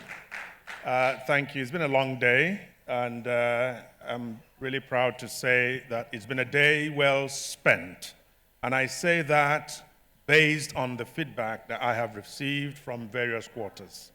I thank you all for your complete and resolute focus on what's been presented here. I thank our sponsors, without whom this would be impossible. I thank our invited guests, our distinguished guests. I thank members of the media. I thank those who pitched and those who moderated the pitches. And all of you have together seen to what I think has been a very successful opening day. Just a few announcements before we go out to lunch. Tomorrow, we're here for 9 o'clock. For 9 o'clock. In other words, before 9. 9 o'clock meets us here. There is one important thing that I'd just like to share with us. One of the key means of establishing the effect, impact, and validity of what we are doing here today is to frequently solicit feedback, asking you to give us your feedback, particularly on the pitches that you've had today. We encourage those who have pitched, because this is not a conference where you make speeches. This is a business match-making event. While we've been here, we've received feedback. I'm proud to share with you, or just to let you know, because the particular individual will be informed privately. There are people who have already made contact. I think the gentleman who pitched about the Bata shoes has received a very interesting request online. Somebody watched it and has asked us to connect them with this gentleman, okay? And that they're ready to go into further discussions with them. We don't go too deeply into what you discuss. Ours is to make the introductions, make the connections happen. And there are others like that. Sabilinc as well. There are a few. So all of those who have been specifically named, we will reach out to you.